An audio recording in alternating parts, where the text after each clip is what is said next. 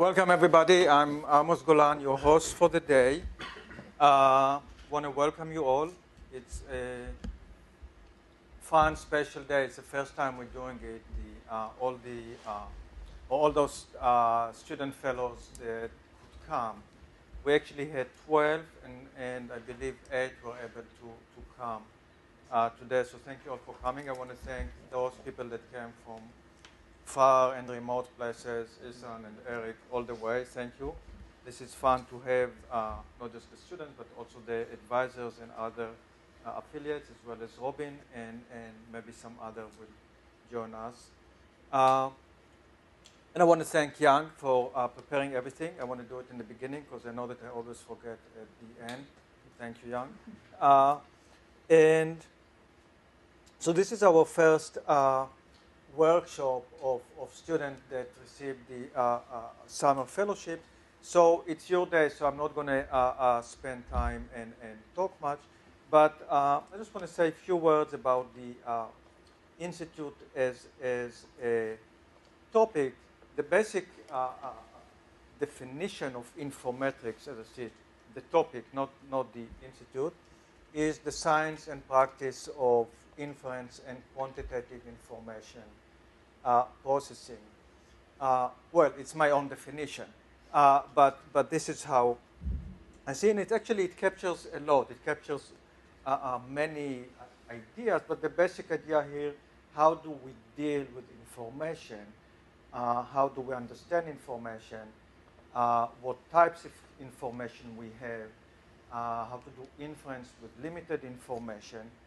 And it's a topic that it's very general in the sense that it goes to all of sciences. And this is the nice thing about informatics, because it connects a lot of ways we think about problems in different sciences, because we all basically have to make decisions under limited information. We have to create theories, we have to do inference, we have to solve problems, and it's always subject to limited information. Even with this, in this era of supposedly big data and unlimited information, it is limited.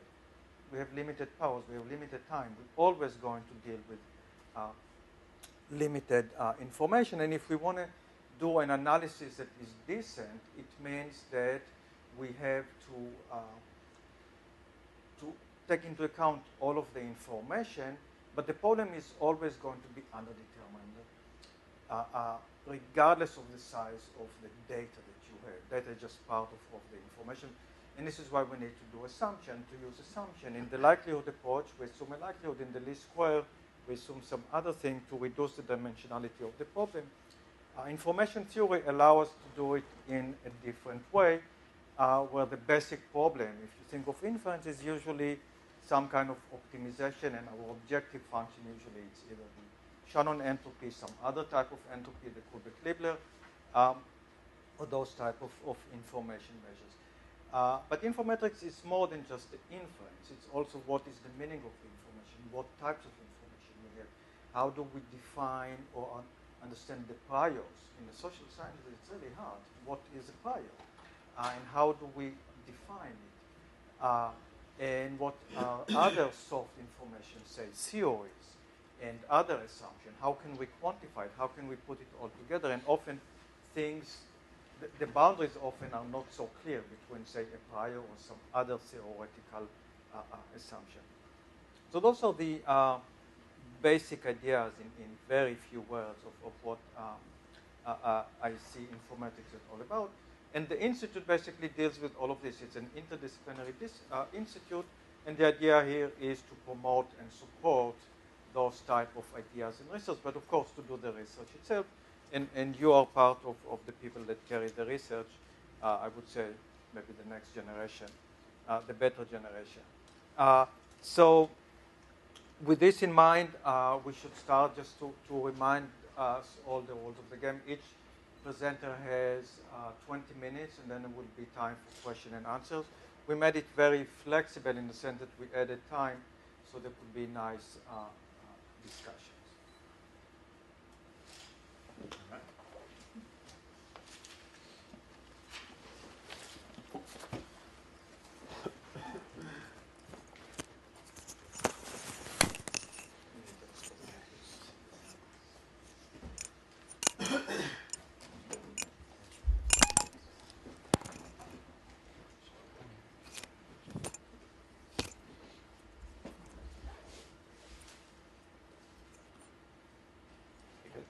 Okay, so maybe I should introduce myself because I'm afraid you have guessed I am not one of the fellow students, so I am actually Eric Renaud sharing this session.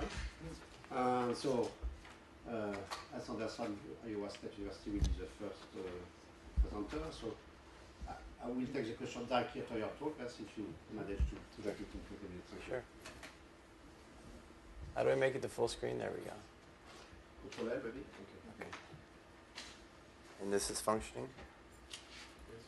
Okay, good. So I'm the guinea pig. I'll go first. I assure you I won't set the bar too high.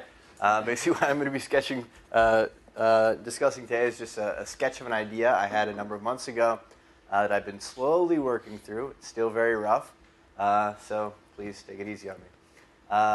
First, I'd like to thank Amos and Yang for setting this up. This is, I think, a really cool opportunity to present to you guys and see what everybody else is working on, so thank you for that. So, the tentative title of this project is an Information Theoretic Synthetic Control. So by way of introduction, let me just say that we're often quite interested in estimating the causal effect of some policy or intervention at an aggregate level. You might say be interested in the economic effect of a minimum wage change, the economic effect of monetary policy or fiscal policy changes, the effect of, say, a natural disaster or a terrorism attack or something like that. The common feature of these examples is that we have some event, and we want to kind of estimate the causal effect of that event at a more aggregate level.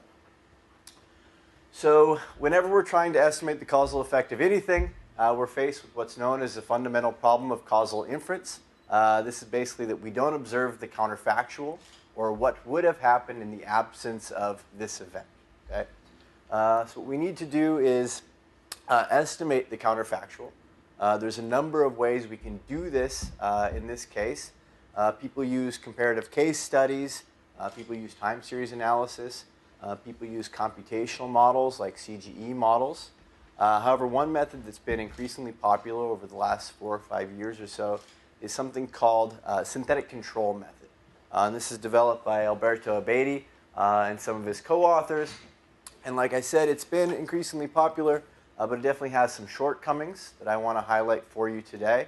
And in response to those shortcomings, what I want to sketch for you is an information theoretic synthetic control and show you that this method perhaps has some advantages over the traditional formulation of the problem. So I'll be using as a running example Proposition 99 in California. This is the same example that Abadi and his colleagues use in their paper. So I'll just walk you through this example.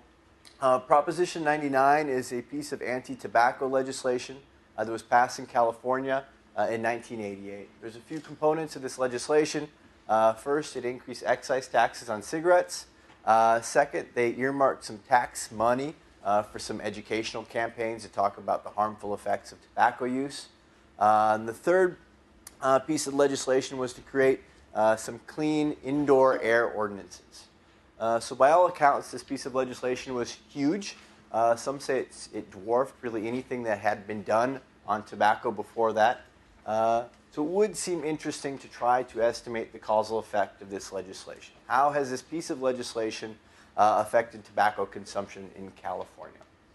So what the synthetic control method does, kind of in a nutshell, is it compares the time path of, say, tobacco or cigarette consumption in California with the time path of some counterfactual, where the counterfactual is calculated as the weighted average of the outcomes, cigarette consumption, of the other states in the United States. So basically, we're using information from the other states in the US to construct this counterfactual. So the output from a synthetic control looks something like this. On the x-axis here, we have the year going from 1970 to the year 2000. On the y-axis, we have per capita cigarette sales in packs. Okay, this is just our measure of cigarette consumption or tobacco consumption. So what you see here is we have the time path of California's outcome, denoted by this black line here, before and after the passage of Proposition 99. Okay? Then we have some synthetic California, denoted by the dashed line, which is basically what we use to estimate the causal effect. Okay? So you basically see before the passage of Proposition 99, the synthetic California tracks the time path of California really quite well. This is what we'd expect out of this method. And ex post, or after the passage of Proposition 99, we see these two lines diverging, with California's outcome being a little lower than the synthetic control, synthetic California. The difference between these two lines is our estimate of the causal effect of this intervention. Okay? So this is really kind of the primary output of synthetic control, and just kind of an intuitive kind of approach or understanding as to what's going on here. I do, however, want to get into some nuts and bolts. I want you to know how these weights to calculate the synthetic control are calculated. So to do that, we'll introduce just a little bit of notation, not too much. I assure you this will be pretty easy. So let's first let x1 be some k by 1 vector of pre-intervention characteristics for the exposed, or we can also call it treated region. In this case, it's going to be California. So we just have a number of covariates that we observe for California ex ante, or before Proposition 99 was passed. So that's for the treated region, in this case California. So we can also define this matrix x0 to be a k by j matrix that contains all of this same information, but for the control regions, basically every other state in the United States. Okay?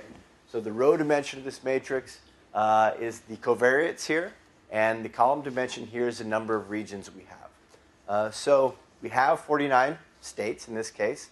The authors in this example only used 38.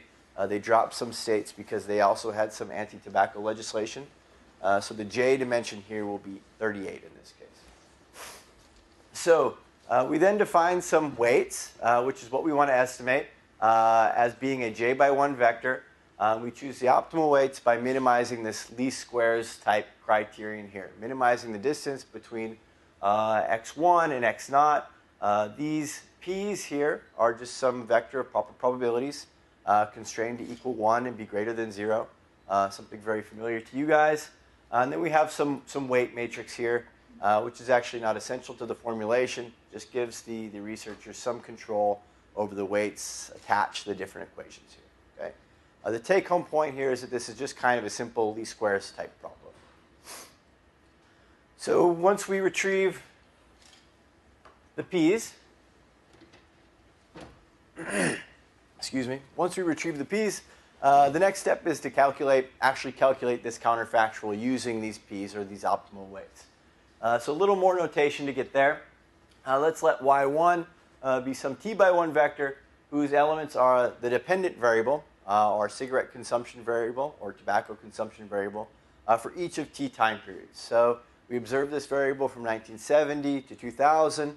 That would mean this vector y1 is 30-dimensional, or dimension 30. Okay? Similarly, we can define y0 or y0 to be a t by j matrix containing the same information for all the control regions. Okay? T, again, is a time dimension, and j is the number of control regions. This matrix is just t by j. And we can calculate the causal effect simply as just the weighted average, the difference between y1 here, which is kind of our factual outcome, what we observe for the treated region, and compare that or subtract from that our weighted average of the control regions here, okay, which is just y0 times p star. And we can just denote this counterfactual outcome is y1 star. Okay? Again, it's just a weighted average where these p's, p star here comes from this least squares minimization type problem. Okay? So now it's pretty straightforward to see where this synthetic California comes from, right? We calculate the p's, the optimal p's from this least squares type problem, and then just use that to calculate some weighted average of the outcomes of the other states in the United States. Okay? Extremely simple problem. So to kind of get a grasp on the shortcomings of the traditional synthetic control as it's formulated, I want to look a little bit more closely at this matrix x0. Okay? This matrix that houses all the pre-intervention information for the control regions. Okay? I said before that this is a k by j matrix, where k is the number of variables that we're incorporating into this estimation problem, and j is, again, the number of control regions. Okay? So this is the matrix that Beatty and his colleagues use. What you can see here is the row dimension here, the k dimension, incorporates 7 variables. We have, say, GDP per capita, some age variable capturing something associated with demographic structure. Price is the price of cigarettes. Beer is beer consumption, a complementary good. And then we have our lag-dependent variable here, cigarette sales, for the years 1988, 80, and 75. So recall that this is all pre-intervention or pre-Proposition 99 information. So you also see there's this bar notation here. This just denotes some average over some time period. So in this case, we have data from the year 1970 to 1988. So this would be the average GDP for that region over that time period. Okay, so there's some collapsing of the data here. The important thing to note is that the row dimension here is 7, and then the column dimension here is associated with the number of control regions, which is 38. Right? So naturally, this is an underdetermined problem, at least in this instance. It's not necessarily always the case for the synthetic control method, but quite often in practice, it is underdetermined, primarily because the row dimension here is associated with the variables we have, right? A little different from when we discuss like the data matrix for a traditional least squares regression or something like that. This is kind of an inversion of that, all right? So you can see that this is an undetermined problem because we know that we're estimating p's for each one of the control regions, right? We have 38 unknowns in this case, and here we have 7 knowns or 7 equations, right? An underdetermined problem. So that's problem number 1, that this is frequently underdetermined. Even if it's not, we're typically working with extremely small data, so we might hope that some information theoretic methods would be helpful here. A third issue is that the traditional synthetic control doesn't really incorporate prior information in an intuitive manner. Right? We have this weight matrix, but that only takes us so far. We might have a situation where we have some prior understanding of what states would be the best counterfactual. Right? Say a priori we think Nevada and Utah would be the best counterfactual. We might want to incorporate these subjective beliefs or prior information into our estimation problem, and the traditional formulation of the problem doesn't do that. Okay? So these are just 3 shortcomings. These are by no means the only shortcomings. Just 3 I want to highlight going forward in sketching an information theoretic synthetic control. So let's turn to that. We're doing good on time. Great. Careful, you started before 10 on this one. Okay, good. I started, okay. Before. At 5, I think. Okay, I see, okay. All right, so let's revisit the data constraint here. I sketched this before. The errors were implicit here. I'm just making them explicit here. So the data constraint then is this matrix, vector x1 equals the matrix x0, which we already talked about, times p plus this error term, right? Extremely simple. The next step here is something that I'm sure is familiar to all of you. Here we're just reparameterizing this error term to be composed of v times w. I give you this more explicitly, what's going on with v times w, though I won't go into detail here because I think this is a very familiar step for most, if not all of you here. So just a simple reparameterization of the error term. In this case now our goal is to estimate or retrieve both our p's and our w's. Okay? So since our goal is to first incorporate some prior information, we can set this within a KL divergence minimization type framework. Here I just have us minimizing Kullback-Leibler divergence subject to our data constraint and the proper probability constraints. An extremely simple minimization problem. We might want to make some simple extensions to it. Okay? So the synthetic control method is primarily a synthetic control problem is primarily a problem of prediction, right? We want to emphasize prediction in this instance. The KL divergence metric here that I've defined is going to equally weight prediction and precision. Okay? So we might want to have a little bit more control over that. To do so, we just define some weights gamma on the subjective function to give us a little bit more control over that trade-off. Okay? Now we have some weighted KL divergence minimization problem where we're minimizing this objective function subject to, again, our data constraint and the proper probability constraints. Still extremely straightforward. The next step is perhaps a little less so. What I want to do is incorporate some time-varying weights. Okay? So, for example, or more specifically, if we are trying to estimate a counterfactual over a longer time period, we might expect that counterfactual to deteriorate across that time period. Or perhaps across that time period, there's some discontinuous change that we might want to account for, say like a financial crisis, who knows. We might want to introduce some macro variables in this problem to permit these p's or these weights to vary across time. And we can actually do that quite easily. Let's just define some matrix Z and let that denote a matrix that contains some relevant macro level pre-intervention characteristics. Okay? Some characteristics that you think vary in accordance with these P's, these shifting relationships among the states, if that's clear.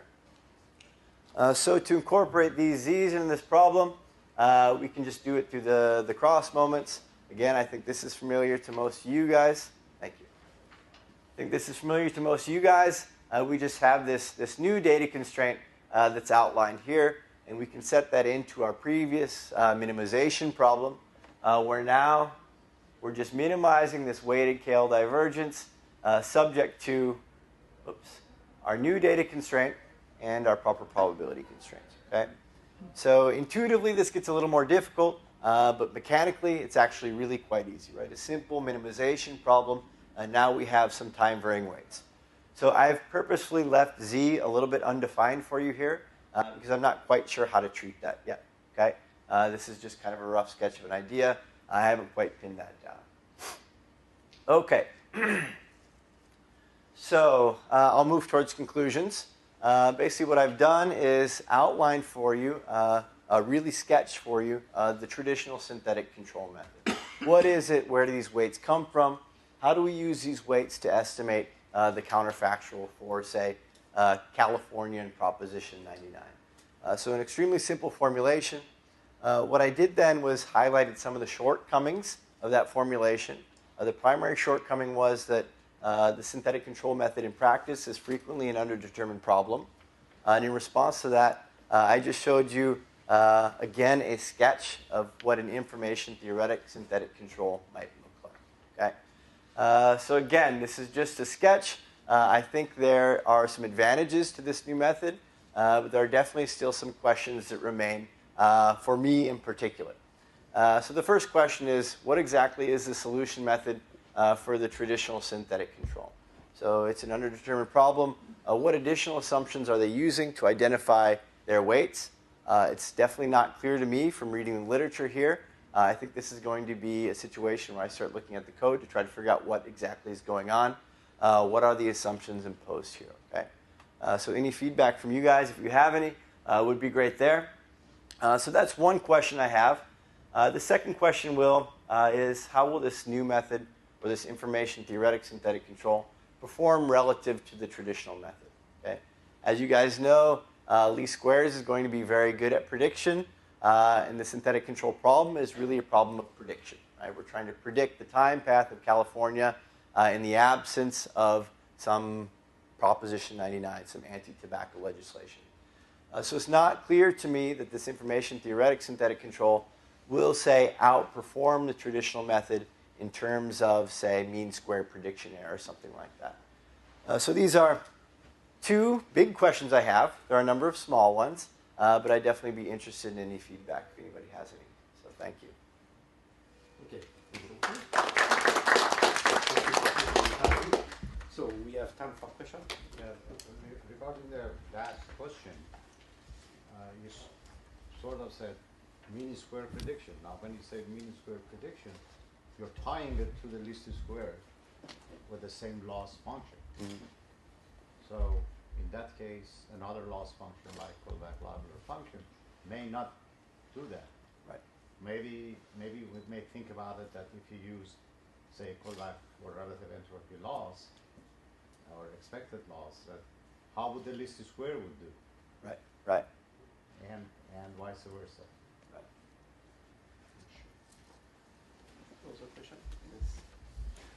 So I don't know if you're familiar with Jens Mueller's work with, he's done both synthetic control and entropy balancing. I don't know if he's put them together.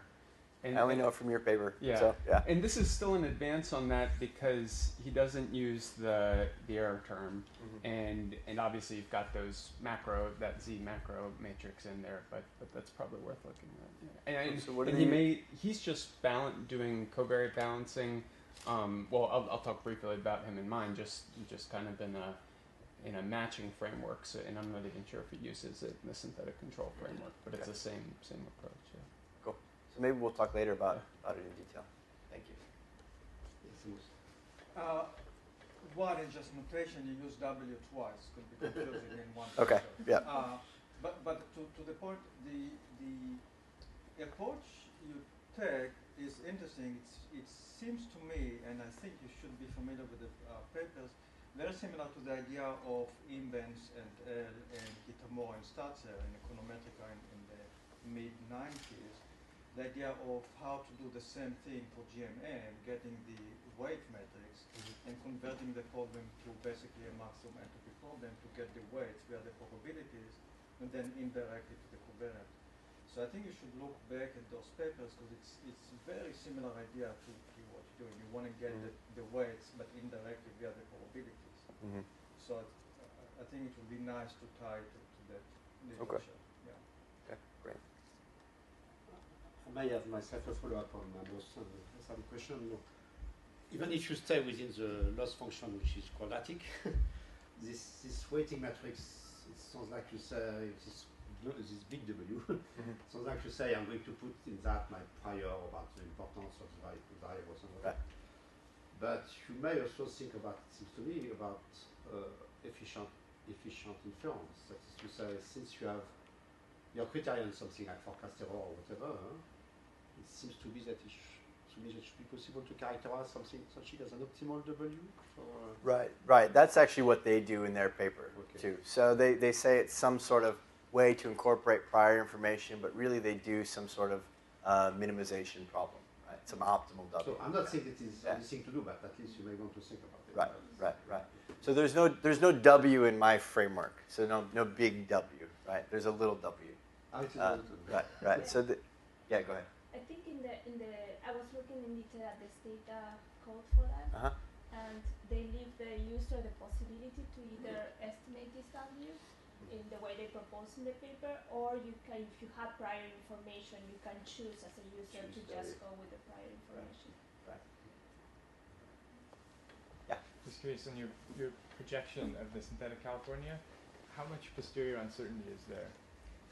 That's actually a good question. So this is one thing I didn't get into was inference in this case. So what they typically do are these permutation tests, where you basically attribute the intervention to every potential control and just rerun this problem multiple times. So what you'll see if you were actually to read this paper, go back to this graphic. You'll see if you read this paper that they'll present these graphics where there's like 50 different lines here. And that's what they're trying to get at is the uncertainty associated with these estimates. So it turns out this is statistically significant by their methods, but it's not so straightforward, right? So I would suggest checking out the paper. If you want the reference, I'm happy to give that to you. Other question? I may have a last clarification question. The way you build your synthetic California, you put two kind of variables. Because you put some exogenous variables and some lagged values of the variable filters, right? It seems to me that it should not be innocuous, depending, I don't know what is the way to think about whether you should rather do the first kind of variable or the second kind of a mix of them. It's not the same. It's not the same idea, right? Right. So basically, what I presented there was what they did, what Abedi and his colleagues did. I don't think there's any sort of hard and fast rules as to what you should incorporate in here. I think they basically said you can incorporate lag-dependent variables if you want. They suggested it'll improve the fit of your model, though you definitely don't have to. Yeah, but intuitively, maybe a bit misleading. I don't know. But Right. Okay. Any final question? Okay, so Okay, thank you very much. Thank you. So, the second speaker is going to be Daniel Askeda from the Sorbonne University. Oh, yeah. Causality and marginality. So it's going to be causality in time series, nothing to do with causality in the first. So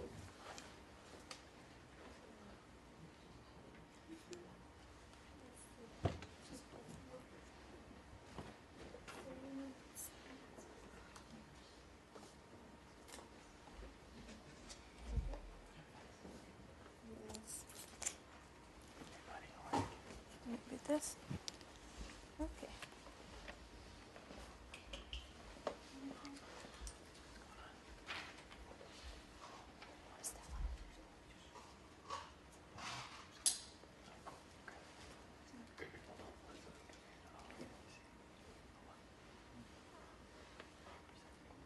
Control F.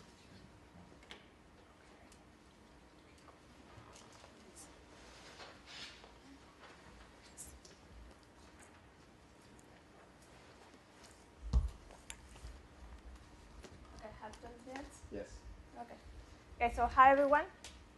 Thanks, Amos, for having us here and allow us to present our work for the fellowship.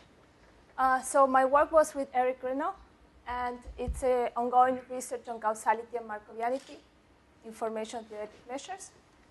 Okay, so information theoretic measures of causality have been recently promoted in a variety of disciplines like physics and neurosciences, among other fields.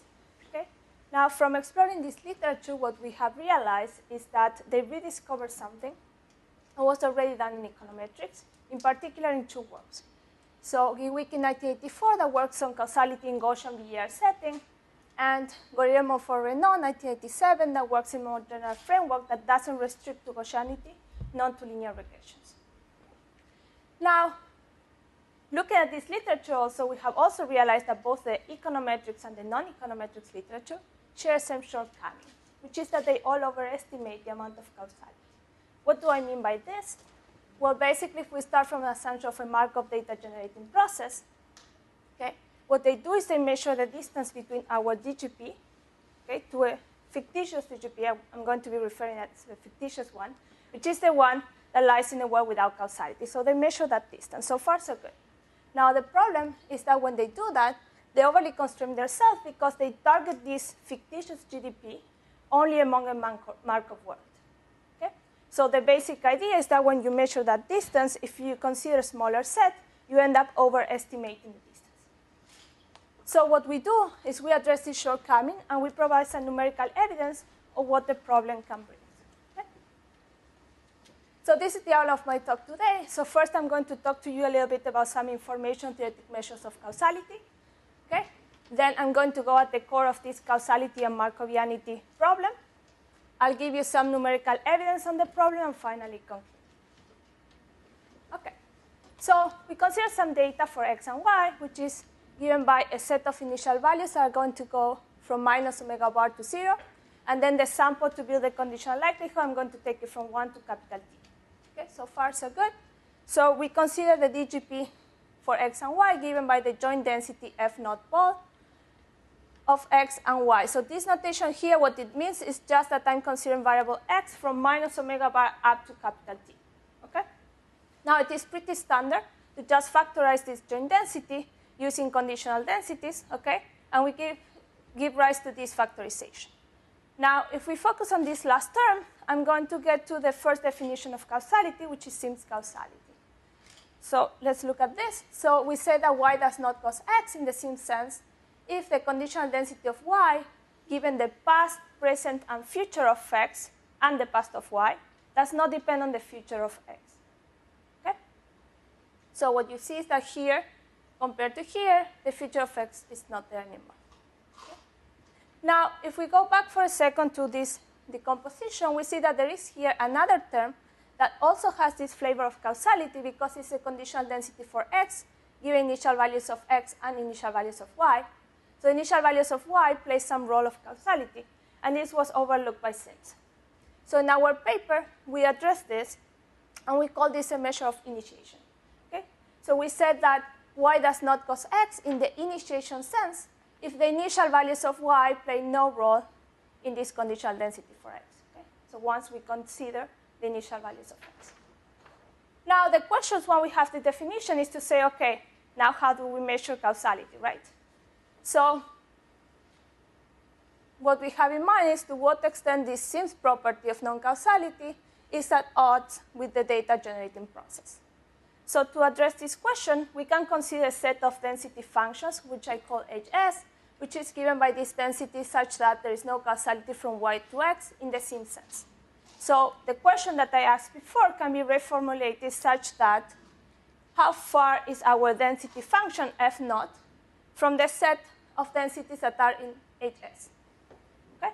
So we're trying to measure that discrepancy. In order to do that, we're going to use a Kullback-Leibler distance criterion. Okay? So an information theoretic measure of Sims causality can be given by the Kullback distance between f naught and f, where f is chosen from this set HS. Okay? Now the solution for this problem is pretty standard, as given by this right here. And this formula is actually very intuitive. So first of all, notice that it is always greater or equal than 0, okay? Simply because here you have more condition information. So that's a way to see this. And then, most importantly, this guy is only going to be equal to 0 if and only if there is no causality from y to x in the Sims sense. And why is that? Well, very easy here. You have, if there is no causality a la Sims, the future of x vanishes. So this guy is equal to this guy. The log is equal, log of 1 equal to 0, and that's it. Okay?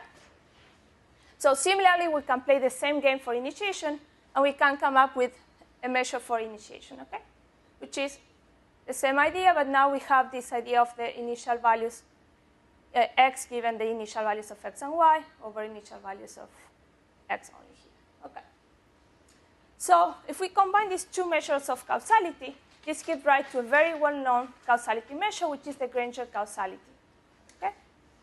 And the idea for you that are not familiar with it, the idea of Granger causality is we're trying to understand whether the past of y can help improve the prediction of x beyond considering the past of x.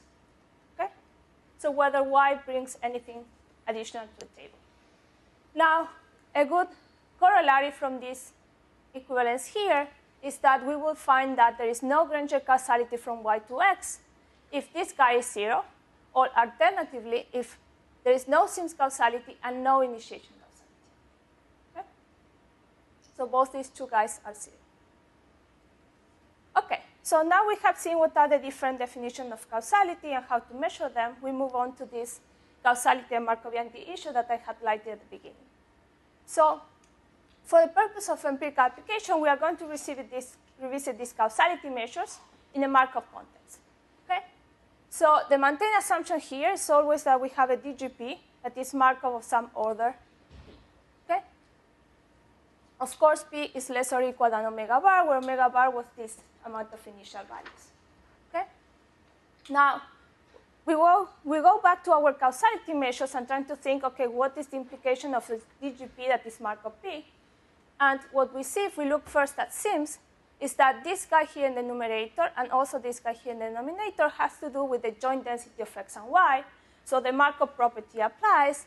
And as a result, instead of having here to remember up to omega bar initial conditions, we can truncate up to P lat. Okay? So as a result, this becomes T minus P here, here, and here. Now, if we look at Granger causality, the game is slightly different because you see that here you have to remember up to omega bar. Okay, sorry, here you will not have to remember up to omega bar because you can again apply the Markov property. But what happens is that in the denominator, this has to do with the marginal density of x, not the joint density. And since joint Markovianity of x and y does not imply in general the marginal Markovianity of x, we are left with these omega bars. Now, why is this a problem? Well, in applications, we don't want to have to consider infinite number of lags to measure causality, so people have in mind to just work with a finite set of lags. Okay? So to incorporate this difficulty, Gorilla-Montfort-Renaud proposed a solution, which is to impose a Markov assumption on the process without causality of some order Q, where Q is between P and omega bar. Okay? So we can play the game again and redefine our causality measure under this extra assumption. Okay? So we consider sets of functions Hg such that they are Markov for the Q, and there is no causality from y to x a la Granger. So we can redefine our measure of Granger causality by considering the Kullback-Leibler minimization problem, where f this time are chosen from this set HG, with this extra Markov Q assumption on the process without causality. Okay? So, as you could expect, the solution of this minimization problem leads us to have here T minus Q. So Q lags to remember only instead of having to remember the omega bar lags. Okay? Now, a corollary of this formula right here is that you will see this in the empirical application, is that the measure that uses P lag is greater or equal than the one that uses Q, that the one that uses Q plus 1, than the one that uses the true amount, the correct number of lags. Okay? And why is this the case? Well, it's very intuitive. The idea is that we're trying to measure a distance from our true DGP, okay, to a set of DGP without causality. If you constrain the set of DGP without causality only to those that are Markov Q, you end up overestimating the distance, because part of the distance has to do with the fact that we're projecting over a smaller set. Okay? Okay, so a few remarks for this. The first remark is to say that if and only if we have no Granger causality from Y to X, all these measures are going to coincide and equal to 0. Okay? But in general, this is not going to be the case. In general, they are not going to be 0. And we can measure the difference between the two of them, so the measure indexed by Q, and the true measure of causality, and is given by this expression, and we call this a measure of non-Markovianity of the process X, okay? Which has to do with the fact that we are restricting ourselves to these Markov Q processes.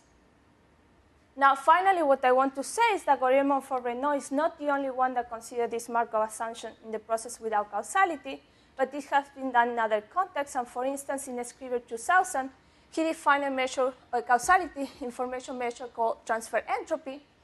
And here he assumed the DGP is Markov P, so far so good.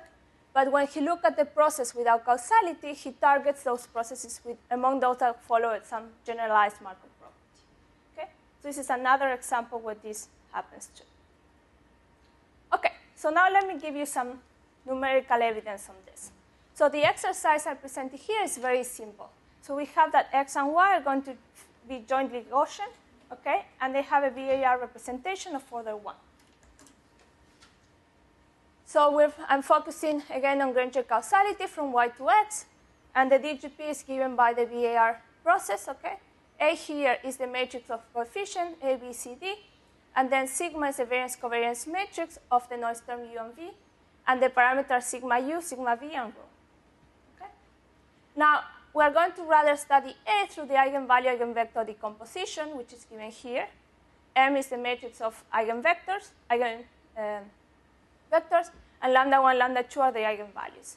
And the reason for this is very simple. It's just to guarantee a causal VAR. We need to have that the eigenvalues are in modulus smaller than 1. And to give different matrices A, it's easier to weight directly with the eigenvalues. So what we do is we just work with lambda 1, lambda 2, giving to them different values, and then we're fixing this M matrix of eigenvectors. Okay? That's how we work with different matrices A. So at the end of the day, the parameters I'm going to be working with are lambda 1, lambda 2, A, B, C, and D, sigma U, sigma V, and rho. Okay?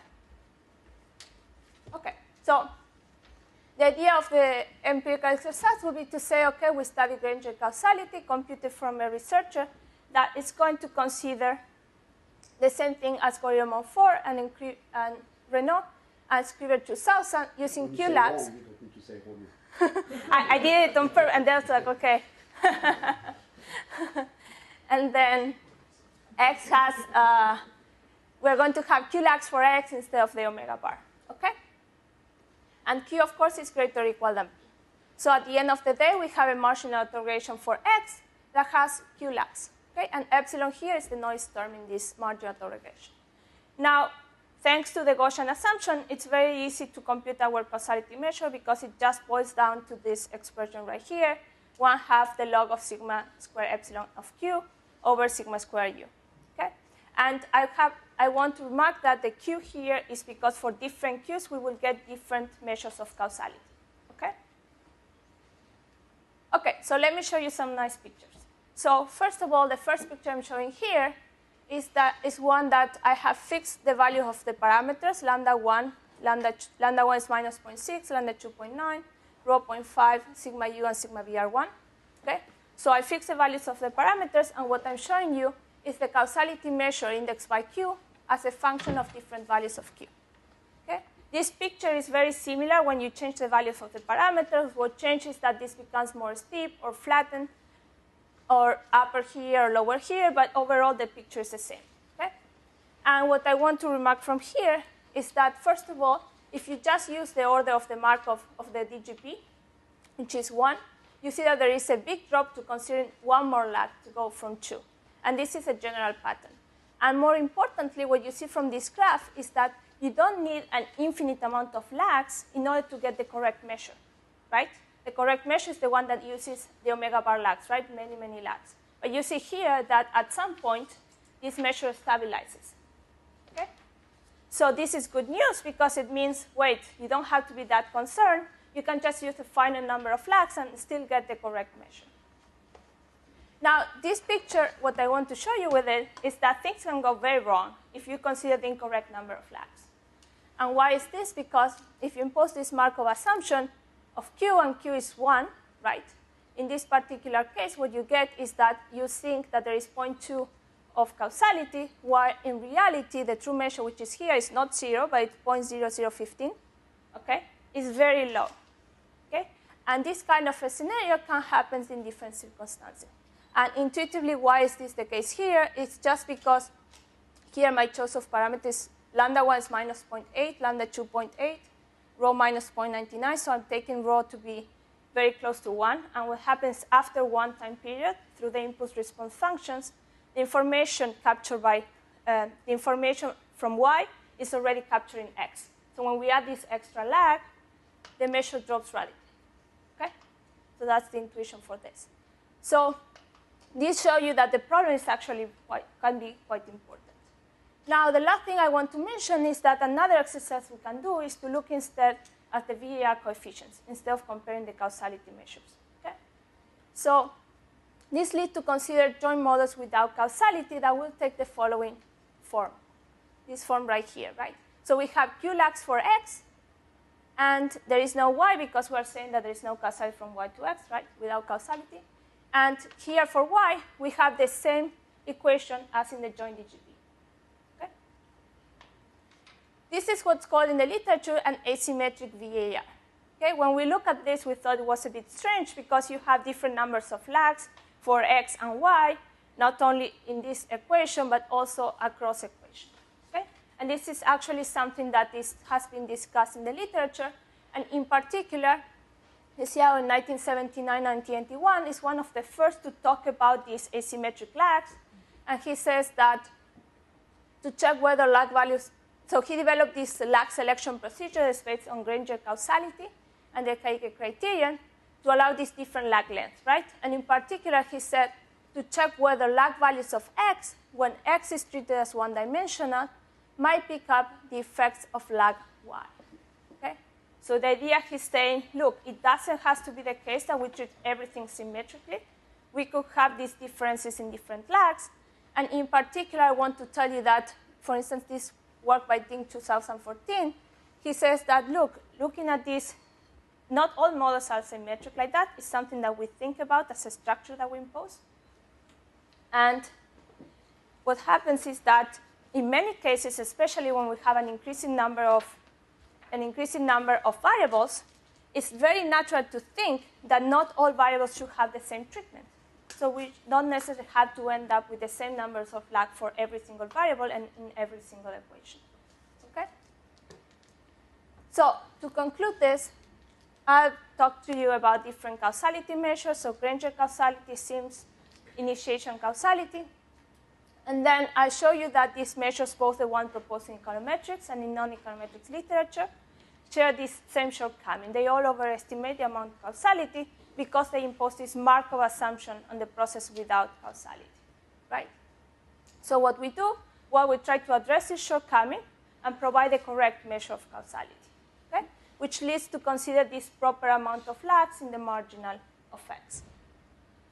Now, the evidence that I showed you before, what it shows mainly is that these overestimation problems can be severe in certain scenarios. So it's something we should worry about.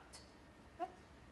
And as a rule of thumb of when x and y follows a VAR1, rule of thumb in terms of how many lags should we consider for x, we could think something on the in the line of greater or equal at the dimension of x plus dimension of y. In our case there was 2, x plus y, so something greater or equal than 2 more or less works. Okay? Thank you very much. We have time for questions. It's very interesting. It's nice. I just have some maybe two philosophical issues. You know, causality, the way you look at it, I think it's more as an empirical causality, and part of the results are based on the a priori definition or structure that you impose. Because if you start with a Markov process, by definition, it's already the causality is already in the process itself. I mean, one can say it's probabilistic causality, but it is there. So I think about it not so much as causality in a sense, but in a way to identify the correct model. Because if I start with the assumption it's already Markov, then I already put a lot of structure on the possible causality. So it's a bit philosophical, and I know the literature that you refer to look at it as causality, but in the real philosophical sense of causality, I think there is still some gap. It's interesting, it's a lot of new things, but you know, it's just something that always bothers me, but personally, when one talks about causality in this sense. The other thing is more technical. I think once you do your decomposition and you get your lambdas, if you do the basic maximum entropy, those will be your Lagrange multipliers, basically. So when you solve it in the theoretical example at the end, the lambda 1, lambda 2. The eigenvalue, eigenvector decomposition? Yeah, I think if you solve it by maximization of the cubic Libler, those will be basically your Lagrange multipliers on the equations. But I'm not sure. But it seems to me it would be an interesting tie to this. Yeah.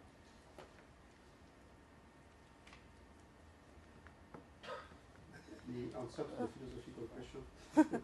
So, with regard to that, so we've discussed this a lot with Eric in terms of is it okay to assume the Markov assumption in the process without causality, given that we're talking about the Markov DGP or not? And the answer we have arrived to is that, well, even though the DGP is Markov, right, X itself, it doesn't need to be Markov, right? And the process without causality, even the joint process without causality, there is no actual reason to think that that's going to be Markov too, because we should think that it's a different object, right? And as a result, if we constrain ourselves from starting point, we might be measuring something that is not really causality, but comes from the assumption that we are making. And that's where we went in this direction. Though, can I? Sure, go ahead. Though, if you assume that the DGP is Markovian, then the issue becomes on the inference and the estimation, figuring out what is the story stronger than the noise part and trying to identify it. But if you start with the assumption that this is the process, then the causality is imposed, and the question is, from inferential point of view, whether you can identify it or not. Yamalu, go ahead, Sam. A couple of points, very interesting. I think I tend to agree with Thomas. When you are working under Markovianity, you're already assuming causality. You may reject it, but but that doesn't establish. If you don't reject them, it doesn't establish causality.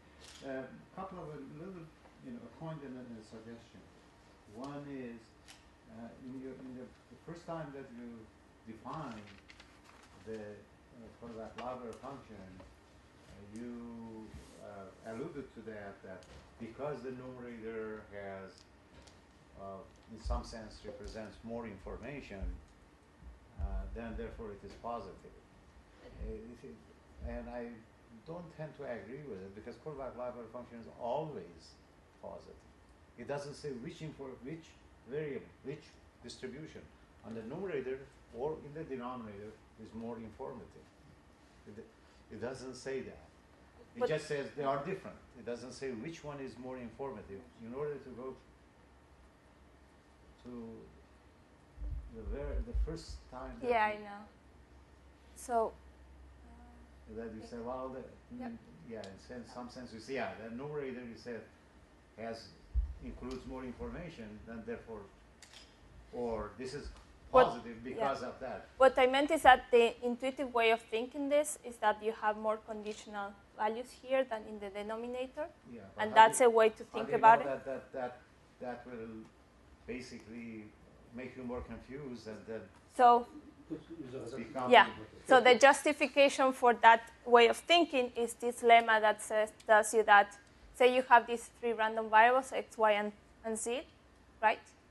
And the expectation of the log of x given y and z, and x given only y, is greater or equal than 0.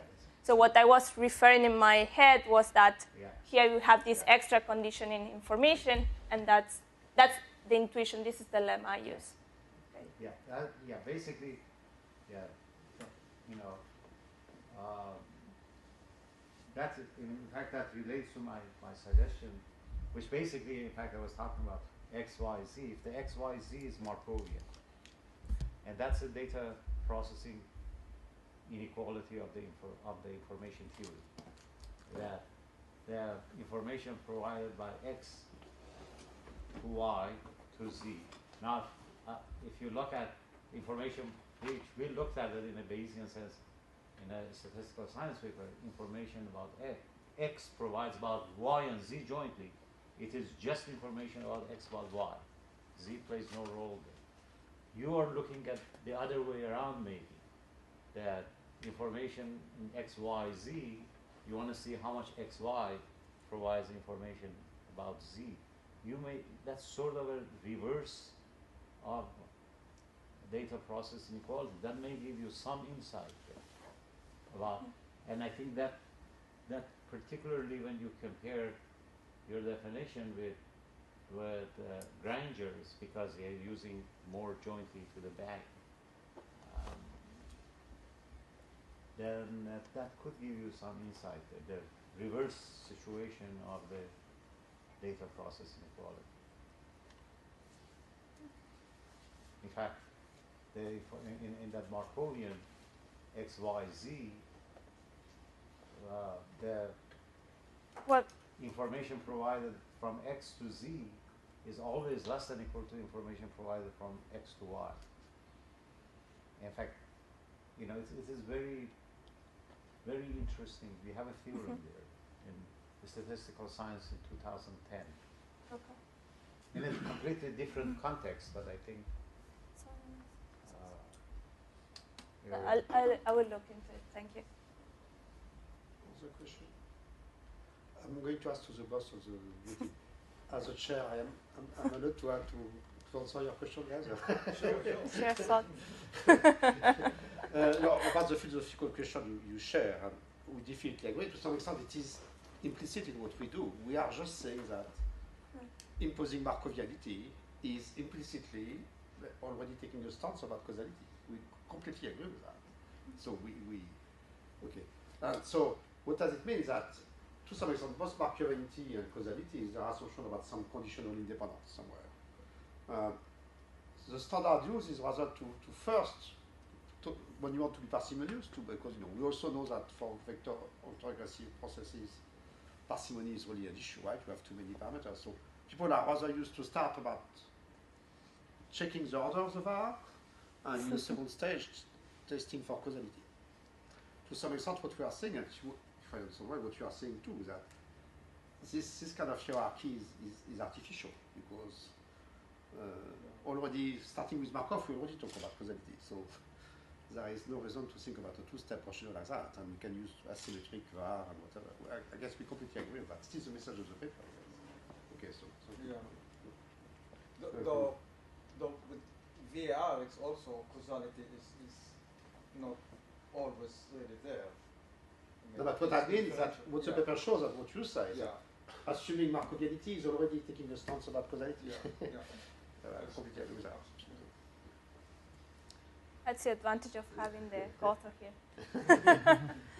Any other question? Okay, so thank you, Daniela. Now we have maybe Soja from... Oh, I'm sorry. I want to keep it. Talking about disagreement of economic forecaster. So the program has been built in a very rational way because we started from one kind of causality, a certain kind of causality related to forecasting, and now we have forecasting. So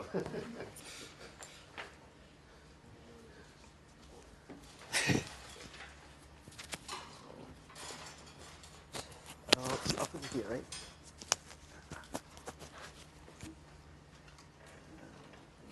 This.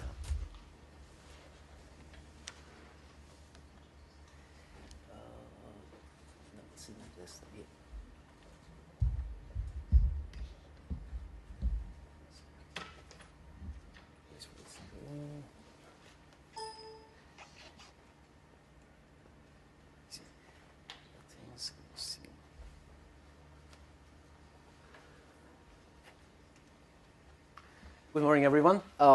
First of all, thank you, Amos, and also the Informatic Institute for giving me this chance to present my paper, and also for the fellowship.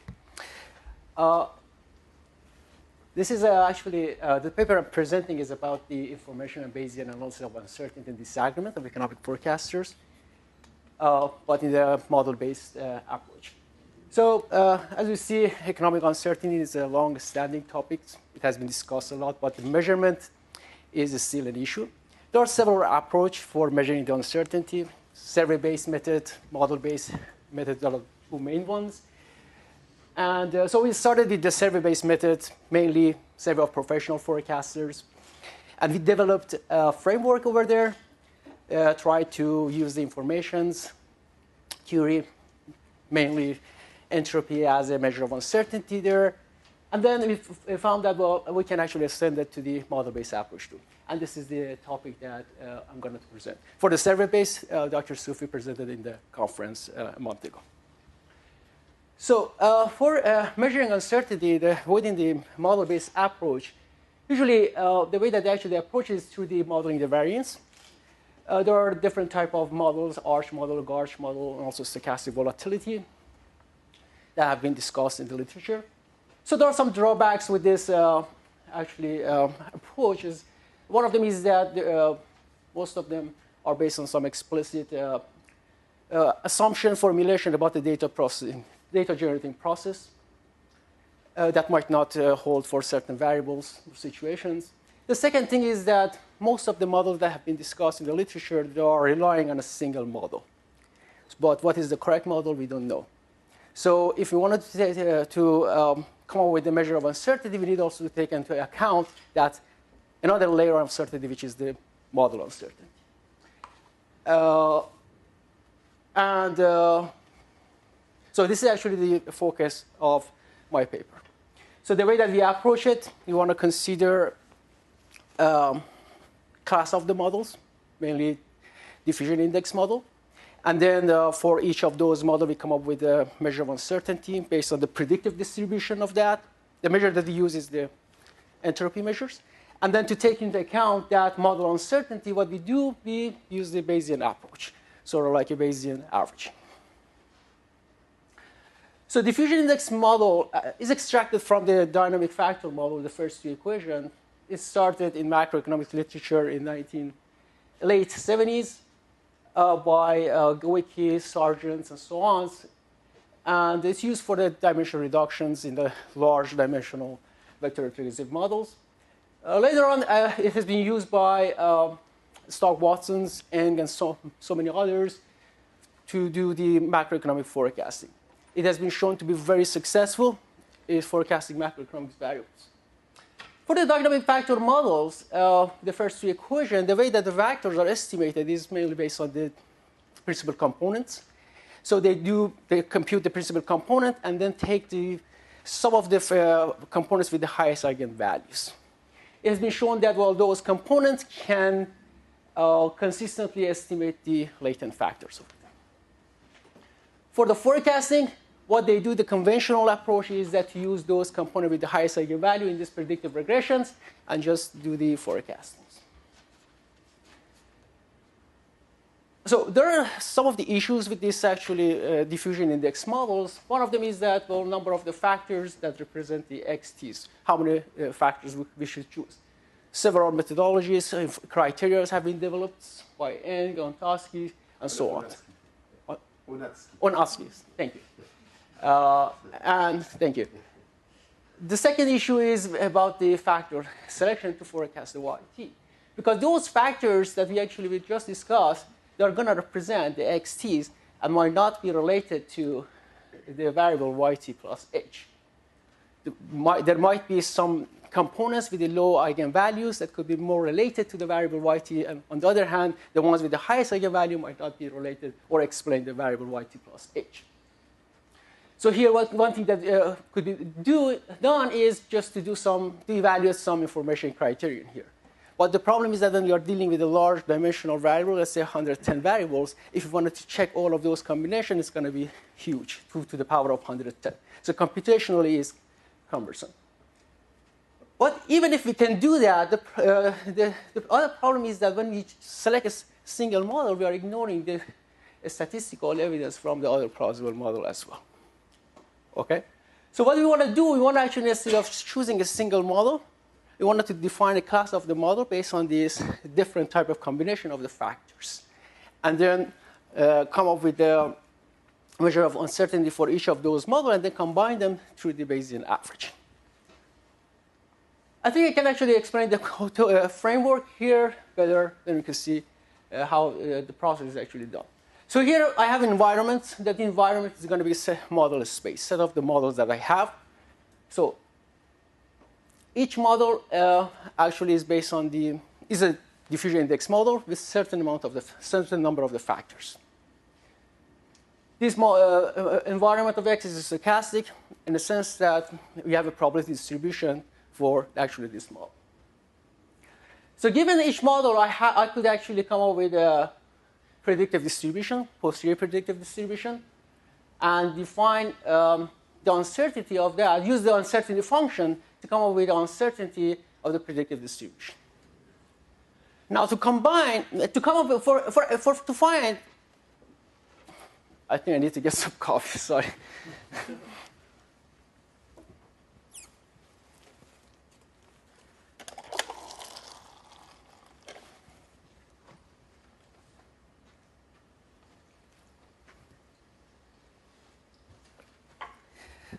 Sorry again. Okay, so now to actually come up with the aggregate measure of uncertainty, what I could do, one way is just, to aggregate these individual measure of uncertainties that I have. I can do it, actually take the average of that using the posterior distribution of the model. The second way I could think is that, I have now predictive distribution of each models, and then take the Bayesian averaging of those predictive distributions, and then come up with the average distribution. When I have the average distribution here, then what I can do, I can actually, again, apply that uncertainty function here, and to get the uncertainty for the aggregate distribution. So now what I have two different measures for the aggregate distribution. One of them is that uncertainty of the aggregate distribution. The other one would be the aggregate uncertainty of the model's predictive distribution. The uncertainty of the model's predictive distributions. The nice thing here is that these two, actually, if I take a difference of that, it's going to be the uncertainty reduction here. And that could be related to another notion, we call it the measure of disagreement. So now what I have here, I have here is that bunch of the predictive distributions, and also another measure of the aggregate distribution, to see how far each predictive distribution is from the aggregate distribution. We could use a measure of deviance here. And then if I take the average of these measure of the deviance, I could actually come up with the measure of disagreement. That this measure of disagreement shows, on average, how far each model's predictive distribution are from the average distribution. Now, if I choose the measure of uncertainty, that this uncertainty function here, and also this deviance function in a nice way, such that, for instance, for the uncertainty function, if I use the Shannon entropy, and if for the deviance I use the Kullback-Leibler function, then these two are going to be equal to each other. So what does it say? It says that the information that each model provides about the aggregate distribution is going to be equal to the measure of disagreement. So the more disagree the models are, they're going to have more information about the aggregate distribution. So for the measure of uncertainty that I said in this paper, we are just using the Shannon entropy. For the deviance, I'm using the Kullback-Leibler distance between each model's predicted distribution with the aggregate distribution. And the mutual information is going to be just the difference between those, which is equal to also the measure of disagreement. So now, okay, I mentioned about the model space. I said that, okay, I'm going to actually define the class of the models and then find the measure of uncertainty for each model. The model space is set up based on these predictive regressions, predictive model, in which the FT could be any combination of the factors. So if I have, like, let's say, 100 factors, I could just take any combination of those and assume as a single model. But here, just because I wanted to track the models and make it more simple, I just narrow down myself to some limited number of the factors. But it could be extended such that conclude all of those factors using some other methodology like a stochastic search model or importance sampling. Okay, so this is going to be actually my linear model. The way that actually, something happened. Did I make a mistake or something? Okay. We turned itself off. Oh, I did? Once in a while. Oh, okay. I thought it was a mistake. But it can take a bit, so. Yes. Oh, yeah.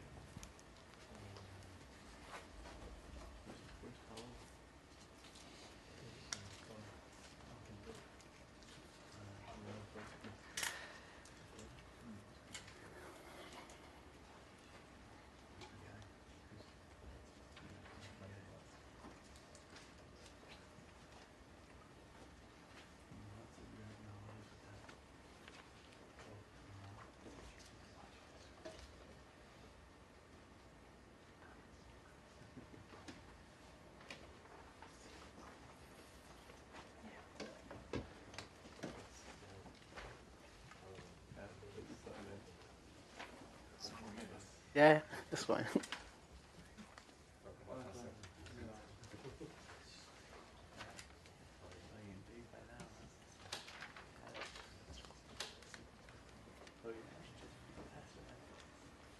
This one, right?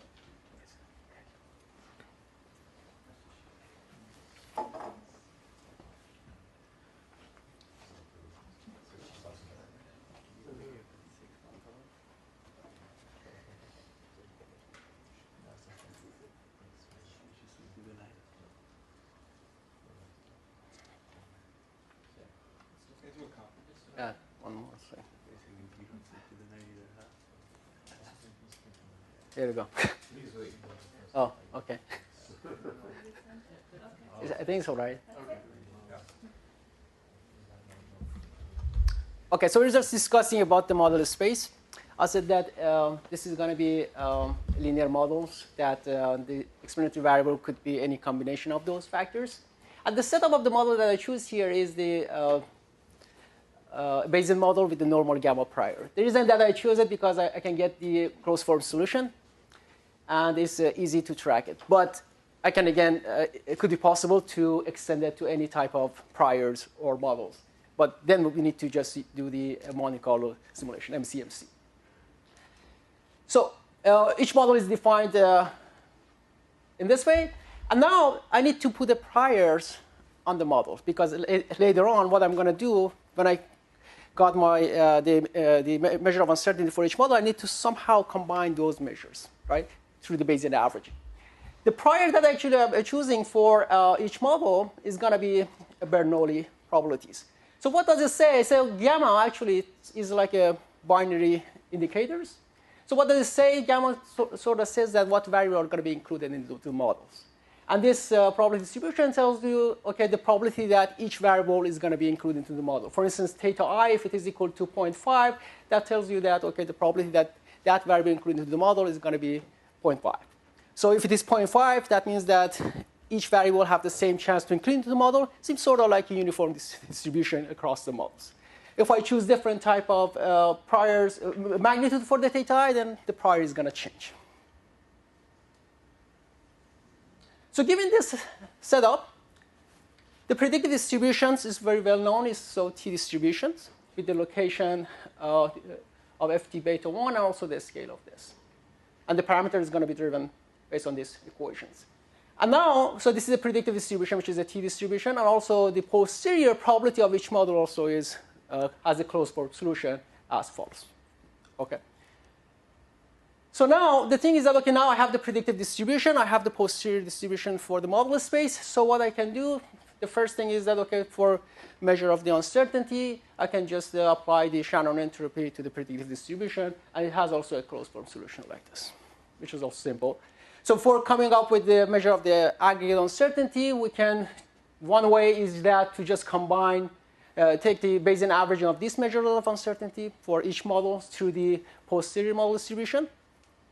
And the second way that we could do it is through the Shannon entropy of the aggregate distribution, which is based on actually this equation, which is going to be the average of Bayesian average of the predictive distribution, model's predictive distributions. Okay, so the first one, which is going to be just the H, we have a closed form solution for the T distribution, but for the second one, because the aggregate distribution is the mixture T. Therefore, we need to use the empirical estimation for the entropy. For the measure of disagreement, we know this nice relationship. So it's going to be just the difference between these two aggregate measure of the uncertainties. For the empirical estimation of the entropy for the mixture T distribution, there is, again, huge literature by Vasicek, Ibrahim, and some others. The way that we propose is through the paper by Beheshti Sufi, is through the kernel, using the kernel density estimations. So if Fi hat is the kernel density of that mixture T, then I can define the weight based on these equations, and then just take the weighted average of this log of these kernel densities. And this is going to be the measure of the entropy. The good thing about it is that it could converge very nice to the theoretical measures. We don't have a theoretical closed form solution for a mixture T, but I use it for like a T distribution, some others, and I saw that, okay, well, that converged very nice to the theoretical measures. Okay, now let's do some empirical analysis. The empirical analysis, what I have is that, okay, I have 110 macroeconomics variables for different categories. GDP, it's going to be GDP, industrial productions, and then employment, and so on. And this set of the data is pretty famous. It's used a lot for macroeconomic forecasting. For this, for the first exercise that I did, I said, okay, now let's just compute the principal components of these 110 variables and choose the 12 of those components. This is pretty conventional in the forecasting literature. They choose, some of the studies choose 6, some of them choose 8, and some of them choose 12, depending on what information criteria you choose. So overall, the information criteria tells something between 6 to 12. I choose just the 12 here. So if I choose the 12 components, and then these 12 components has some eigenvalues. So the eigenvalue for the first one is 25, second one 8, and so on. They are the components with the highest eigenvalues. And if you see the score of the correlation between these factors and also the variable, dependent variable, you see that, okay, for most of them, the correlation is very low, right? And for some of them, like a factor 2 or factor 7, we see pretty much moderate level of the correlation. Now, within actually these 12 components, I tried 2 different scenarios. One of them is that I choose the uniform prior, so I give the same chance, same likelihood for each component to be included in the model. And then what you see on the right-hand side is the posterior probability of the models, but the maximum posterior probabilities. I just choose the ones that have the highest maximum probabilities. So as you see here, the ones that have maximum probability is about 6%, 5%. So none of them actually dominate the other ones. It's pretty small numbers.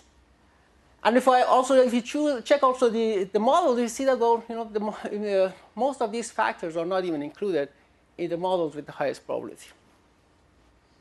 In the second scenario, what I did, I actually changed the prior. So instead of putting the uniform prior, I related this prior to the magnitude of the eigenvalue. So the highest eigenvalue, I would give more chance to be included into the model.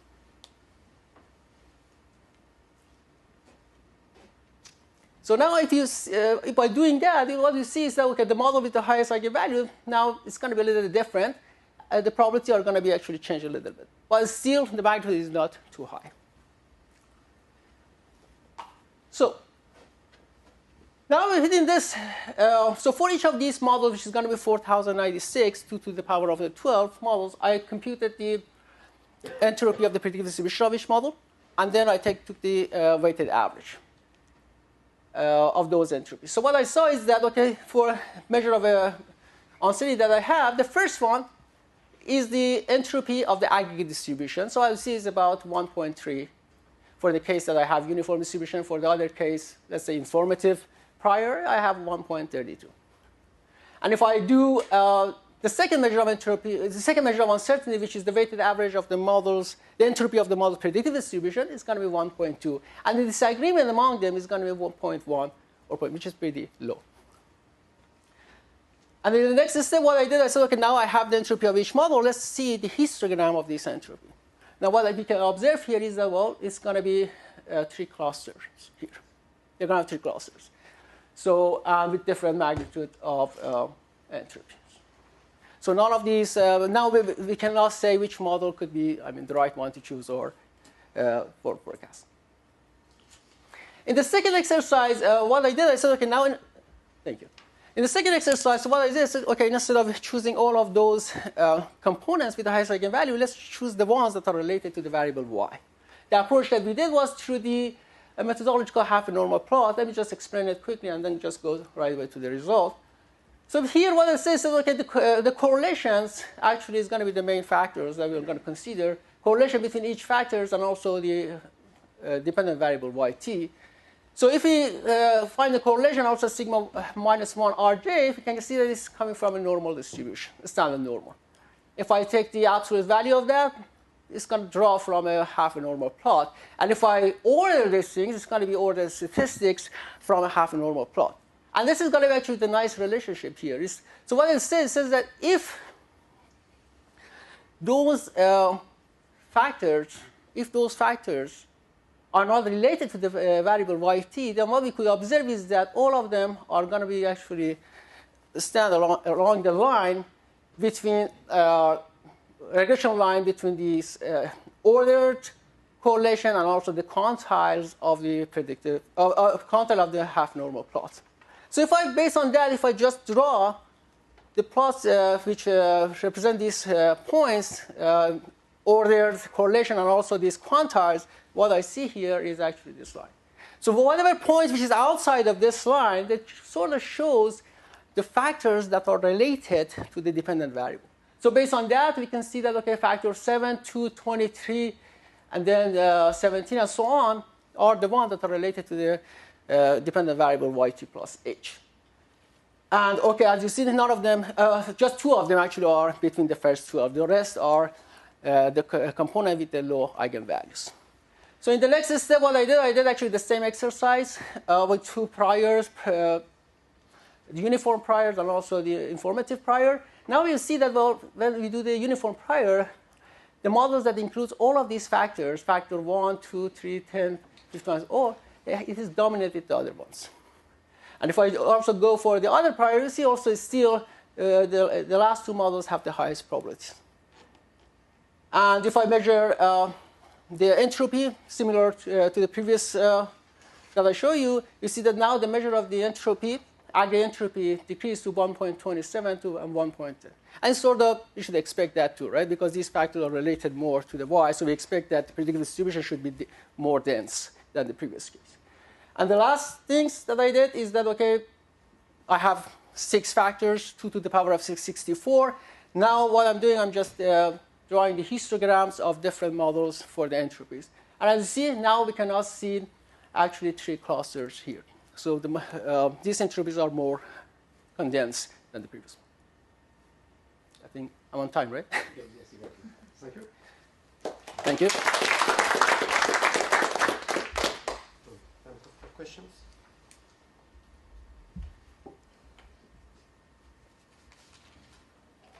I might have a clarification question. You are using some kernel estimators. You are using some kernel estimators of the densities at some stage? Kernel estimators, right? What's it? Kernel density. Kernel, yes. For the measuring, yeah, I'm using the kernel density, So right? we have some asymptotic theory for this kernel estimator. Mm-hmm. So are you deriving an asymptotic theory for your output? Or? No, I'm not, right? I'm asymptotic theory. You are not driving any asymptotic theory for that, right? Asymptotic theory, those are a different project that I've been doing with another student. Asymptotic theory are given by Peter Hall and Harry Joe, already given. It's just the weight is different. Okay. I'm just using the result of the other paper. Yep. Question? And I might have another question again. Sure. No, this issue of disagreement between forecasters, it has some implication in asset pricing.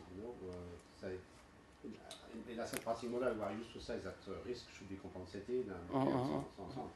But in research literature, some people have tried to see whether beyond compensation of risk, there's also some compensation for model uncertainty.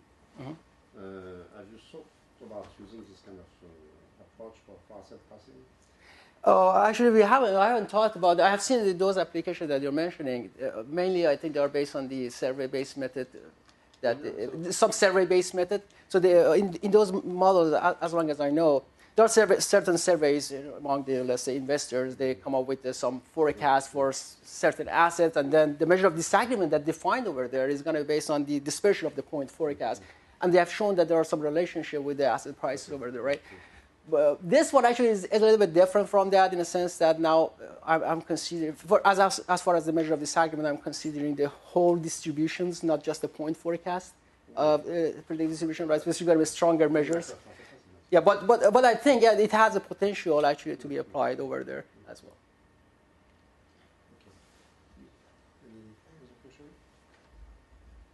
Thank you very much. Thank you very much. Thanks. Ready? Okay. Our first speaker is Paul Tong from right here, American University. Please. Interval estimation and information theoretic approach.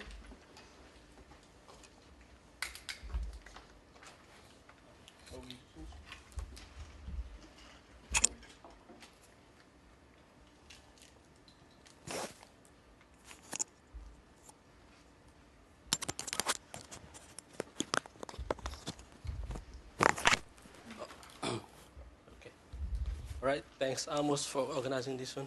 So this is a joint work with Amos and Amanda. It's still ongoing, so yeah, still need a lot of work, but okay. So most of our data, our classical data, are single point values. So mainly in data mining literatures and computation statistics, they tend to worry, at least since the last 20 years, they are worried about big data and how to store this large data into more manageable sites and how to process them. And so from this literature, it was born, they call it symbolic data. So interval value data is one common one. They got histograms and histogram value observation. and some other one. So one unique thing about these interval value data is that they have each observation has their variation and the structure within each observation. So, like I said, the sources for these interval data can be from intrinsic, in a sense that where you can collect point values, or it could be from some sort of aggregation and processing. Like when I say stock market prices, all those one, so basically the daily up and the high and low prices. So the main issues in all this one is how to process this massive information to manageable sites, and also it's how to use all this observed information efficiently. So at least they tend to focus on big data, but sometimes they don't have enough data as well, so you have only very few data of observation interval. So I guess the problem is how to identify the correct models or class of models. So quick to fix ideas. So most observations have the low. So each observation will have a lower and upper bounds. And I guess when they're equal, it degenerates to our classic case. So consider for a linear case. And so in the literature, I think Billett and Diday were the first one to attempt this sort of interval value data. So in this one, they call it center method. So basically, they would take the center of all the x and center of the y, and they'll just they'll just collapse it to our classical data. And so basically they'll just estimate it with least square methods.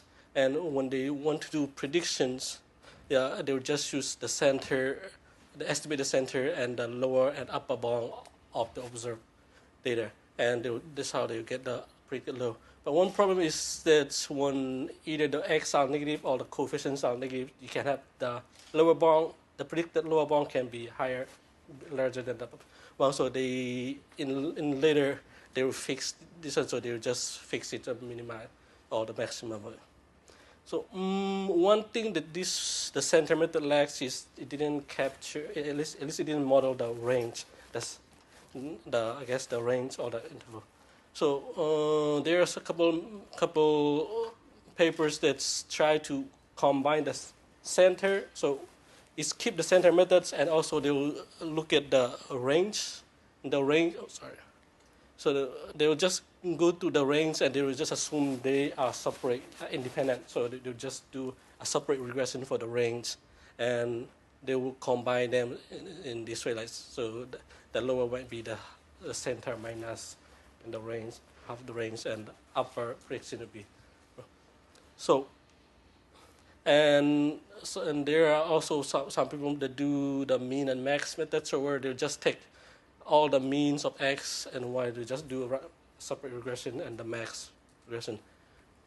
And there are some other other people that propose like to restrict the range to positive coefficients and others. And the last paper, the last methods that was proposed is the symbolic methods, where they try to capture not only the observation deviation but also the sample deviation.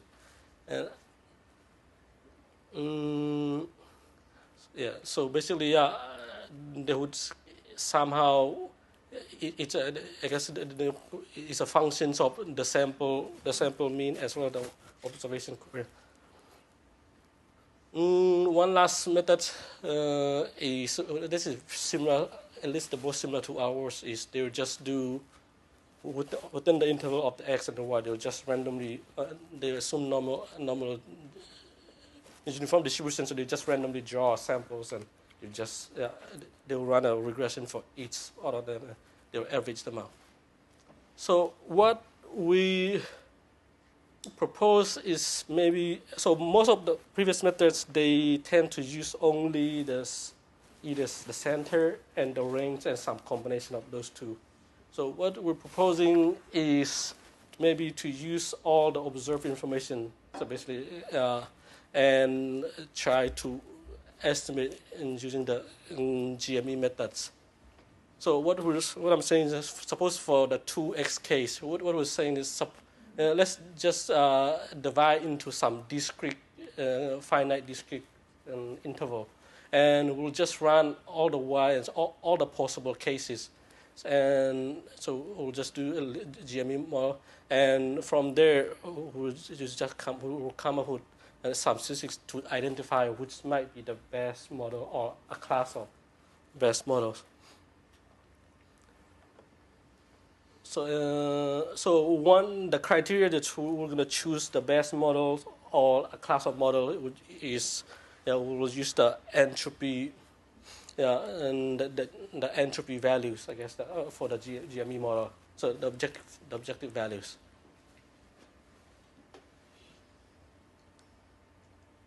So we generate some data. We did a lot of experiments, but this is one of them. So this is following what people did in the literature. Here we generate the X centers from some uniform distributions, and the Y centers, and from the X we'll get the Y center through some linear functions, and the errors are generated in normal distributions, and the range are drawn from some uniform distributions. So, and then we'll calculate the mean, the Y mean, and we will calculate the X mean and X max, and then from the linear function, the Y mean and Y max. In here, so the main causality coming is only through the centers, and if you look at it, the ranges are randomly uniformly generated. So, and we have 100 observations and 1,000 samples, and we only use 50 observations for estimations and the next 50 for predictions. To show you the scatter plot, so this is a scatter plot of the entropy values, the total entropy values, the objective values, versus the estimated betas. And this is so you got 1,000 samples and with 2x, so you got 125 possible combination, possible model. So what we're proposing is, so for each samples, let's just choose the models that correspond to the maximum entropy. So so this is for beta 2 and beta 3. So this is I guess the criteria that we will choose, which might be the best model or a class of model.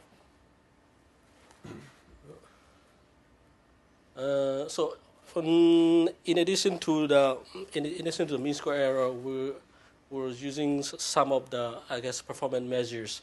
So one of them is how much. So this is indicator function. So what percentage of the center that we will capture? So it's bounded by the predicted lower and upper bound, and what's the percentage that we have a complete coverage where the predicted low is lower than the Y hat, and the predicted upper is lower.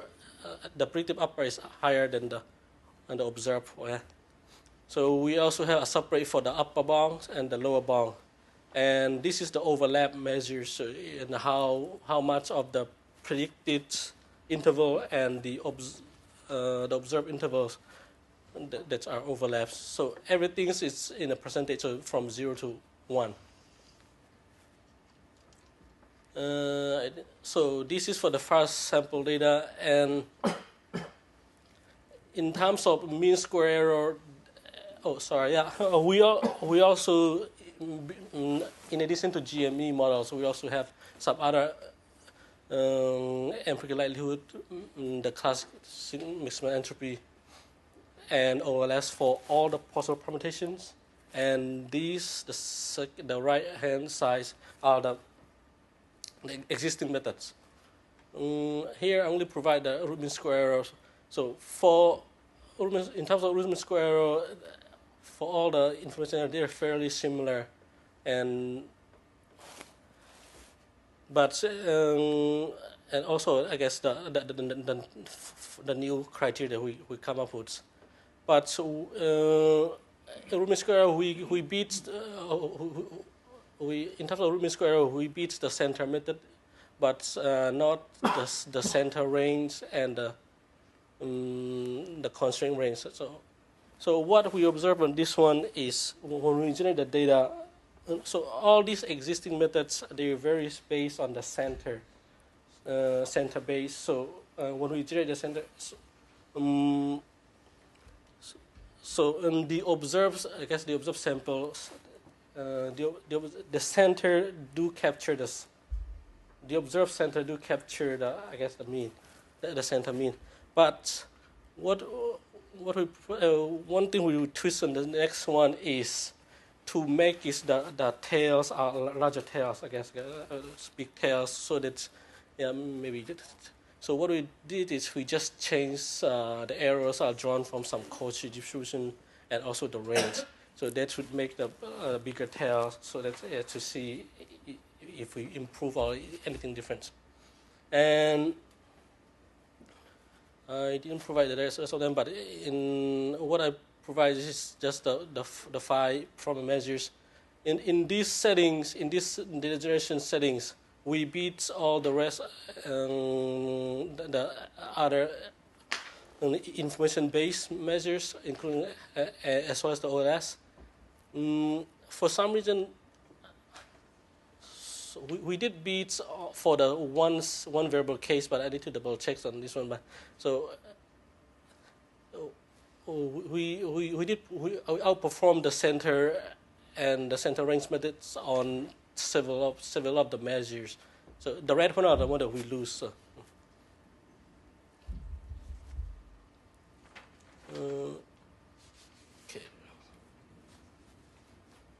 So we also look at some empirical examples. So this is one, and this is come from the Billard textbooks. So where they're predicting the cholesterols and weights using the age for each, I guess, the age groups. So age of the groups, and there are 43 of them. So is it clear? Okay. So in terms of the coefficient, compared to the existing method, they're fairly similar.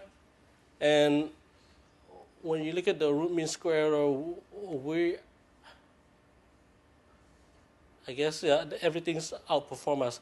But you remember the center, except for the center, the CRM, CCRM, and Minimax, they are using 2 sets of parameters where we only use one. We only choose one parameter that is the best model. But if I choose this is the distributions of the beta ones, the intercepts versus objective values. So if I choose the slope, the same slope, but use the different, I guess the different, take advantage of our estimated distribution, the beta one, where I choose the max for the intercepts and the lowest for when we predict the lower bounds. And so when I make use of this one, we actually beat almost all of them. So. And this is for the weight data, and this is the same thing as well. So what we're choosing is the maximum entropy beta, and if I use this information if I use these estimated parameters to predict the upper bound and this one, we actually beat the others. But if we only choose the one that's estimated, these two.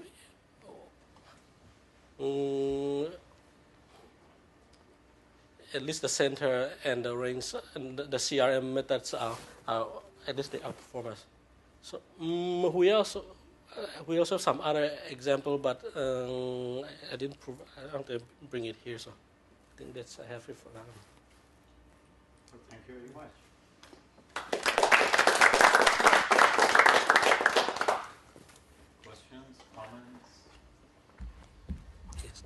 There is a recent literature in econometrics on set identification, moment inequalities and stuff like that. Intuitively, what you do should be related to this literature. I don't know how, but typically, because an example I have is that when you want to estimate a regression model and you don't observe the y, but only some bounds on it, they address the issue of set identification of beta. So that's the flavor of what you are doing. I'm not sure what was the prediction. See, I'll take a look at it. I'm not sure. Sure. You're right. It's connected. The issue here maybe didn't come so clear is the model selection, because when you observe the whole interval, you don't know which is the model. So all the other existing literature basically look at some moments. So they look at the moments of X versus moments of the Y in the linear regression. Here the issue is to look at all possible permutations and then use the objective function, which is an entropy Maybe they type. should take into account what you do actually. So. Yeah, and then use the entropy to identify the model that is the best under this criteria. Any other question?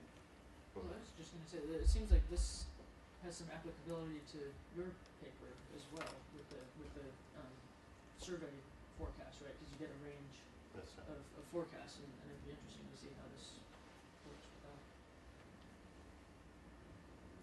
Another question. Is this related in some sense, or can be thought of the sensor data? Like you observe between the intervals, but not actual. To histogram type, not really, yeah, let's say you're right, possibly, but I'm not really sure. You probably like ordered if you talked about the idea of ordered continuum, so then you observe just the bins for the category 4, but I'm not really sure. I mean, here it's in a way similar. You observe the interval, say the lower and the upper part of each interval, but you don't know the relationship. If the lower level of X go to higher level of Y and whatever, so you look at all different permutations. So it's not clear to me that the end of the intervals are observed, or Just the end. the data is in that interval. You don't know. No, just the end. That's the way End of the interval. that it generated the data. So you just have the minimum and the maximum. So you don't know where it falls on each interval. So it's sort of random sensor. Well, so that would be another interesting application. Is a lot of these longitudinal surveys, people are very reluctant to report their actual income, but they use these unfolding brackets where they sort of say, would you say it's between 10 and 50,000, and people will respond to that. So then you observe the endpoints, but you don't actually know what the income is. But you could probably use this to draw better inference. Yeah. That's left, right, center. Yeah. The endpoint. That's a little bit different because endpoints are different. But here, as I understand, endpoints are observed. So this is the random version of.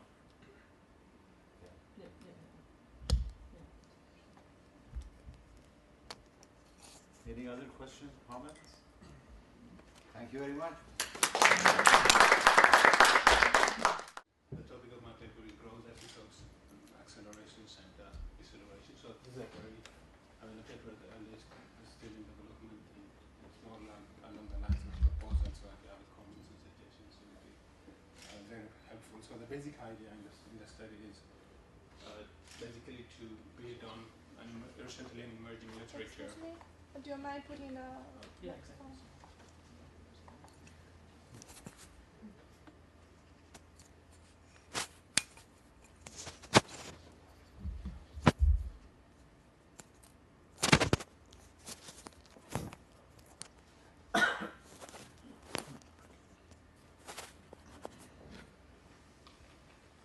So the study tries to build on recently emerging literature that tries to shift attention in the empirical analysis of growth from using steady-state growth rates or long-run average growth rates into the study of growth episodes, growth spells, regions, and the transitions across different or various growth regions.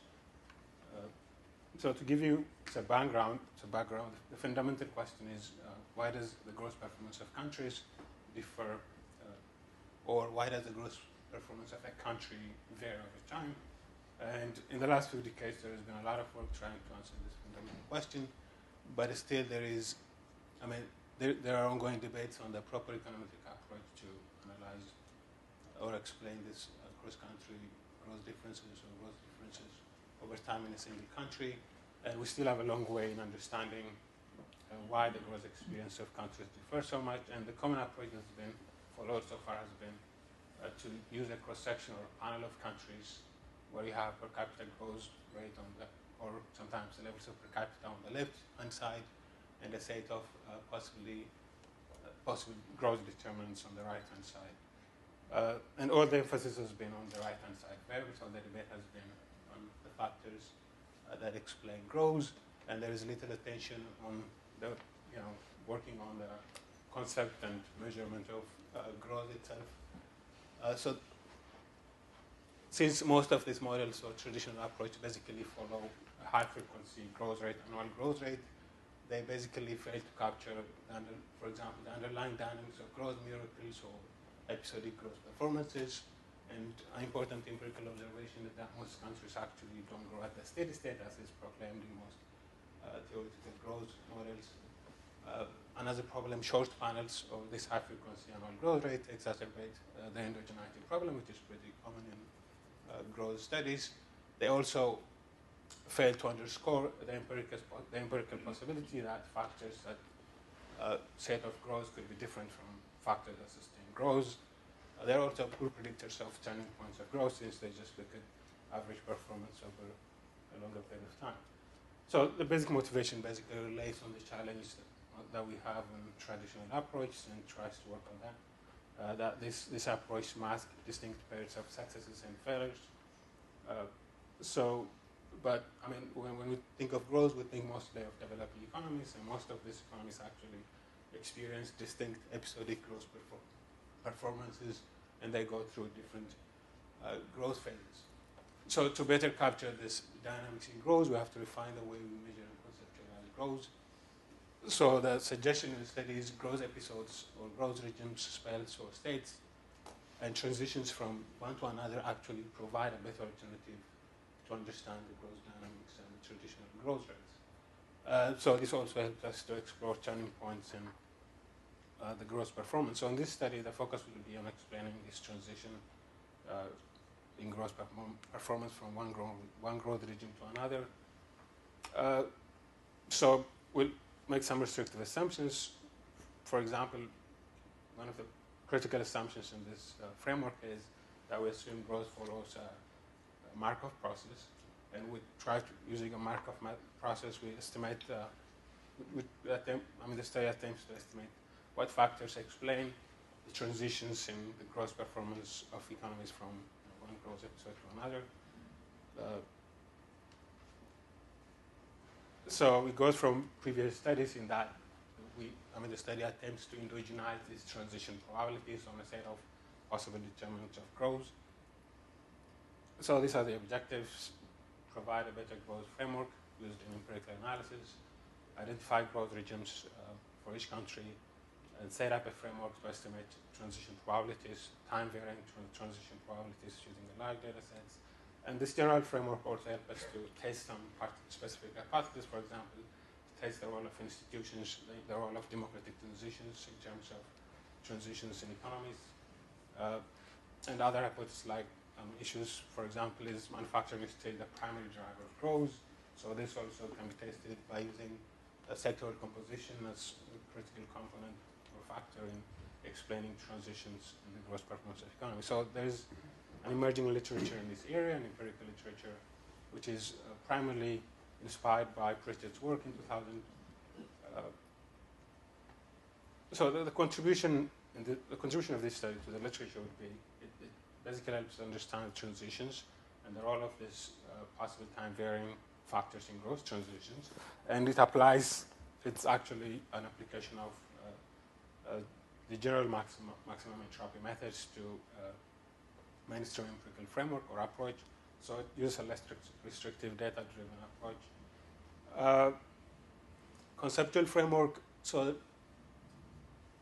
empirical observation is, the underlying framework is based on empirical observation that developing economies experience episodic growth performances, and it's, growth would be better understood if you study those growth episodes and the transitions from one another. But there's also traditional and modern growth theories basically underpin this framework. Gallor and Well, even though it's in a very long-term perspective, consider various models that basically encompass that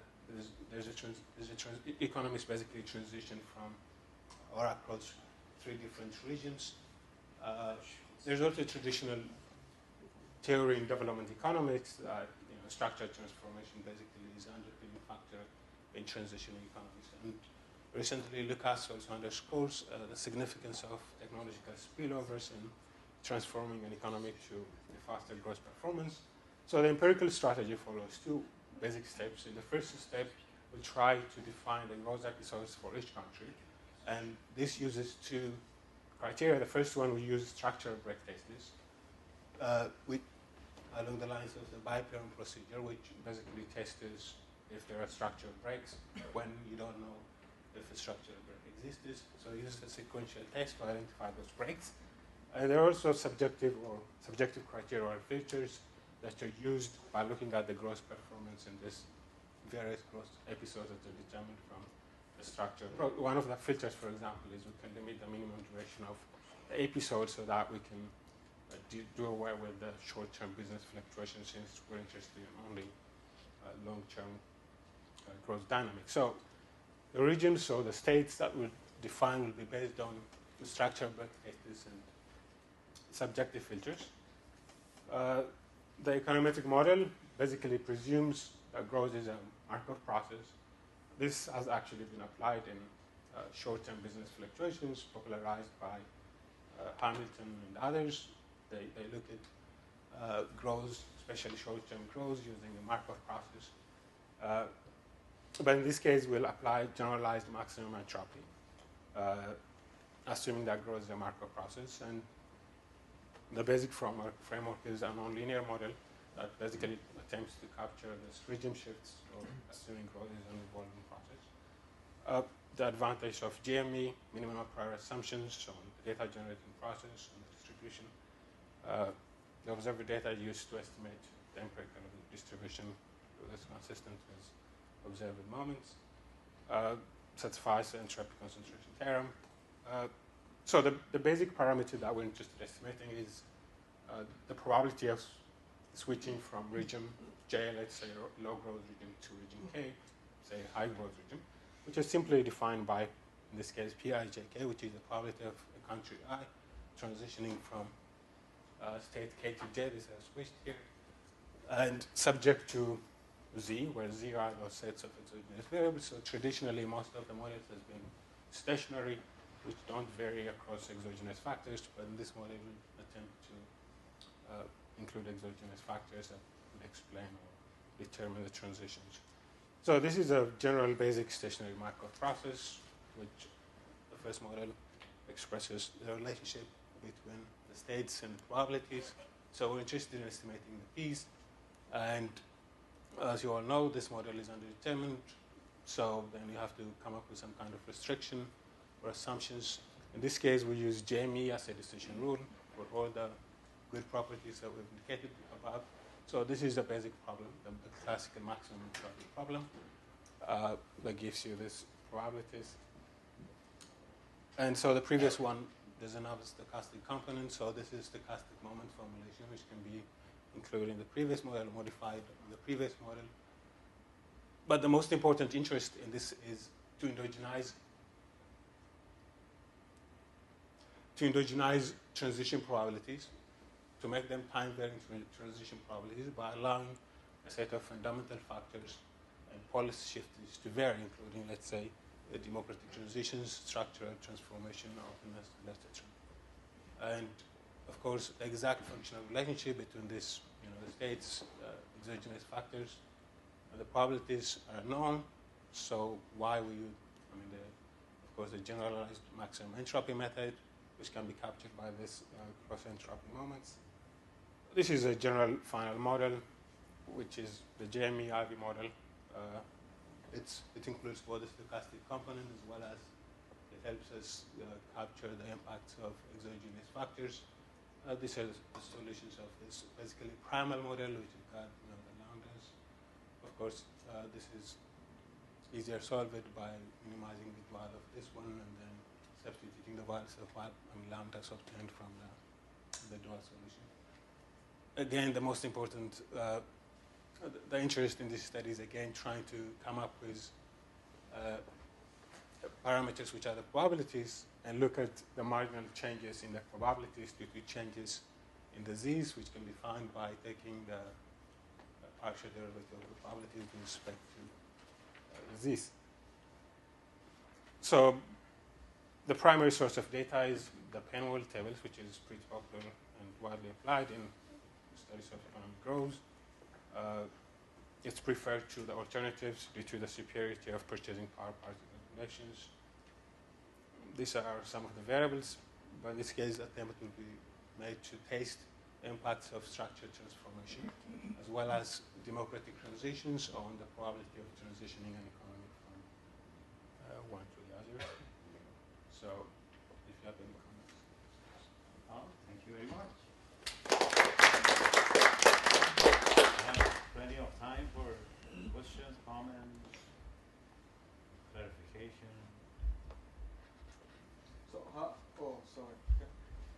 do you define your states?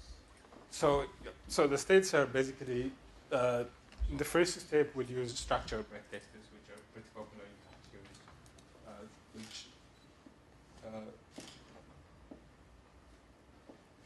No, but the state is time independent. So the states are, let's say, they could be states of or regions of acceleration or regions of deceleration of growth. So the way we do that is we test for if you have it's time dependent. So we have a time series of growth performance of countries or growth rates, and then we test if there is structure break test first, and then we use subjective filters. We, for example, say, let's say one of the criteria could be if the growth performance within a certain boundary of growth breaks is negative and it's declining, and in another growth break is positive and it's increasing, then that will be defined as one state, let's say a state of declining growth and a state of increasing growth. Sure. In such a model, it seems to me in a macro, the states are mutually exclusive. Yep. Natural states. Yeah. So, you have to define, I would think, the natural states here, like an increase in certain percentage, an increase of more percentage, a decrease, and so on. But those are time independent. What you said is later on, when we do the empirical part, then this define what falls within what state, but the states themselves are natural definition that are time independent. Because the states don't change over time. So that's okay. That's one challenge, I guess. So the states, in this case, change over time, but they change across years. But it could be one state over a set of 5 years or a set of 8 years, not exactly 1 year. Is that? No, the country or the individual or the entity may not move from one state to the next, so it would be on a certain diagonal. But the states themselves should be independent, I would believe.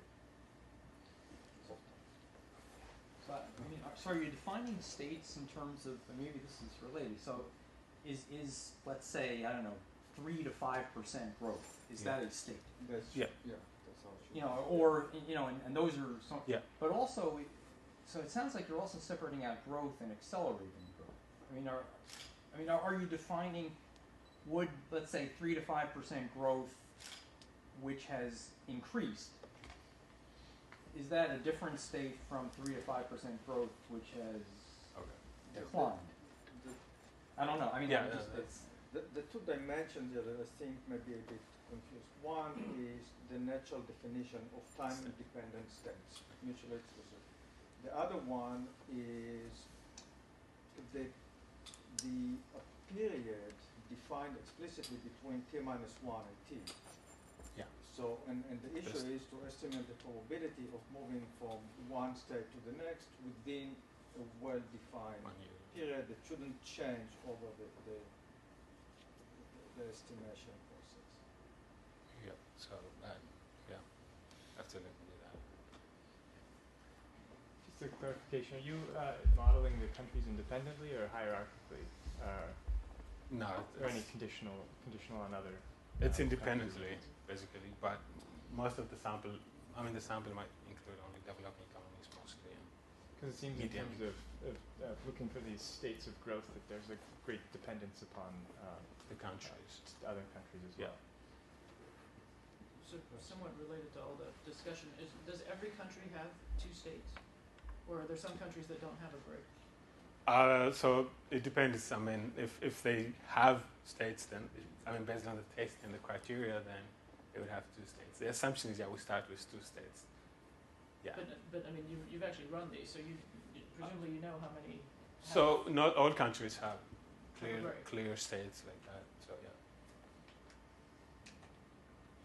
Any other questions? I have a more technical question, which relates to this and Jim in general. Which is an estimation, basically. Where do you use entropy concentration theory? So that's I brought that up here to basically justify that the JME is a better framework. And it's with respect to it's one of the rationales for the maximum entropy. The application of generalized maximum entropy, which is basically referring to the fact that out of all the distributions that satisfy the moments, basically most of them are actually closer to the JME, or a significantly large part of these distributions are closer to the JME, or the maximum entropy than other models. So basically, the question is that you use that if you want to estimate a model, derive the model. And those probabilities are concentrated, the space of the probabilities. But here you're studying relationship between variables, and I was wondering that in that aspect, so you're not doing model selection in some sense, or you're not using a model for prediction. It would say, well, this model is sort of representative of those. I use the theorem just to justify the general JME framework, not particular in relation to this application that I have to have. I was wondering whether entropy, in most basic elements it works, but what would be the particular application of that? Well, I agree with you. It didn't really belong in there because it's not a justification for this report, so I'm not sure why it was there. But in general, you can apply it as if you think of hypothesis tests and converting the concentration into a chi-square. The same way you do it, say, for James's classical maximum entropy. That's right. You can do it for the GME. Because it's the same idea. It's just different degrees of freedom. Yeah. Have you used that? Are you using it? Or not here. This is his work, but in my work, yes, I do it because and it works actually very nice. Yeah. Thank you. Any other questions? Thank you very much again. All right. Last speaker of the second, Yan Kuhn, the speaker of the generalized maximum approach to probability score matching. That's great. Let's see.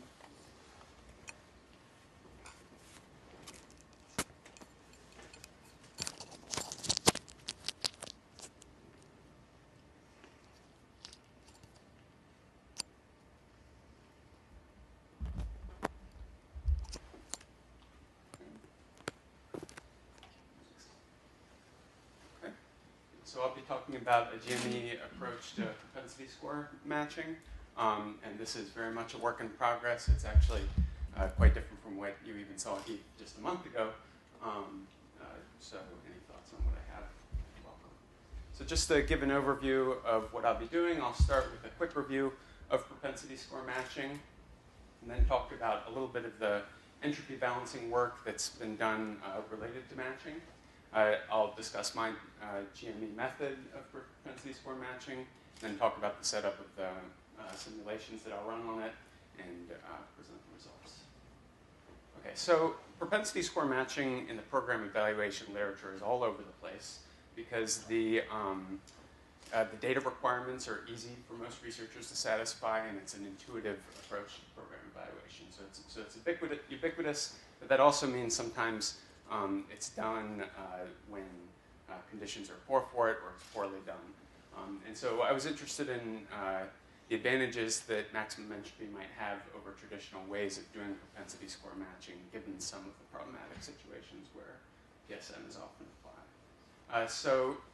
Just an overview of propensity score matching. The first step is to predict the probability of treatment, conditional on whatever data that you have, and then to use that predicted probability, the propensity score, to reweight the control group so it's comparable on observable characteristics of the treatment group. So in effect, you're mimicking random assignment using this propensity score that you estimate in the first stage. And then a treatment effect can be estimated in a second stage with this weighted control group. You can either just look at a difference in means, or it's often estimated in a regression framework. I'll just be presenting difference in mean results here. So there's a number of different ways to weight the control cases once you have a propensity score. And often it's advised that you use a number of these matching strategies. I'll just be presenting kernel density weights here just as a starting point, but usually people use a number of strategies, and typically it's not especially sensitive to which weighting method you use. So just talk a little bit about the treatment effect in propensity score matching. So the average treatment effect on the treated is going to be the difference between the outcome for the treated group conditional on treatment and the outcome that treated group would have received if they weren't treated. And of course, this part here is unobserved. So the question is, how can we estimate this treatment effect given that that's unobserved? An obvious candidate is just to compare the outcome for the people that received treatment to the outcome for a group of people that didn't receive treatment, and that just raises questions, of course, of bias given the choice of the control group. And so the bias term, this is just rearranged from above, and this is going to be the bias term here. So propensity score matching basically takes this propensity score, which is the probability of treatment conditional on these observable x's, and given some conditional independence assumptions, you can claim that the expected value of the outcome variable conditional on both treatment and this propensity score, this probability of receiving treatment based on the observables. If the conditional independence assumption holds, then this ATT estimator is going to be unbiased. And so usually the problems come in, of course, with conditional independence assumption.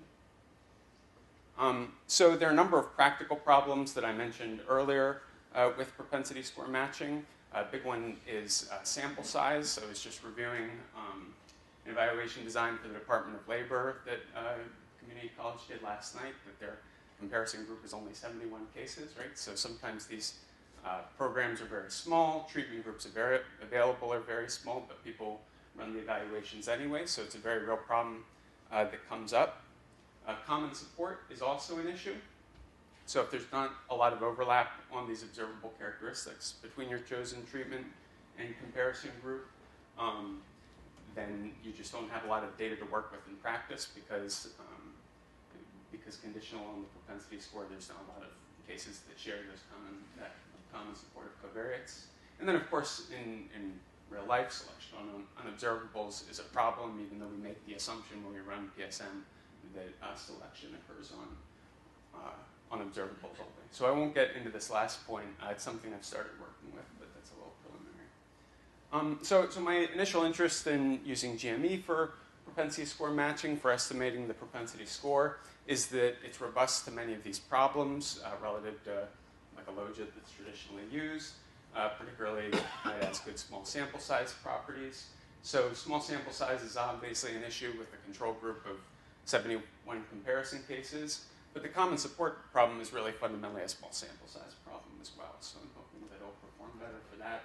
And then, of course, it doesn't require a lot of the strong assumptions about functional forms and error terms. So I'm basically just going to see if that is helpful. So the one paper that I've come across so far that uses maximum entropy methods to look at this sort of matching problem is by Heinmuller. And he's actually looking at covariate balancing. So sometimes you have an issue where if you match on the propensity score is a single probability of treatment conditional on a whole set of covariates. But when you match on that propensity score, it doesn't guarantee that every single one of the covariates is well matched. And so some people like to match on the covariates directly instead, and so that's what Heinmuller does. He has Kupak-Liebler information measure here that he minimizes subject to. So on the left-hand side here is the covariant moments for the treatment group, and on the right-hand side are the covariant moments for the control group. And so he's balancing on covariates rather than the propensity score measure itself. And he finds that entropy balancing outperforms many other covariate matching techniques that he tested against. So the difference between this and what I'll be doing is that, of course, he's not estimating a propensity score because he's balancing the covariates. And then it's just a maximum entropy framework, so he doesn't have the stochastic error terms in the GME. So I was able to cut out a bunch of slides motivating GME for this crowd compared to when I present this to my colleagues. The setup is pretty standard. So I follow Golan, Judge, and Perloff, and then Atkins also has the binary case of this. The probability of treatment is just a function of some observed covariates in the parameters. Data is noisy, so we add a noise term here. And then, of course, with GME, we reparameterize the error terms, so we have the weights W and a set of supports for the error term B. So the objective function for the GME has entropy for the P's, and then for the W's for the error term. Information from the covariates enters through the constraints and the cross moments. And then, so I'm predicting the probability of treatment, so the proper probability requirement is just you're treated, you're not treated, and then proper probability constraints for the weights. So, as you all know, this is an L-post problem. Maximum entropy chooses the maximally non-committal solution. So we don't need to spend a lot of time on that. It's really simple what I'm doing, right? I just want the predicted probability of treatment out the other end. So that's the propensity score. And the point I try to emphasize to my colleagues is that you might not be familiar with maximum entropy, but this can be fed into any kind of propensity score matching command that you normally use, psmatch2, that sort of thing. So it's really not any extra burden compared to what they're used to. The alternative, in this case, for what I'll be presenting, is just to estimate a propensity score with a logit. Of course, you could do a number of other things. And then that propensity score is going to be used to provide either a weight or a match to the control group.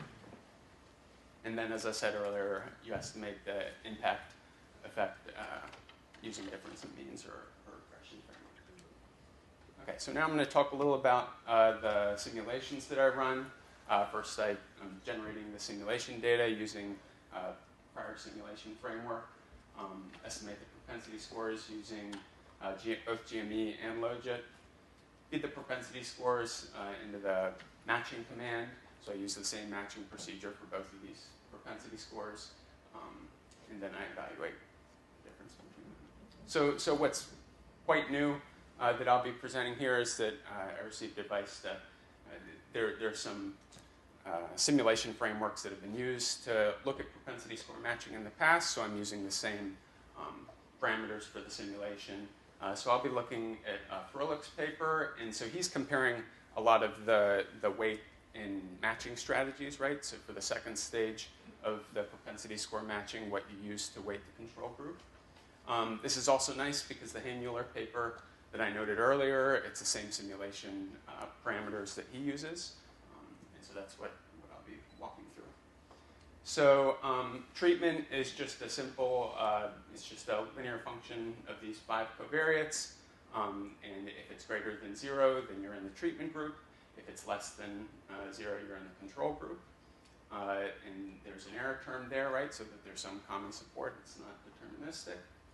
X1, X2, and X3 are normal, and it's just a simple variance-covariance matrix that they use.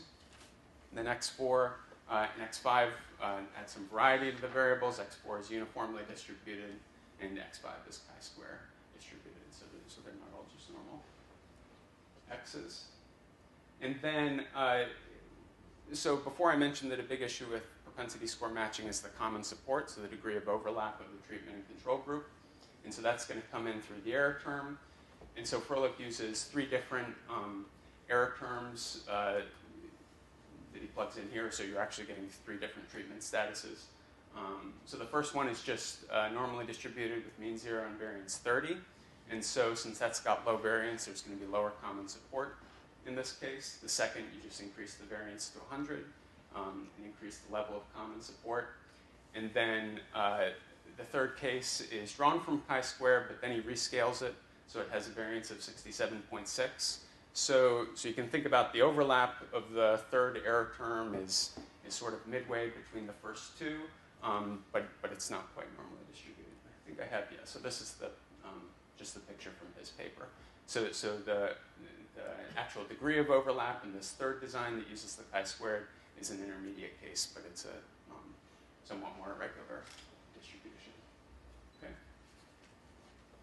So that's generating treatment status. Then looking at generating the outcomes. Froelich also has 3 versions for generating the outcome variable, and as you go through, they get increasingly nonlinear, right? So the first version of the outcome variable that's generated is just a normal linear function of the x's and treatment status, and then it just gets more complex as you go through. And there's no variation in the error terms here; they're just normally distributed. Okay. So what I'm looking for is the impact of treatment on the outcome variable, and so the impact, the true impact, is just 1 in this case. Right? So just to sum up all of that setup for the simulations, there's 9 specifications in total, because I've got 3 variants of the error term, and then I have 3 variants of the outcome that's generated. And I'm using the same sample sizes that Froelich did, 100, so that gets these very small valuations that are done, 400 and 1600. And for each sample size and specification, I run 1,000 simulations. And so all of the impact estimates for each of these specifications is run on the same set of data, just run through 1,000 times. So I'll be presenting the ATT today, which is usually the treatment effect of interest, and comparing the GME just to the LOGIT. And I'm using GME stata command. This is also in the interest of letting my colleagues know it's easy to do. That was developed by a student here as well, so this just works like a LOGIT in stata, so it's a nice little command that's coming out in the stata journal. Okay, so I have these big tables, and I was thinking about the best way to present the results. So what I came up with is that along the horizontal axis, I have Y1 for that first outcome design, and U1 for the first error design, Y2, and then the first error design, right? So these are just the 9 different specifications that I'm looking at. And so first I'm looking at the smallest sample size, n equals 100. And so I'm showing in the blue bars just the difference, the change in the bias between the GME and the LOGIT. So the improvement in the bias, and then the standard deviation of the estimated treatment effects, and then the mean squared error. So for all of these, you're looking for it to be negative, right? So you want a reduction in the bias, a reduction in the standard error, and the mean squared error. So that's what we're looking for the performance of the GME. So most of the action here is in the standard deviation and the mean squared error, not in the bias itself. And it's particularly large for the third version of the outcome variable, right? And then also for the second version of the outcome variable. Just in those specifications, but a lot of these specifications, there's not a lot of difference between the GME and the logit. And this pattern will be familiar, right? It's the same specifications, just when you increase the sample size, obviously, it's not going to change that much. The same specifications are going to be problematic as you increase the sample size. And just see again that there's not a lot of action on the bias, the blue bars. It's mostly on the standard deviation of these treatment effects and the mean squared error. And so this is for the largest sample size for 1600. Okay, so the same thing.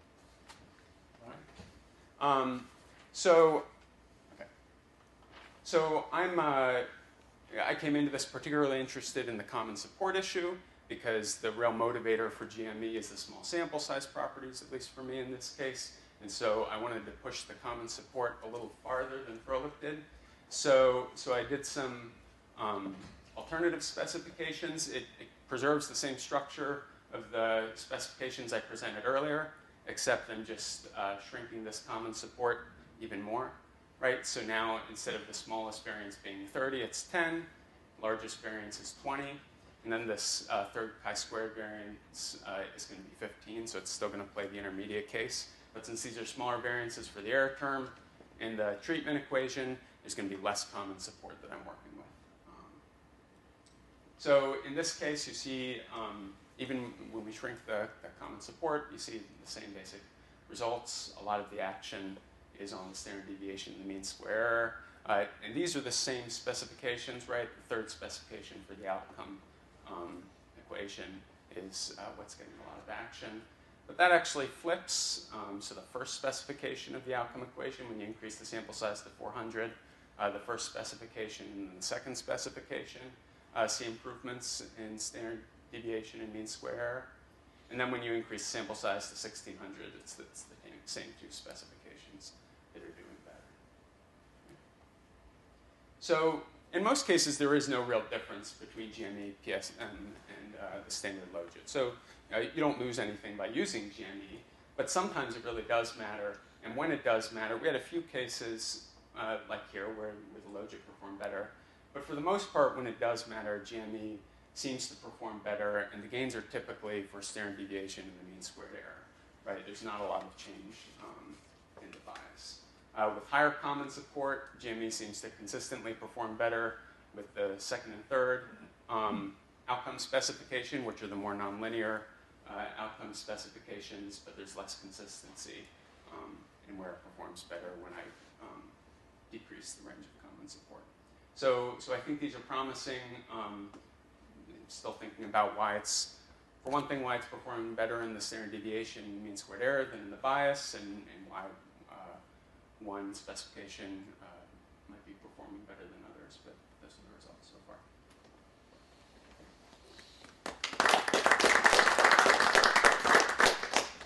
Question? So two things. One is technical. The true competitor model for you is not the logic, but the probit, the way you generate the data. So you may want to introduce it, even though one doesn't expect much difference in the logic and the probit, because you generated it with normal. Then you want to compare your model toward the correct, best possible model, which is the probit in this case. Okay. Why the improvement is in the mean square error or the standard deviation? It's very simple in this case, because what you do is you use stochastic moments. And in this case, it means that the Lagrange multipliers, which are your beta coefficients, are much more stable from sample to sample. So the reduction in this specific discrete choice model is in terms of the variance. The change in the bias is very simple, because even the GME here there will be slightly increase in bias, but the decrease in the variance will be so much more large in magnitude that it decreases the overall mean square error. Because you bias it for small samples, because the stochastic means that you push the parameters closer to 0, basically, assuming you use uniform values, which is slightly different than the likelihood approach. So this explains why the reduction in, why you have slightly increasing bias, but the reduction in the variance is so big, so the due to the flexibility, that the overall mean square error dominates. Yeah. Okay, any other questions? So in the first stage you use IT methods, but in the second stage I assume you're using OLS, right? No, in the second stage, I'm just doing a difference in mean, and for a lot of the reasons when you gave me that comment before, that it'd be nice to use information theoretic methods in both stages. Yeah, so I can't remember if I gave you that comment before, but even if you're using not using IT methods for the second stage, shouldn't you also include the covariates in that second stage as well? So it varies. Some people just use the difference in mean, and it's like the weighting methods. You want to use a bunch of them, right? So people usually do difference in means and then do the regression correction. Right. So I guess it depends on the remaining imbalance between the covariates. If there's no remaining imbalance, then you don't need to include them. But if there is remaining imbalance, then you should include them. So it would make sense to me to, in the second stage, include all your covariates that you use for the matching and set that within a regression framework. And then if you do that within an IT framework, you might get some additional efficiency gains. Just a thought. Right. I have a sort of question.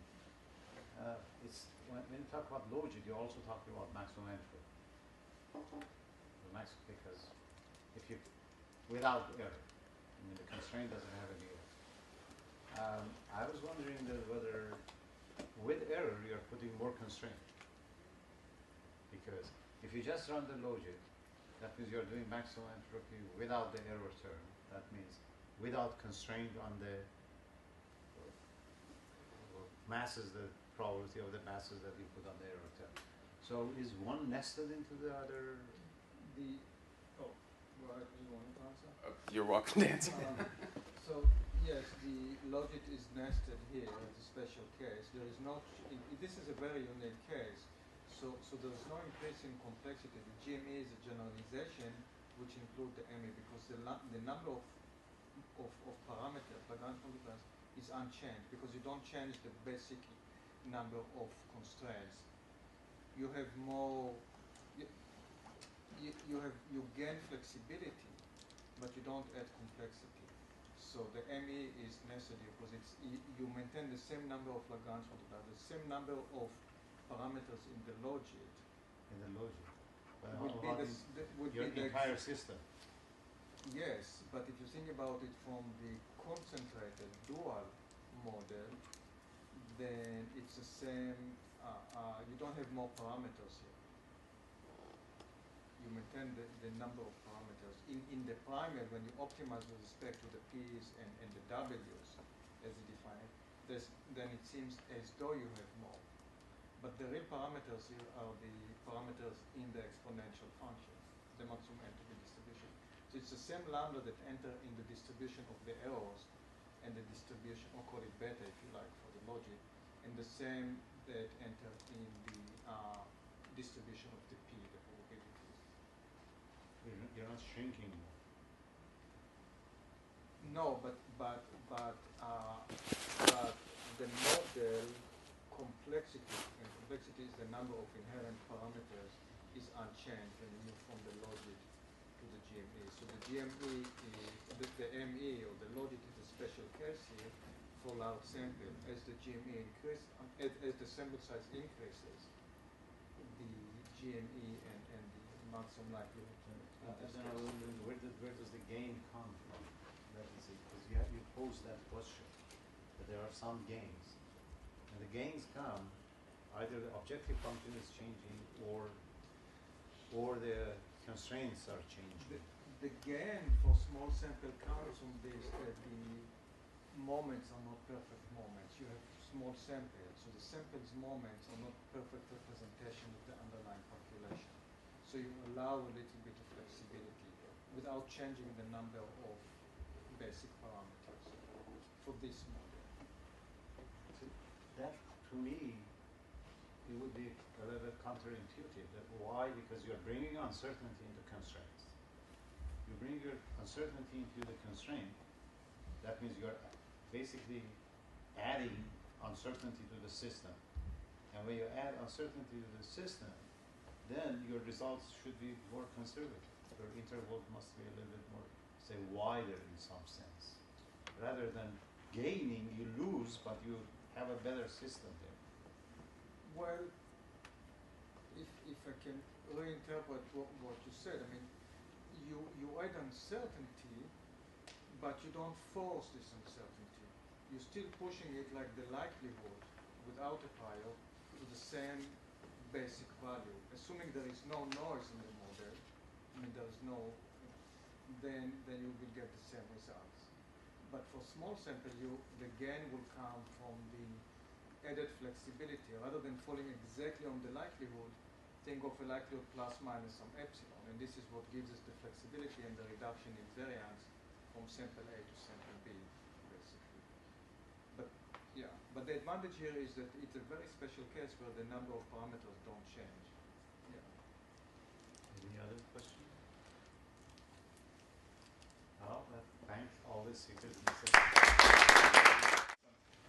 Okay, thank you. Thanks for putting this together at the end of the semester. Thank you for Amos for providing us all that. I really hope this program continues to expand. I don't know how to. This is a thing.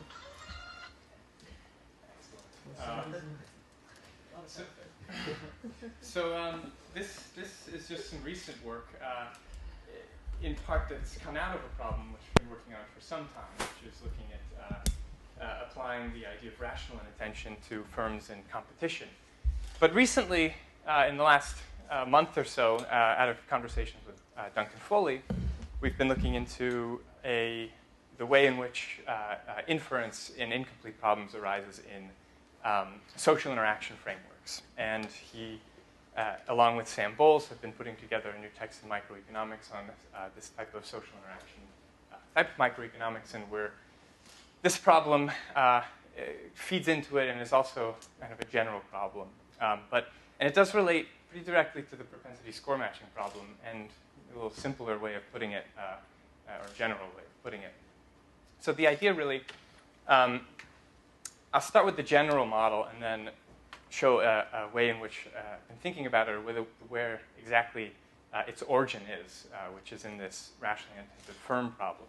But you'll see that there's a few different problems that arise in this type of framework. And so the basic idea, right, of the quantal response analysis, the discrete choice analysis that comes from McFadden and Mansky, really, and Duncan Luce in the 1950s, and then later as it develops in game theoretic literature, is that the basic model has this form where we have the conditional distribution of I, say, an alternative of finite choice of the set C, and Z is some real vector characterizing the choice set of the decision maker. The conditional distribution, which should be familiar to us as we do this type of analysis, is really just the probability of the quantal outcome given the choice context, Z.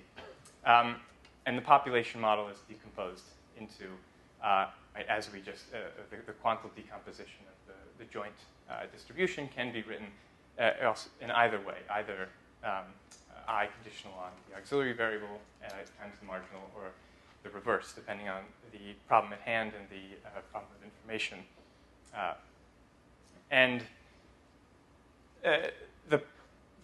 Really the idea is the postulate, right, of the conditional distribution is this underlying link, the theory that binds the conditional together, the relationship between the choices and the auxiliary or aggregate variable. So we can also decompose the model, right, into Z condition, the auxiliary variable conditional on the choice variables, when perhaps one believes that the elements of the choices index these distinct populations of the aggregate or auxiliary variable Z. So in general, as you see in these problems, the population model is assumed to exist as we draw from the joint distribution of Z and I. And depending on whether we want to discriminate analysis or want to look at the indexing of these Z variables, we typically have a problem which is well defined. So the problem arises really is how do we deal with this when the marginal, the joint distribution isn't completely determined. And in this case, you may have information about the conditional, but you don't have information about the marginal distribution, but you need to know the joint distribution. So it's an incomplete problem. And in this case, so the original problem that I was thinking about was that we have a theory, either from neoclassical theory, but more articulately spelled out in classical political economy, of the entry and exit decisions of firms, the binary entry and exit decisions of firms, which ultimately determine the distribution, the marginal distribution of the rate of profit, the idea of long-term equalization of rates of profit across industries. But we may only know that the distribution of entry and exit conditional on profit rates, and not actually know the marginal distribution of profit rates, and be interested in modeling for instance, a statistical equilibrium model of profit rates that comes out of these interactions. So also in the industrial organization literature, typically that deals with these sort of two-stage oligopoly games where firms decide to enter or not in a market and then decide how much to produce. And typically in these models, there's unobserved variables. And the more unobserved variables there are, the more difficult the problem becomes. Or, as another example, you might be interested in determining a wage unemployment equilibrium, but we only know the distribution of the decisions of employed workers for a wage cut conditional on the unemployment wage pair. So it's an underdetermined problem. Modeling stock market bubbles as well, or maybe modeling an equilibrium of the distribution of Tobin's Q based on the willingness of investors to hold on to or sell assets conditional on their value. So, interested in knowing the joint, but we only have information on the conditional distribution. How do we do this? It's an incomplete, ill-posed problem. So the idea behind the general model is that the quantum response equilibrium model in this incomplete problem is that it's intended to explain some aggregate economic variable. I'll change notation here. From the Mansky-McFadden notation. So we'll call that X. It could be possibly vector valued, type of aggregate variable that's determined indirectly by the actions of, let's say, n actors in some type of social interaction setting. So the action set is, in a simple case, is discrete, a binary choice, for instance, enter or don't enter a market based on profit rate differentials, hold or buy or sell an asset depending on say, deviation from average Q. And so in order to, for instance, highlight the symmetry in logic, you could initially assume that all actors are identical and therefore exchangeable in the sense that their ordering doesn't matter. And so the state of the system in general will just be the joint distribution of the actions of the individuals in a social setting and the auxiliary variable, or the aggregate variable X that they determine. So the profile of actions, really, we can just summarize that by the number of actors choosing in the simple case, in the binary choice case, that those actors who choose the action 1. And we could take account of the possible social interaction effects by a type of Polya-Earn modeling scheme where we still have exchangeable but not independent observations. In any case, we have a dependence of the profile of actions as the number of actors choosing the action, which is the probability of those who chose the action conditional on the aggregate variable. And the feedback is that their decisions, their independent decisions, determine the overall variable. But we only know the latter, or the conditional. So the social interaction linking the actions of individuals to the aggregate determines the other conditional probability of the aggregate variable on the decisions of the individuals who chose a particular action. And this, in general, represents a type of social interaction model. And in this sense, an equilibrium in this model, you just define it as the joint distribution, which is consistent with the two conditional distributions that I just mentioned. Now, where, again, k is discrete and x can be a continuous possibly vector values. It's an underdetermined problem. Said it's because any marginal distribution determines a joint distribution, and hence a marginal distribution on the quantal responses, which is the marginal distribution of K, that is consistent with the model. So a marginal distribution on the quantal response pattern also determines a consistent marginal distribution on the aggregate variable.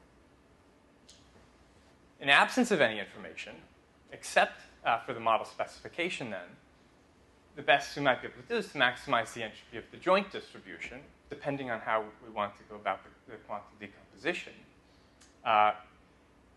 subject to the constraints imposed by the model restrictions. So in this case, it's just maximizing subject to positive probabilities, as we usually do, subject to the normalization of, in this case, looking at determining the maximum entropy marginal distribution of the quantal variable.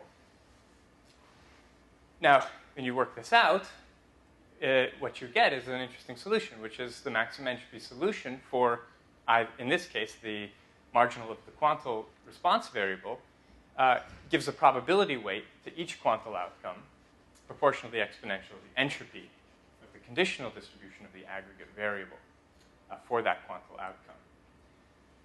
And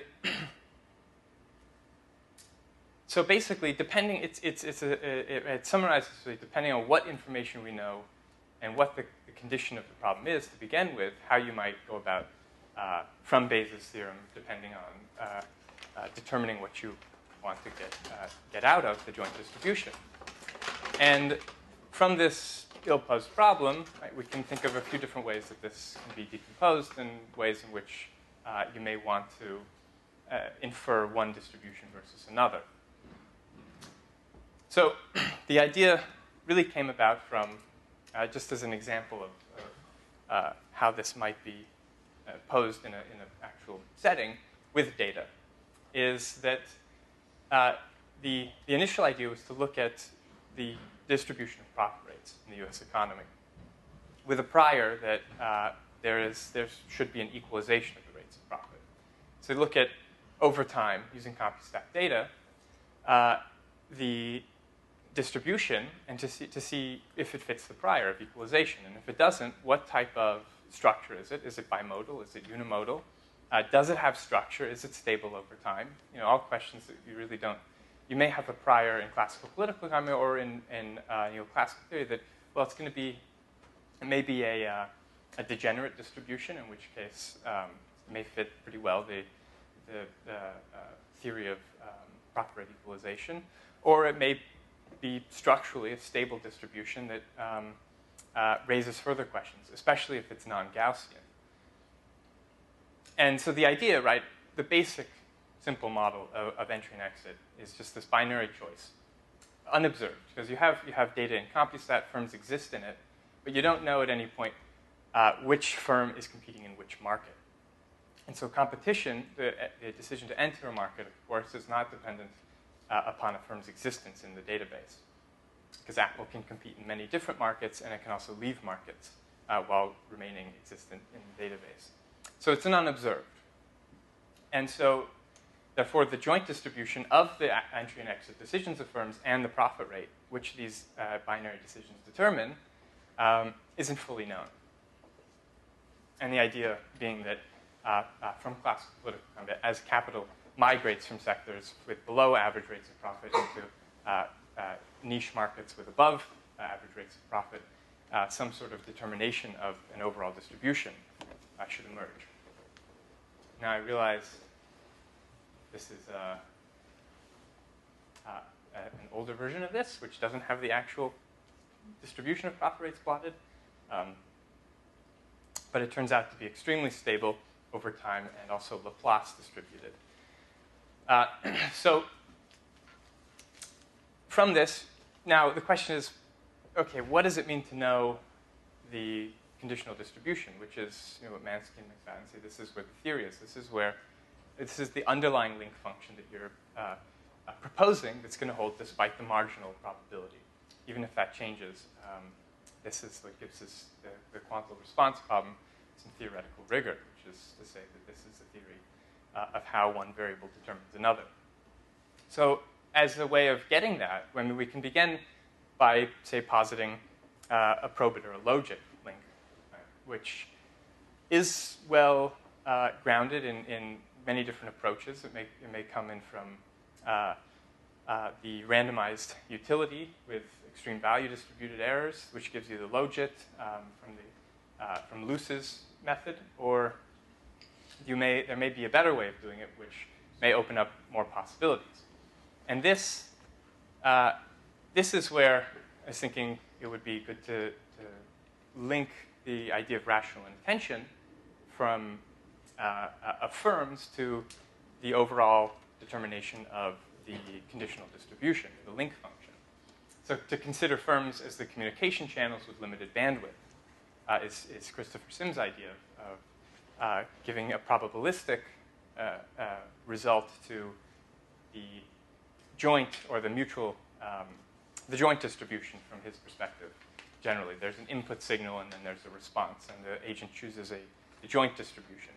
However, in this case, it's a little simpler because the response is firms don't choose their own profit rates. So that's not a response. Profit rates are determined by entry and exit decisions, the binary choice. And these binary choices are also, in the simple case, they're independent, but it becomes more complex when you have a social interaction. And these binary decisions are also a function of other firms' binary decisions, much like kind of the animal spirits or herding behavior in stock market bubble, as you might model a stock market bubble. So one way we can do this to simplify the problem and still employ this idea of rational intention is to just have firms maximize the frequency of their action being the binary action, subject to a minimum entropy constraint rather than a maximum on the flow of information, which is generally how the problem is posed. That is a maximum on the mutual information. So this is what happens, though, with just setting a minimum entropy constraint to the frequency of actions that firms take, gives rise to the optimal mixed strategy distribution, solving that problem. And, or, which we all recognize as the Gibbs canonical distribution of the logic quantum response distribution. So as an information theoretic justification, without making any assumptions about extreme value distributed errors, for instance, we may come up with this from a very basic postulate of a minimum information criteria, which is to say really basically that there's a constraint on, you can think, hyperrationality in a way, gives rise to this distribution. And how you specify the objective function u of x is going to determine the overall link function. And also the other determining variable is this t, the decision temperature, which represents the types of perceptual limitations that exist, or the agents of firms' own inability to judge their actions. So one model that might be proposed is that the absolute deviation of profit rates might be what's of concern. And the rate, say delta or gamma, right, is going to give a sort of sensitivity to how willing a firm is to stay out of a market that's profitable or willing to stay in a market that is profitable. And of course, it comes up as a familiar model. It's not a logit because it's a power function, but it is representative of the same type of binary choice variable that will give us the conditional distribution.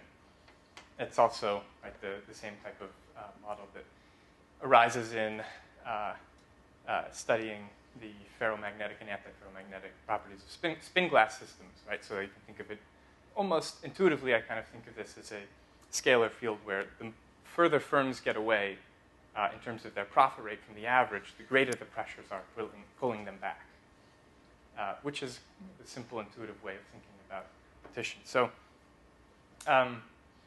the determination then, using this model where the marginal is undetermined, but you have a theory as the conditional about how these individual actions determine the aggregate distribution, gives rise to, now here if I've plotted some of the data, cumulative distribution function, which is in black, of the actual profit rates, and the predicted marginal distribution, given the entropy given the setup of the maximizing uncertainty of the joint distribution.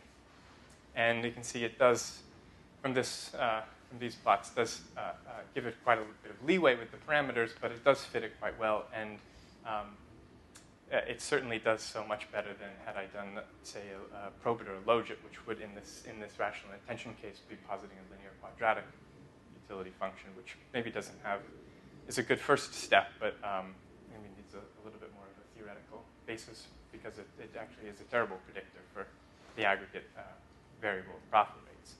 So there's still some remaining questions. That's just writing this out.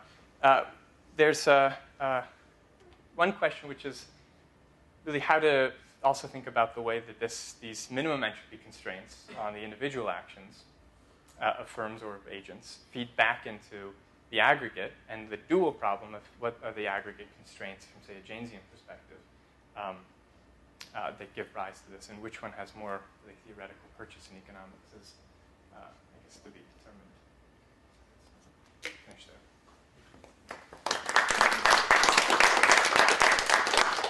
Time for some questions. Yeah. So you have a conditionally specified model, as I understand it, at the beginning part at least. And then you said you want to maximize the joint entropy. Now the expression that you got also included one of the marginals. I think one maybe before that. Way before. Yeah. For this? No, before. This is the beginning. And this is the maximization problem here. Yeah. This is the maximization problem. Well, yeah. What's the solution? The solution is this. Yeah. See, you have the P of K there. Yeah. All right. Now, do you have a closed form solution for various families there? Because there's as you might be aware that there's a conditionally specified probability work by Arnold and so on. I've been working on it for a long, long time. And even for the simplest models like y given x is exponential, x given y is exponential, that P of K has to be determined by the maximum entropy. You have to do it by some computational technique, and I was wondering whether that's worth it, worthy in spite of the case that I can do that with MCMC. I mean, of course, immediately I think our ability to do simulations of these types of distributions is pretty good with MCMC methods. But I haven't. It sounds like you've thought a lot more about the problems with this about this than I have, and it may be that it's not is easy, and I have to talk to you more about that to see. But this was really just first kind of thoughts on this. Sorry, so just follow up on the question. So you're saying given the conditional x given k and k given x, what would be the joint? Yeah, well, there is a book and very famous one. It's just conditionally specified models. Like y given x, you know that x given y, y given x is normal, x given y is normal. Now find the joint distribution. First of all, you need some condition that joint distribution exists. Right. It may not exist. Even if it exists, usually marginals are very, very complicated function. It's not a function that you can handle it with basically with a closed form type of thing. You get not like Kolmogorov equations and eigen vectors or some sort of. It might get in a multivariate case, we'll get that one. But I was wondering that, because I saw this equation 9, I thought that you might have a solution at least for maybe PKs in a discrete case. Not in particular. No, I haven't worked, and I'm sure that as soon as I sit down and do that, I'll come to realizing, these closed forms are extremely intractable. But in which case, sit down with but Stan. that's a very elegant idea that to find the maximum entropy solution.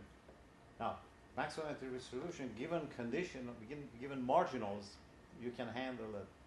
There have been papers. But given conditionals, all kinds of conditionals, I don't know what would happen.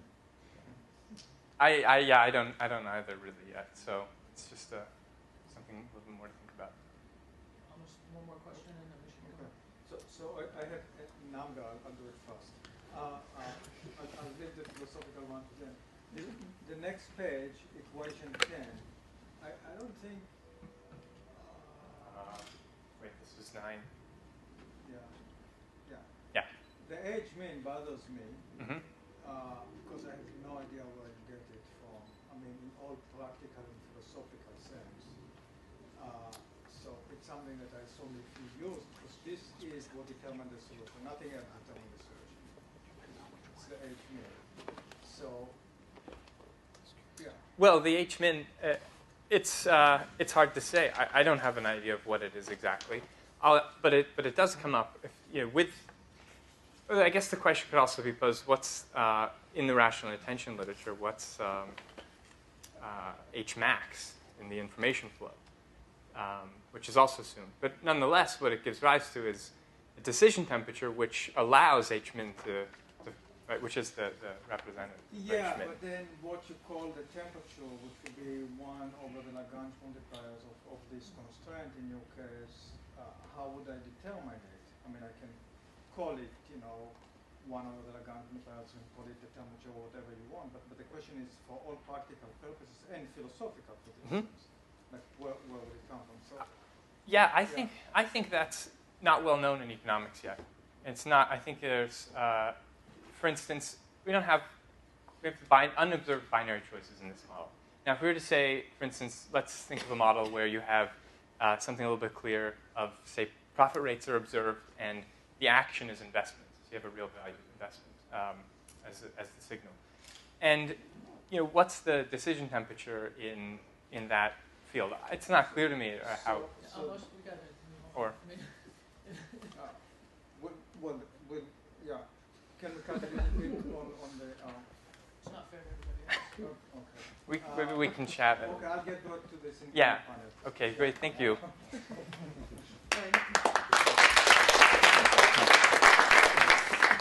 Next we have Justin Grana. Sorry. Yeah, absolutely.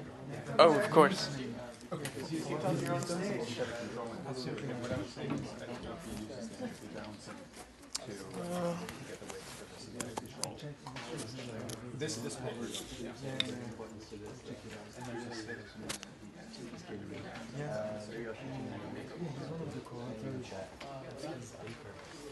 I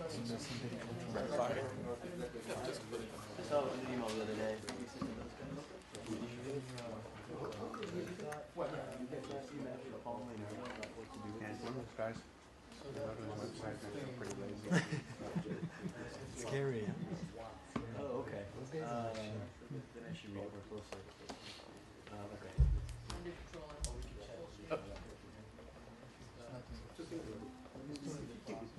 Control L? It's F11. Huh? F11.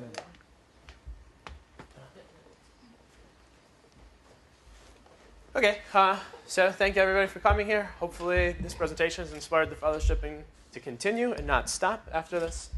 And hopefully I'm not the one that makes it stop. So anyway, the name of my presentation is called Esting Parameters of a Level K Game using Generalized Maximum Entropy. Unfortunately, there's kind of a lot to unpack there, but I think the basic idea here is going to be simple. Okay, so first I'm going to talk about this thing called a net form game. Really, it's just a new formalism, a way to formulate a game that provides a convenient notation so we can streamline this estimation process. I'm going to go over a brief review at level K and level K quantile responses, and finally relax the assumptions of the estimation. Okay, so just to show what a net form game is, it's a graphical representation of a strategic scenario. It's very simple to what is called a multi-agent influence diagram. So an influence diagram shows conditional dependencies, and there's a decision node where somebody has to make a decision to maximize some utility function. Multi-agent, as you can imagine, includes two agents. This is a slight variant of it, but the idea is still simple. So each node has a set of states that they can be in. The circles are what I call chance nodes. They're ruled by nature. The squares are decision nodes. So in this example with a firm, this is a simple economics Cournot model. You choose how much you want to produce. The demand could either be this one or this one, two simple states. Firm 1 observes this exactly and needs to pick a quantity. Firm 2 doesn't receive demand, the signal from demand right away, but instead he receives a signal that is correlated with the demand. Okay, just a very simple Cournot model with some noise. The point of this, or in a net form game, to solve it, what you do is you solve for the conditional probability tables for each agent under some equilibrium or solution concept, not necessarily an equilibrium. So for example, we need to find the probability so that when firm 2 receives a signal that the market is high demand, H, what is the probability that it produces Y1, Y2, and so on. For simplicity here, all these nodes have discrete state spaces. Okay. So let's lay on a whole bunch of assumptions right now. So this is now by the researcher, the econometrician, that wants to do some kind of estimation. So the strategy spaces and chance nodes are discrete, and that is in the formalization of a net form game. So the structure of the game is known. This is typically not that strong of an assumption. It can be. So you know the links, and you know the nodes, you know the state spaces, and you know the conditional probability distributions of the chance nodes, the nodes that are ruled by nature. You know the utility functions, and we also know, that's already covered, chance nodes. So as you're going to see, some of this stuff is going to be relaxable later on, but I want to start with the very basic. So now what is level K? Again, another term. So in traditional game theory, we usually use Nash equilibrium as a solution concept where each player is best responding to the next. Two reasons we might want to move away from this. One reason is that, well, in the real world, people don't always best respond. We see out of equilibrium behavior. Second of all, it's very difficult to compute fixed points, and sometimes level K, as we're going to see, is easier. So level K is a model of hierarchical rationality. The model is fixed, so if I'm player 1, if I'm a player, we assume a level 0 distribution for all players. So that's completely determined by the researcher beforehand, and for example says, okay, all players play uniformly random. If I'm a level 1 player, I'm going to pick my action in some strategic scenario under the assumption that everybody else plays uniformly random. I would be called a level 1 player. A level 2 player assumes everybody else is a level 1 player. So he calculates the level 1 strategy for everybody else, and then acts optimally by responding to that. Interestingly enough, in practice, when you do see this in laboratories and sometimes in the field, very rarely do you see anybody higher than 2. And everything I've read, I've never seen anything up to 4. So the example of this is called the beauty contest game, formulated actually by Keynes, but not necessarily put into the game theory framework until much later. Basically says if everybody in this room was to pick a number between 1 and 100, whoever's closest to half of the average wins. So the level 0 player says, okay, I think everybody else is going to pick completely random. The average would be 50, so I'll pick 25. The level 2 player would say, everybody else is thinking that. They're going to say 25, so I'm going to say 12.5, and so on. So this is how level K works. It's hierarchical reasoning. So let's make some more assumptions about this. We're going to assume right now that the level 0 distribution is known. I think the major contribution of this is that we can actually relax this. And in much of the literature, I haven't seen any relaxation of this assumption yet. Typically, if you need to do anything in level K analysis with data, you usually assume that it's either uniform or sometimes it's even the Nash equilibrium. And then the expected utilities of any strategy are computable. So what this means actually is the game is solvable. This is probably the biggest assumption because these games, when they blow up and when they get big, especially if you have data and a lot of conditional variables, it might be hard to solve them. And if you thought this game was easier, you're going to see a really easy one later, just so we can deal with this. Okay, so data characteristic. So for now, the data is observations of strategic play, multiple. So you observe demand, you observe what the noise is, and you observe or the firm 2 signal, and you observe what the players do. And you have a data set of multiple observations of this. And in this model, there's no learning. I have to mention this because a lot of times if the same players are playing the same game and they're not playing a Nash equilibrium, their strategies are not going to be stable. As they play, they learn, and their strategy also changes. There is in the literature that has models with repeated games where there is no learning. And essentially what it means is that firm 2 might not represent, say, a certain firm. It might not represent Google. It represents firm that has similar characteristics to Google that we imagine would behave the same, but only plays the game once. So essentially, we get different representation of firm 2 with the same characteristics.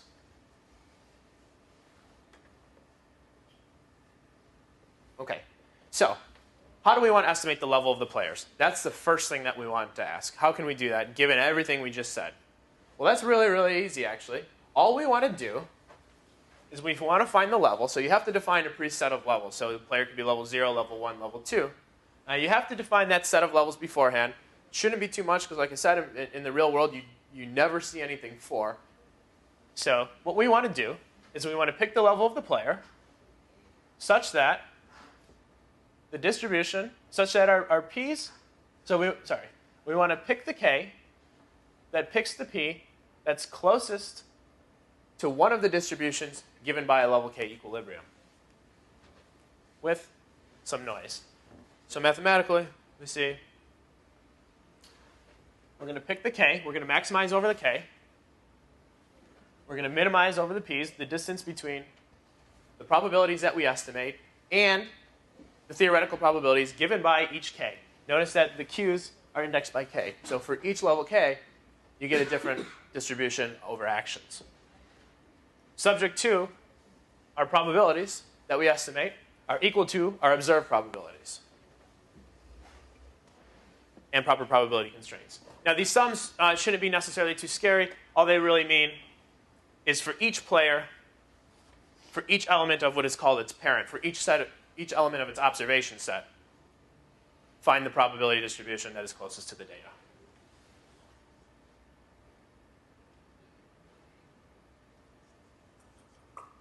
So main issue here in this very simple formulation is that in the level K model, if players were playing level K, you wouldn't see mixed strategy. So the probability distribution would be generated. Why is that? Again, for example, when you're here, you take everything else as fixed. It's an expected utility. This is discrete. So you're going to have a supremum of that set. Also, in the real world, we don't normally see that. Even if somebody is playing a certain level, and they're doing this hierarchical reasoning, we don't even see them playing that hierarchical reasoning solution all the time. So what we're going to do is we're going to introduce quantal response. And I guess I should specify here, we're going to introduce the logit quantal response. Quantal response is not necessarily in the exponential form. So basically what a quantal response is, and thank you, I don't really have to do this, but given a finite set of actions, the probability that you pick that action is given by the exponential of the utility to that action divided by the sum over the exponential of the utility of all of those actions.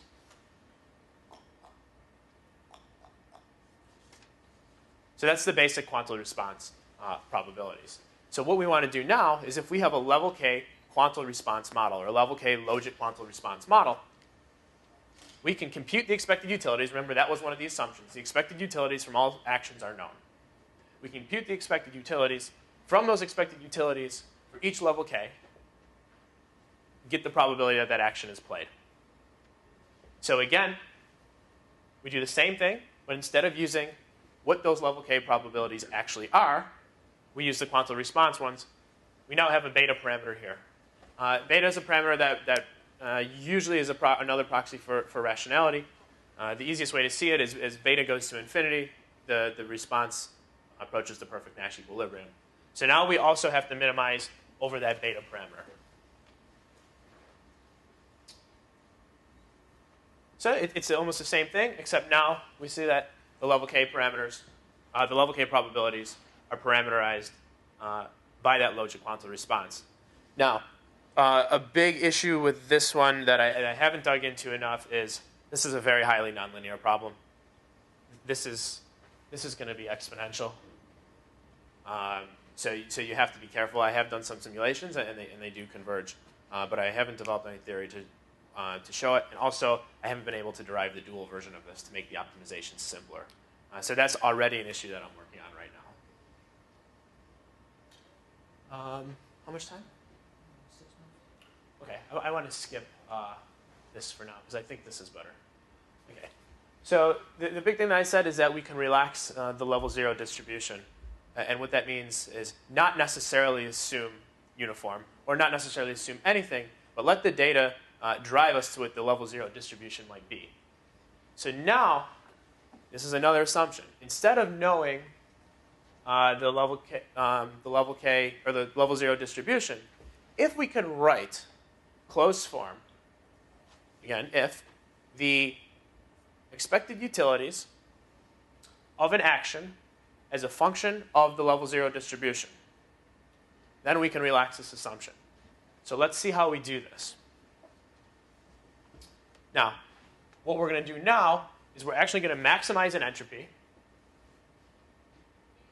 subject to the constraints that that function is equal to what you observe plus some noise, and you pick the K that is closest. What this will do is, you see nowhere in here, we're not using a divergence anymore. We're actually just using the regular entropy. So to see how this one works, I said we're going to do a very simple game, and I'm going to call it level K rock, paper, scissors. And even more simple, I'm not going to use a logic quantal response. I'm going to use a linear quantal response and just make sure that all of the expected utilities are positive. What does that mean? The linear quantal response is just the expected utility over an action divided by the sum of all expected utilities, just for simple simulations. So what I do is I perform this in the rock, paper, scissors quantal response, level K quantal response. If anybody doesn't know, rock, paper, scissors, hand game, rock beats scissors, scissors beats paper, paper beats rock. If the level, also note on identification here, this is not necessarily identified. I haven't derived any theories for identification. The easiest way to see this is if it was truly a uniform level 0, all the level 0 probabilities are exactly the same. So you still need to derive more conditions to guarantee identification, which I deal with a little bit in the logic quantal response. We can derive some conditions in that case. So what I do is I simulate this level K rock, paper, scissors with the true level of a player being 1. And we see that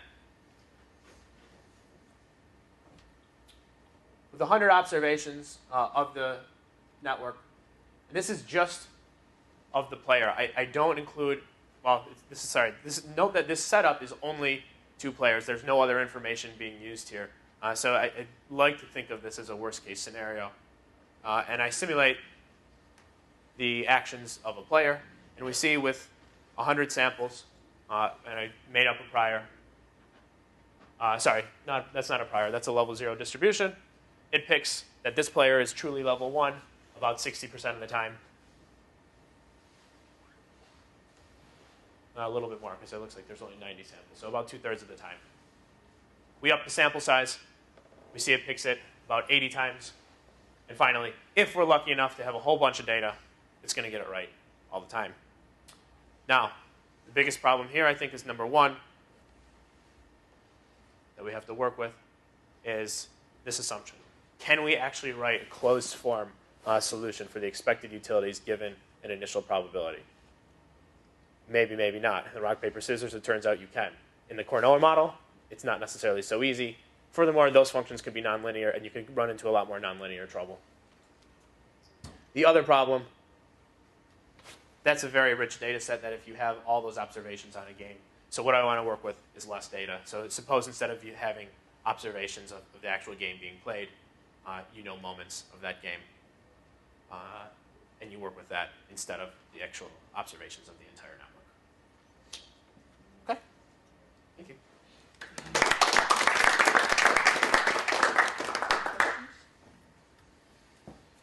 We will continue the fellowship, don't worry. Okay. The only, I mean, it's a very nice framework, I think, from what I understand. The only comment that I would have is your basic fundamental objective of minimizing the K of the entropies. This I'm not sure yet, I'm not convinced it is the absolutely correct way, because what you're trying to do is decide between 2 possible theories. And I'm not sure that this will give you the correct theory, because, you know, it could be the correct theories, but the data took you away. So you may choose. I mean, there is probably some probability that you would choose the incorrect underlying theory to choosing the correct one in this category. And I don't have any smart suggestion, but I think that this choice, because what it will tell you is how far away each case is from the new data, new information that you have. But it won't convince you that the Q0, whatever you call the prior, or the theory, is the correct. It just tells you how far, which one of them is closer to the new information, but or the vice versa, but it won't tell you which one is the correct. So I think this ties into what we were talking about yesterday, is that if we were to do inference, we can maybe tell you which one is not correct, but we won't be able to tell you for certain which one is correct. I'm not even sure, because remember what you're doing is kind of maximum entropy type problem. So the question is how far away the new posterior is from the prior. Now it could be the posterior would be exactly like the prior, because the new data is in line with the prior. And you can have the other way around as well. But if the prior is some theory, it doesn't tell me which one is the correct theory, because it could be that you have a theory, but the data somehow, it's a bit different than the theory due to some other random elements in the data. So those are the issues here. Yeah, right. All right. So, I mean, basically the whole assumption is that yes, this is we've captured everything else. It's a level K game, and we know it can only be one of these 10 distributions. So yeah, I'm sure in the real world, it would be difficult to even tease that out for any kind of complex games. On the philosophical way, I think it's a nice framework, but practically, I think you have to think a bit how to fix it. Firm it up, sure. Yeah. I may have a follow-up on this question, if I understood properly. It seems to me that it is similar to model selection, right? You want to exactly. And so typically when you use like IK or stuff like that, we know that we should not maximize the entropy, but we have to penalize the number of parameters and so on. And then we can ask the question of a consistent model selection. So it seems some kind of problem, right? Yeah. That's what I actually just started looking into, is the maximum entropy model selection work.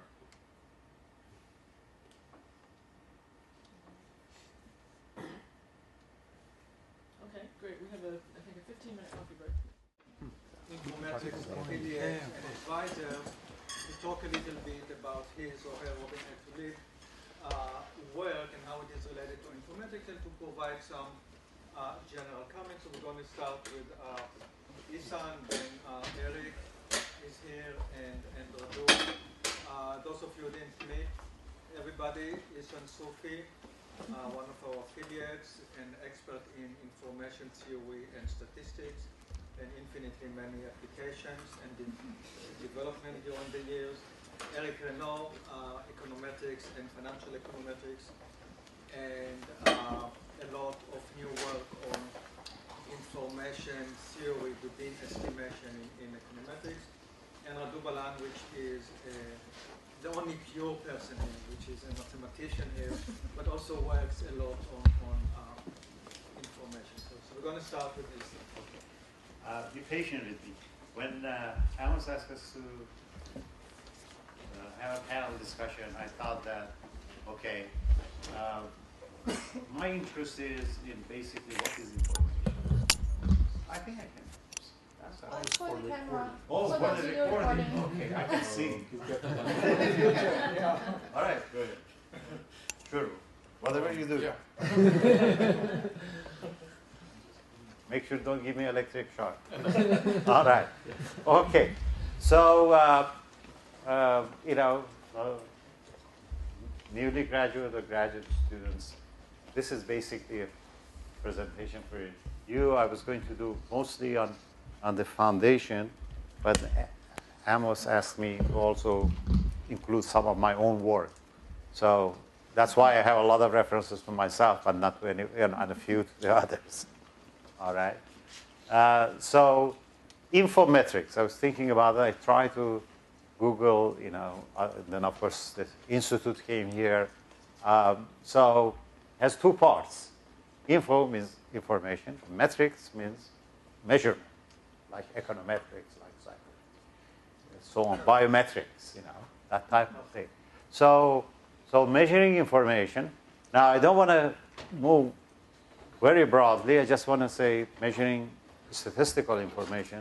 So I give you a little bit historical background, my own opinion, and then some of the work that I have done around this topic.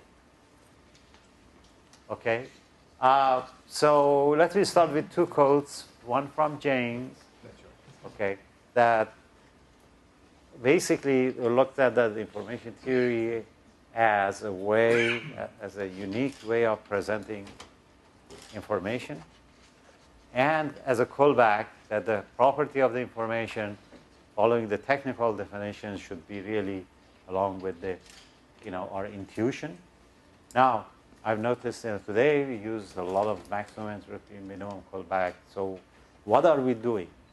That's the question. It's not the questions of the techniques, but when we maximize entropy, what we do, or when we minimize callback library function, what do we do? This talk is about that.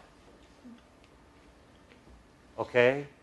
Now, thanks to Amos, not only for inviting me here and having such a nice discussion opportunity here, but his leadership and contribution to the area. So I just gave several of Amos's contribution, which includes his writing as well, but basically a lot of work that is done. I really thank Amos on that. The last paper, we were invited to write a tutorial in some sense, but I thought that that's not necessary. Noticed that a lot of, especially I'm originally from Iran, my country, person, man, male and female, they write all kind of information theory material without really thinking what they are.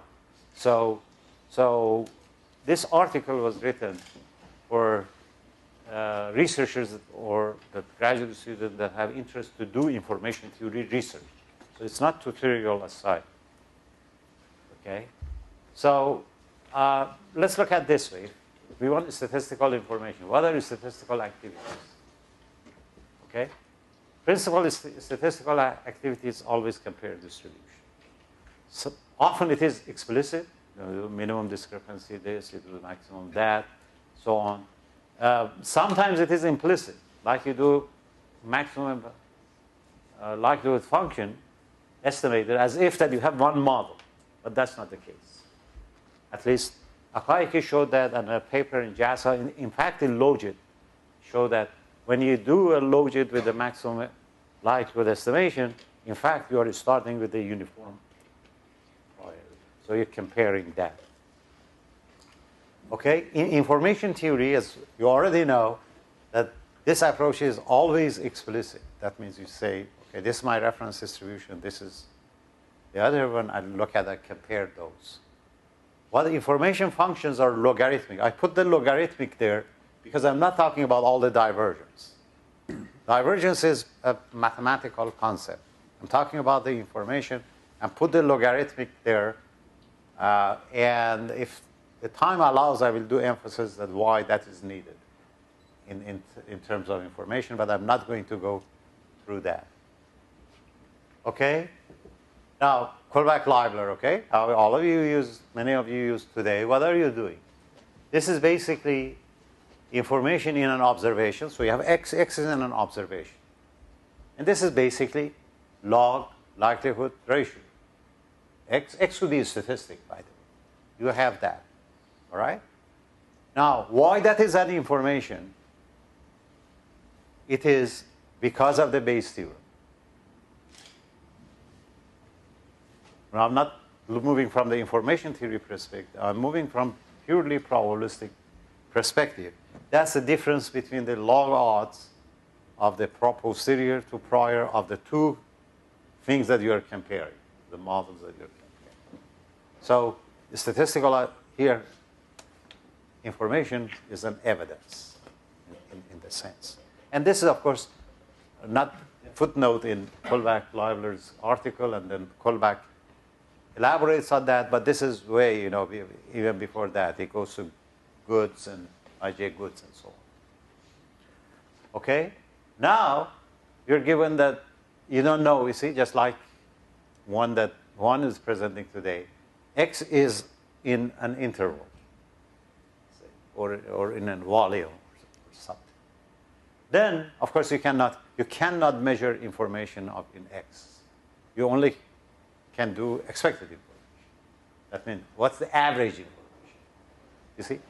Immediately, as soon as you go from one point to an interval, of course, you have less information intuitively. And then you have to get what? Some sort of averaging to work out. You cannot answer the original questions that you pose. Okay? Now, when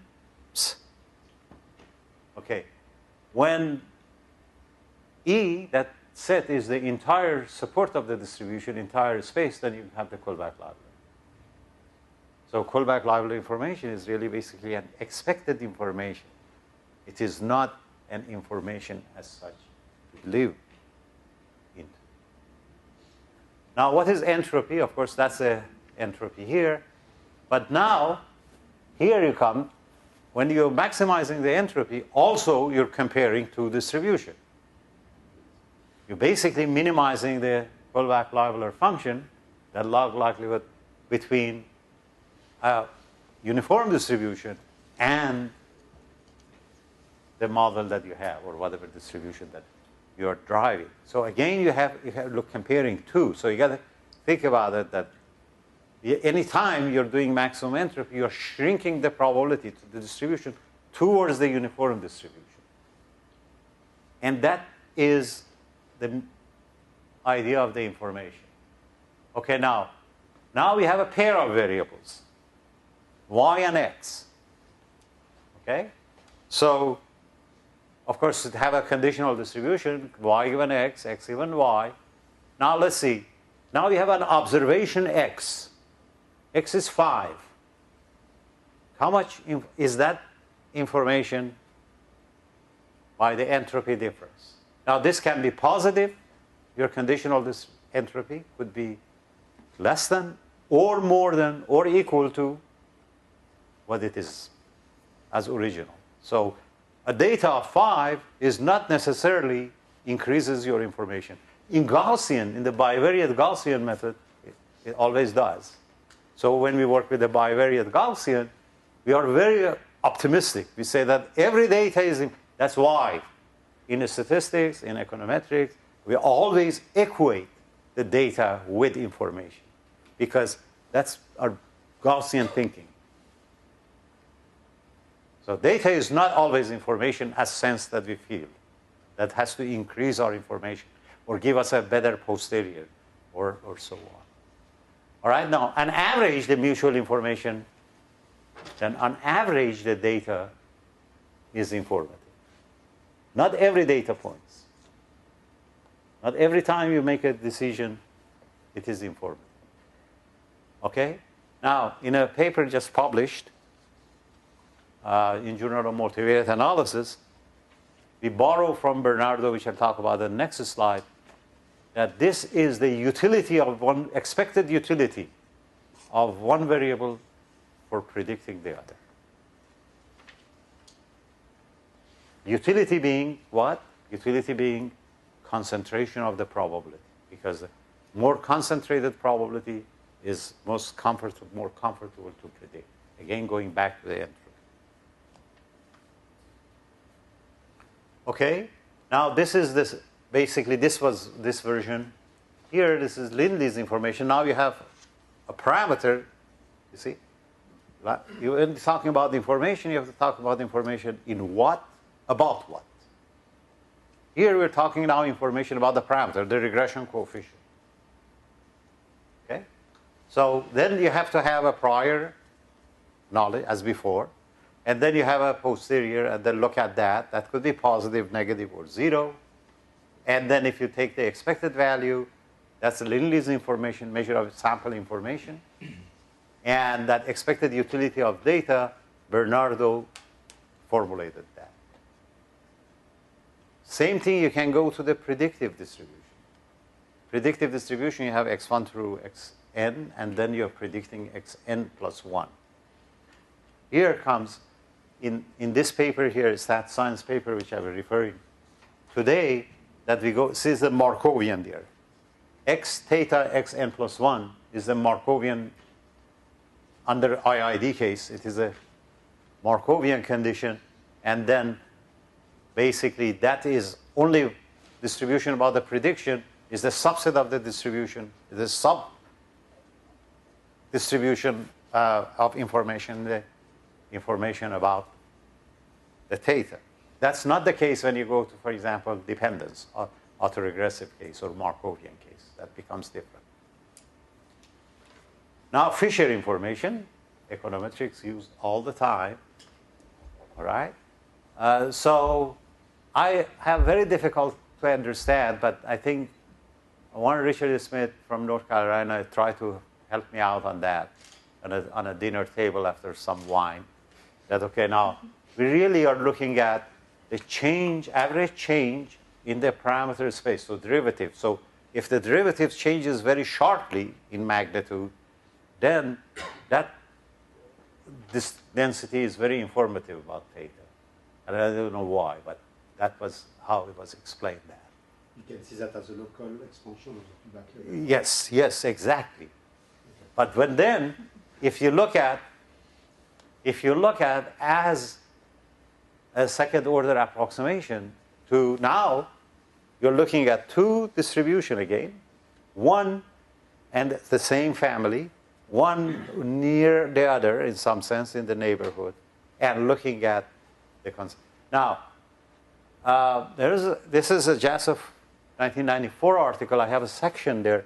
Now, when you go to the chaotic system, the Berliner has a paper in JASA which talks about that when you go to the, he drives the Fisher information for chaotic system with noise, and then say, well, Fisher information doesn't have the usual meaning. But if you look at them this way, it has exactly the same meaning, the infinitesimal changes in the initial condition.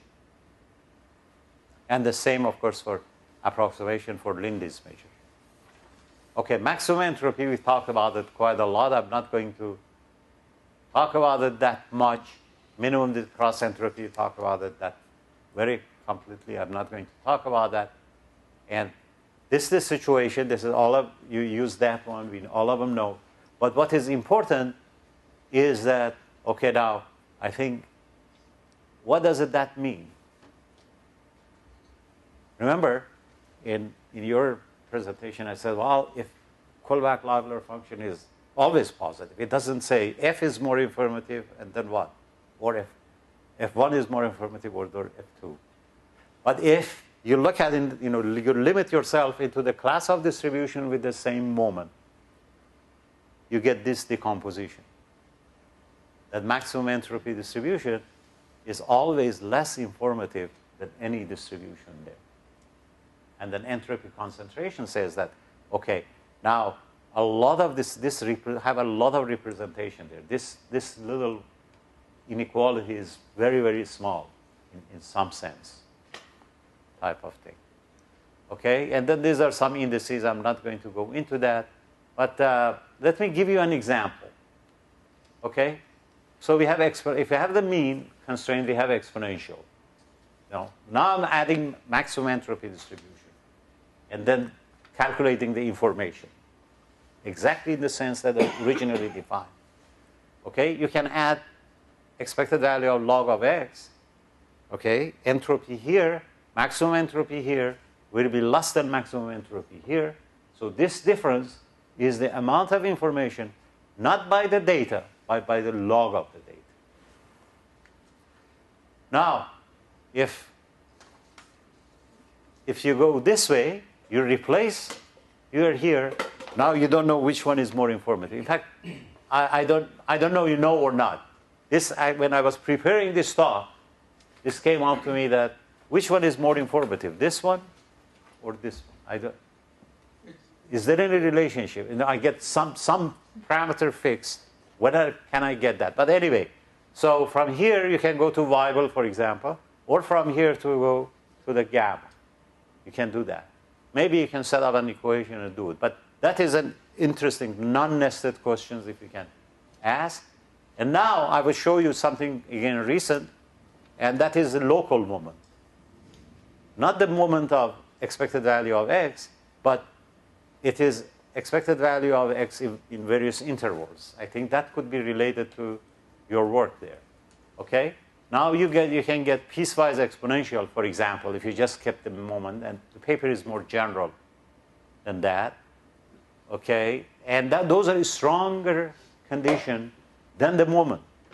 Why? Because if you know the mean between here and there is this, and between here is this, you can add up to get the mean with their weight. But otherwise, you cannot decompose. So this is a stronger condition there. This is an example here. You get 3-piece exponential here, 2 pieces in exponential. These are their survival function. Now you expect that this, the blue one here, which is not exponential, is the closest one to the exponential. And then, you see, you can do that. You can basically, using that entropy decomposition of the Kullback-Leibler function, you can see how far on average they are from each other. Okay? Now I'm going to change the shift here. I'm not going to talk about the classic maximum entropy, but I'm going to talk about the maximum entropy that you want to derive a distribution for f, but you are not maximizing the entropy of f, because that may not be of interest for you. You are maximizing the entropy of a distribution related, one-to-one related to f. For example, the equilibrium distribution, which is the survival, come out with the survival function divided by its integral, which is this is a very proper density. It appears in renewal processes, and it's also called asymptotic age. So its entropy is this function here. This is a function introduced in IEEE and have using image reconstruction a lot. I do not believe this is an entropy and have some reason for that. I'm not going to go into that here now. I think I'm spending more than my time. But now you want to maximize that. Your solution look like the maximum entropy exponential, but then this is the survival function, and these are the derivative of your constraints. And of course, subject to this condition, the solution is unique. It may not have. Now, you don't have many known distributions that have this. So this is more limited. And this basically give you a, for example, exponential is maximum entropy subject to this condition, but under this condition, it is maximum equilibrium distribution entropy. It's not the same. Here I'm going to add the same, keep the same constraint now. Unless we're talking about the same constraint, but 2 different objective functions. Okay? Now, in both, in maximum entropy and maximum equilibrium distribution entropy, the solution is in this form, which is basically in a generalized gamma family. Okay? Both of them are viable. No, one of them is viable. This is viable. MED is viable. But the maximum entropy is not viable. Also this parameter is not 1. Now you will see for various values of alpha, this is the maximum entropy generalized gamma. This is the maximum entropy, maximum equilibrium distribution. So they could get sometimes, or at least for some value, you may get close, but you always lose entropy in some sense with the original. So you got to think about it that may not be. The next example, and this is my last example in a couple of slides. Now I'm looking at dynamic situation. So given that income is beyond something, and then beyond X, or life expectancy beyond T, not at 0, not at age. 0, but at birth, but age all H, HT. So I can have the residual distribution or past time distribution. All right? But now my maximum entropy is defined in terms of the entropy of their, say, residual distribution. That means for every t, I want to have a distribution that for every t, the residual distribution is the maximum entropy. That's a very, very strong condition. Not for a given t, for every t. It always holds. All right? So that's a distinction between them. Now, maximum entropy subject to the mean residual doesn't make sense, because if I know the mean residual, it uniquely determines the distribution F. It's a single point, so I don't have to. So I need to come up, cook different type of constraints. The constraint could be in terms of the hazard growth, for example, inequality, because also hazard function determines the distribution. Okay?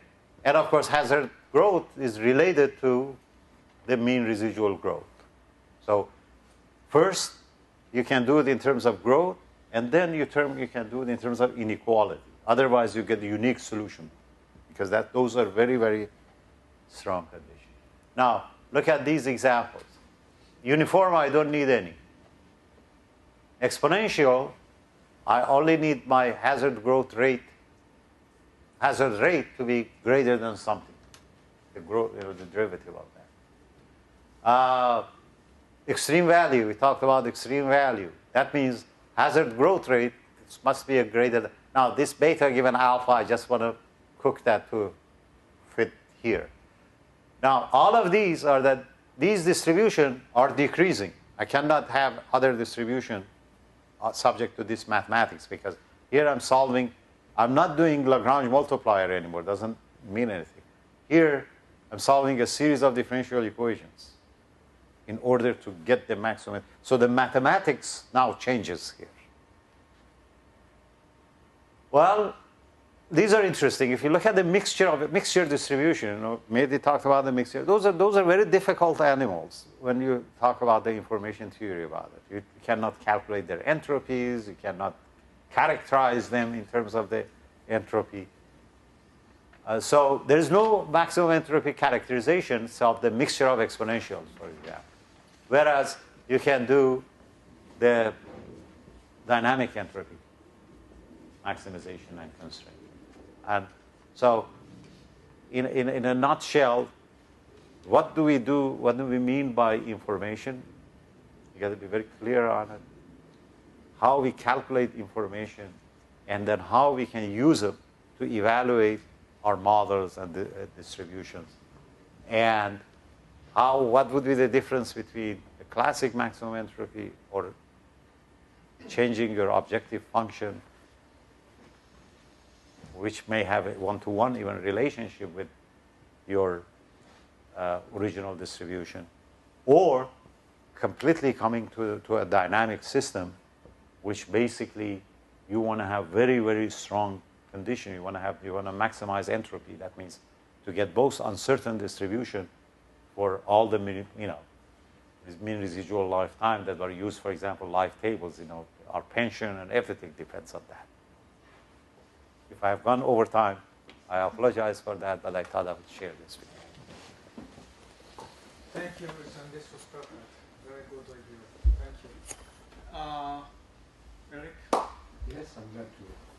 I will be much less comprehensive than this time, but thank you for that. It was great. Yes, okay, so it turns out that my personal experience is part of my life, and I would say traditional econometrics, and also part of my life simultaneously, but in infometrics. Okay, so really what I feel, and typically it was today, what I felt today, is that these two communities do not talk to each other sufficiently. That is to say, it's a remark I met on your joint paper with a student today, but there has been, for the last 10 years, there was a huge strand of research in traditional econometrics, if I may say that, on what they call partial identification, set identification.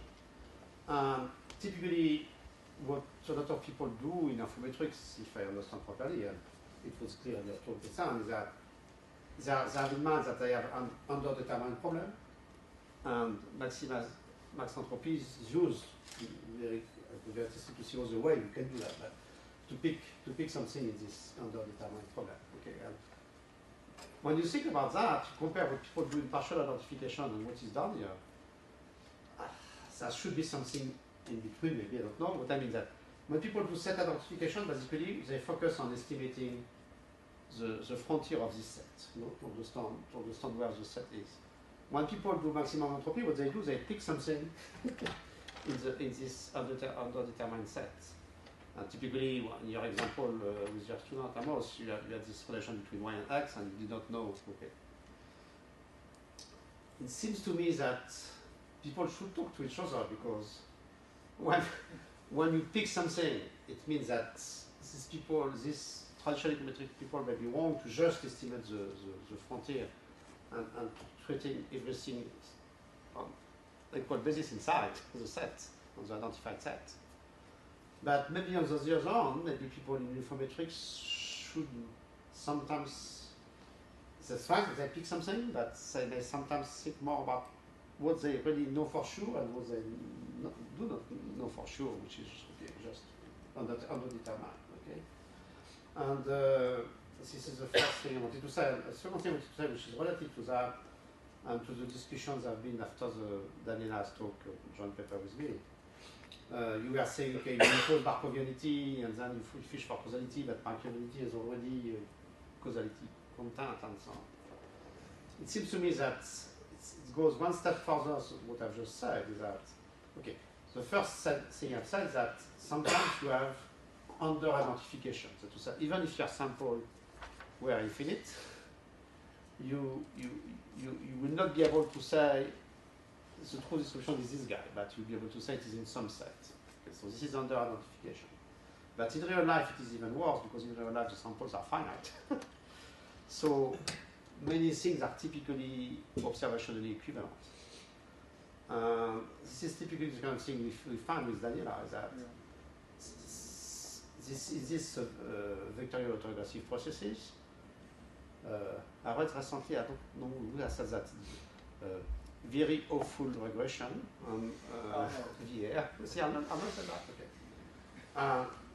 If once in your life you are estimating the VR, you know that, okay? That is to say, when I tried to validate something I did several years ago about multi-step causality, you know, multi-step causality is interesting as soon as you have dimension more than 2, because you will take into account indirect causality. It's like causality between x and z goes through some y and so on. So you have to go to a var of dimension larger than 2. And when you go to a var of dimension larger than 2, you realize that you cannot reject any hypothesis of causality, because your estimators are so volatile that you know there's too many parameters, so the estimation is really imprecise.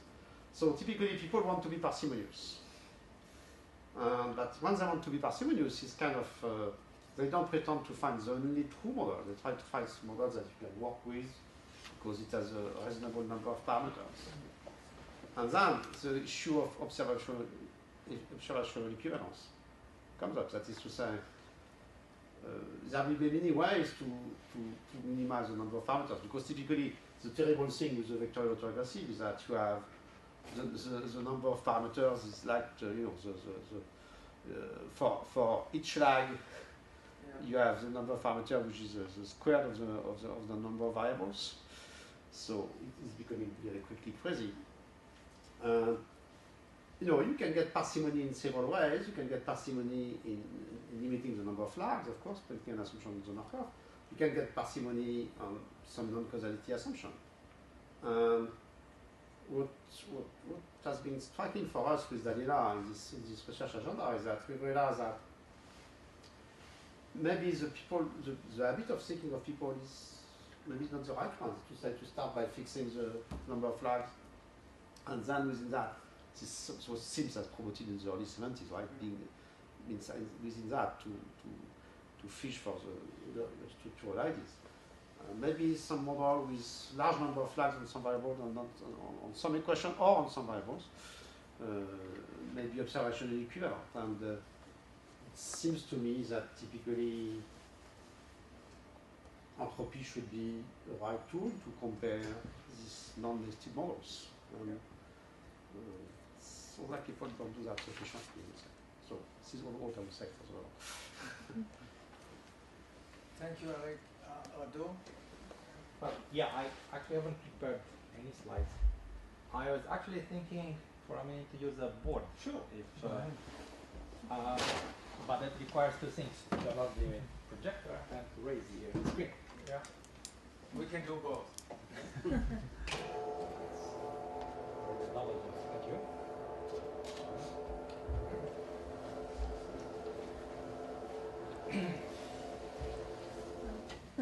So Amos actually referred to me as the pure, in some sense, the pure guy here, as I guess as being associate or connected to the Department of Mathematics at the University of Maryland, which is true. But on the other hand, I actually have to say that I do mathematics for living. I mean, that's not exactly my training or as a background. I mean, it might sound strange, right? I mean, somebody doing mathematics that actually does it more or less for a living.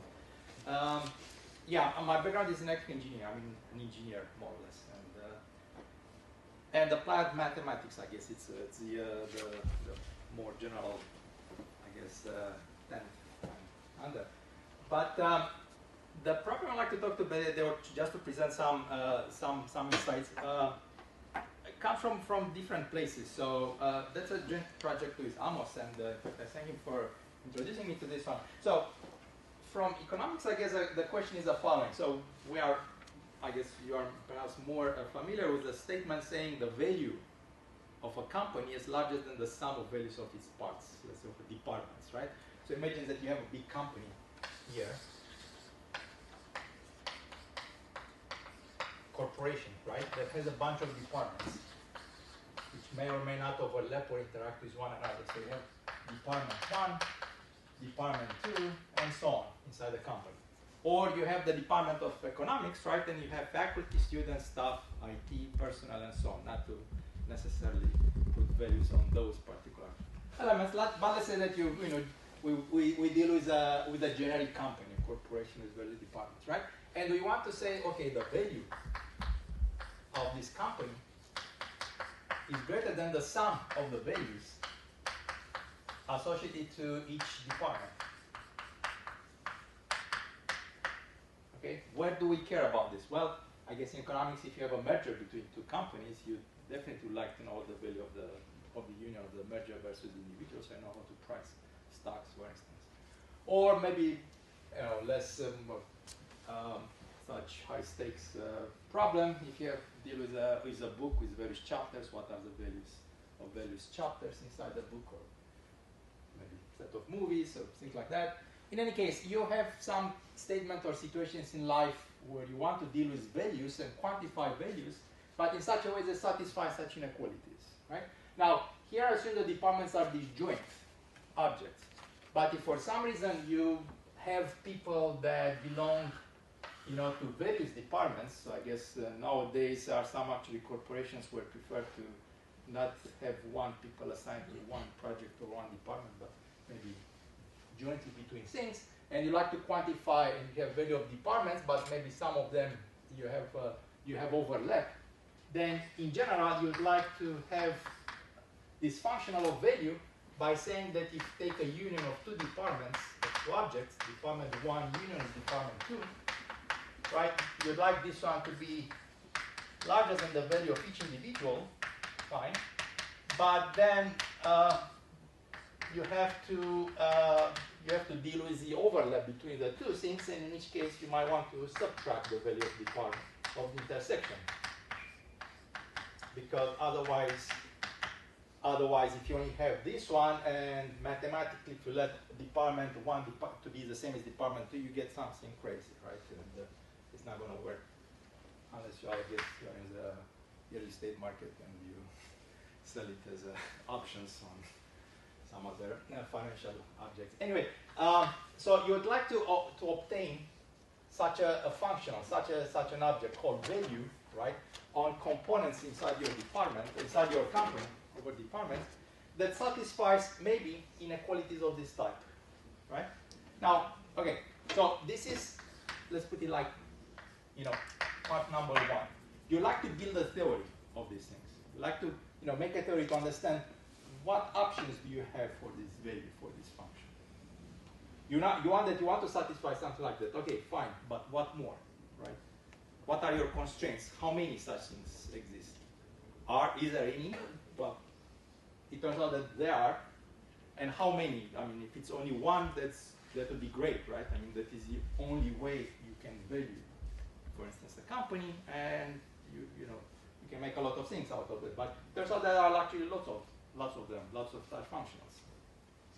Now, inside a set of such functionals, of such values, functions, maybe some are more interesting than others, right? And okay, so the mathematics, if you want, behind these statements and this problem is related to so-called generalized measures.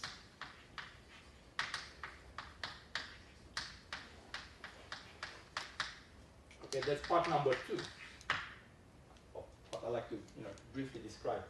And a good thing, I mean, it has some history behind it. If you actually look inside the, I guess, the measure theory, there are a number of people, of course, starting with Lebesgue, I think that's roughly 1900s, 1910 or so early, then jumping from France to neighboring Italy with Vitali,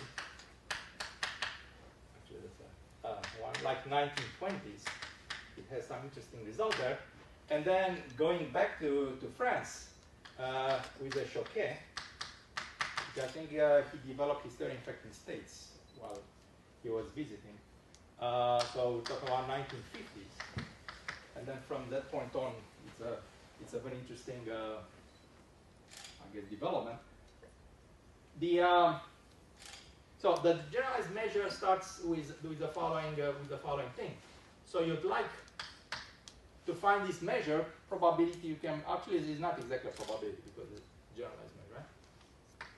So we're looking at a function from the power set, or a collection of subsets if x is infinite, but let's say that x is finite, real valued, right? So assume x is a finite set. So let me just put it this way. And you want to assign numbers to all these subsets, non-negative, so you want to do it in the following way. You want the empty set to be 0, right? And then it's a question of what do you do with multiple sets, right? If you have two sets, A and B, what I was describing earlier is to say that the P, or the measure, if you want, of A union B minus the measure of the individual sets, and then the measure of the intersection, like to be greater than or equal to 0. Right? This is exactly this statement. And so these two properties together form what is known as a type 2 Choquet capacity.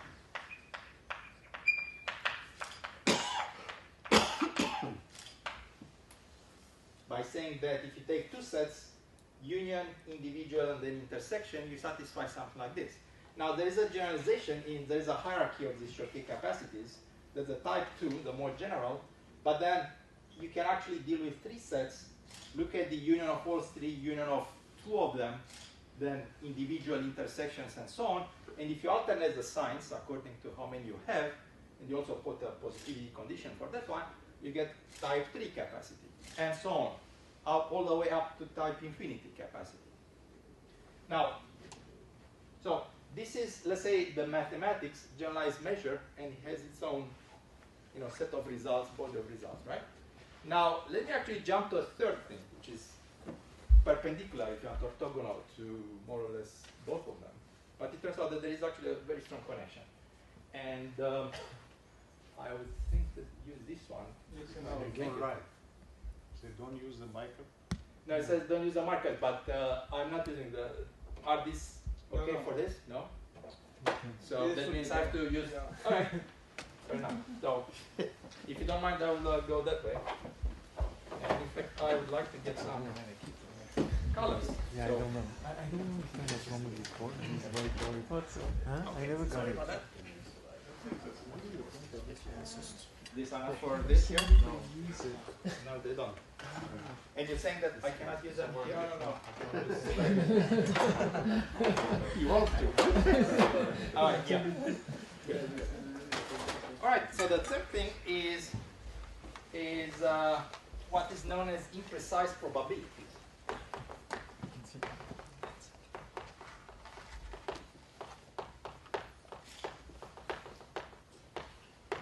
Okay, so here's a framework. So assume that you have a finite set, a finite and discrete, the discrete finite set of events like before. Let's say that you have only 3 events, x1, x2, and x3, right? And you do not know exactly the probability mass function, but you know some information about the probability mass function specifically. So you have the empty set somewhere here, and you have the individual elements.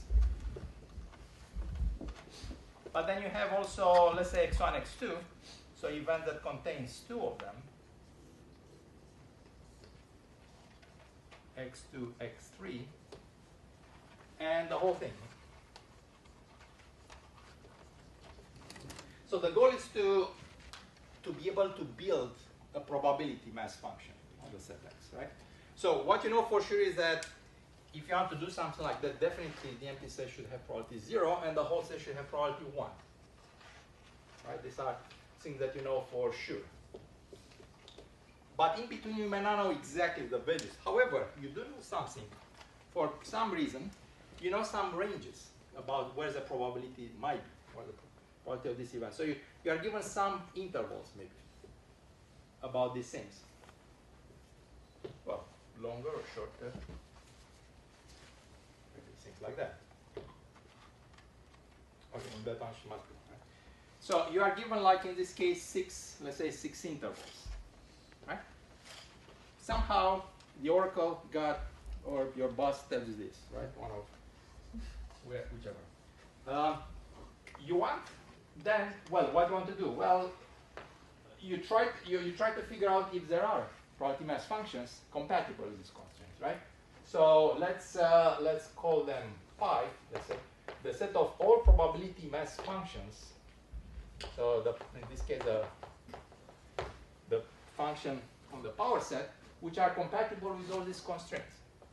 So P of A, you like to be between whatever limits you have that. Let's say L of A and U of A. I shouldn't actually, sorry, I shouldn't use this like a lower and upper, but actually these are something else. So this is like C1 and C2 of A, right? The lower end, this is C1, C2 for this particular set, C1, C2, right? Of the corresponding set A. A in the power set. Right? So you consider all possible probability mass functions. So I would say that each P of A greater than or equal to 0, and they should sum up to 1. Right, to P probability mass functions. If there are, there may be, for some reasons, this pi set might be empty because you might give some constraints that are not compatible, right? There is nothing there. But assuming that it's not empty, so you have something. There are some. So you have maybe a choice, that assigns those numbers and they satisfy everything you want. Now, once you have such a family of possible probability mass functions, well, you can look at what is the lowest point. So, while you are saying, well, I want the probability to be between C1 and C2, but actually, when you write out the probability mass function, it may turn out that you cannot actually cover the whole entire C1 and C2. Feasible, using only the feasible probabilities, you can only obtain some subsets here. Right? So once you have those feasible probability mass functions, you may in fact go back, and for each subset, you may look at what is the lowest possible value you can get. So that the minimum, if you have of P of the set A when P belongs to this probability set, right? And what is the largest thing that you can obtain there? Which would be the maximum of P of A, where P is a probability mass function that satisfies all the set of constraints that you have, right? So now you obtain some other two functions, interesting functions. And I call them L of like a lower function. Let's say. Obviously must be 1 and 0, those endpoints. And you get an upper bound as well, right? You have lower and an upper. These are called lower probability and upper probability. Called lower probability and an upper probability function. Now, I mentioned imprecise probability. Technically, imprecise probability is defined essentially by the set of, so the capital X set and one of these two. I mean, the lower probability is sufficient, turns out, because the upper probability, in fact, is uniquely defined by the lower probability. There is a, if you think about and you analyze carefully, it turns out that the upper probability of A plus the lower of the complement must always sum up to 1 somehow because of probability constraints. So meaning that you have one, you automatically know the other one. So, but interestingly enough, or it turns out that there's interesting side. This lower probability, I mean, you may ask at this point, okay, what's the connection to everything we said earlier, right? It turns out that this lower probability satisfies the following inequality.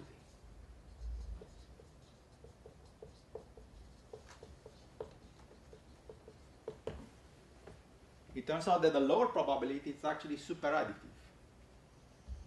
which was, was kind of pleasant to know.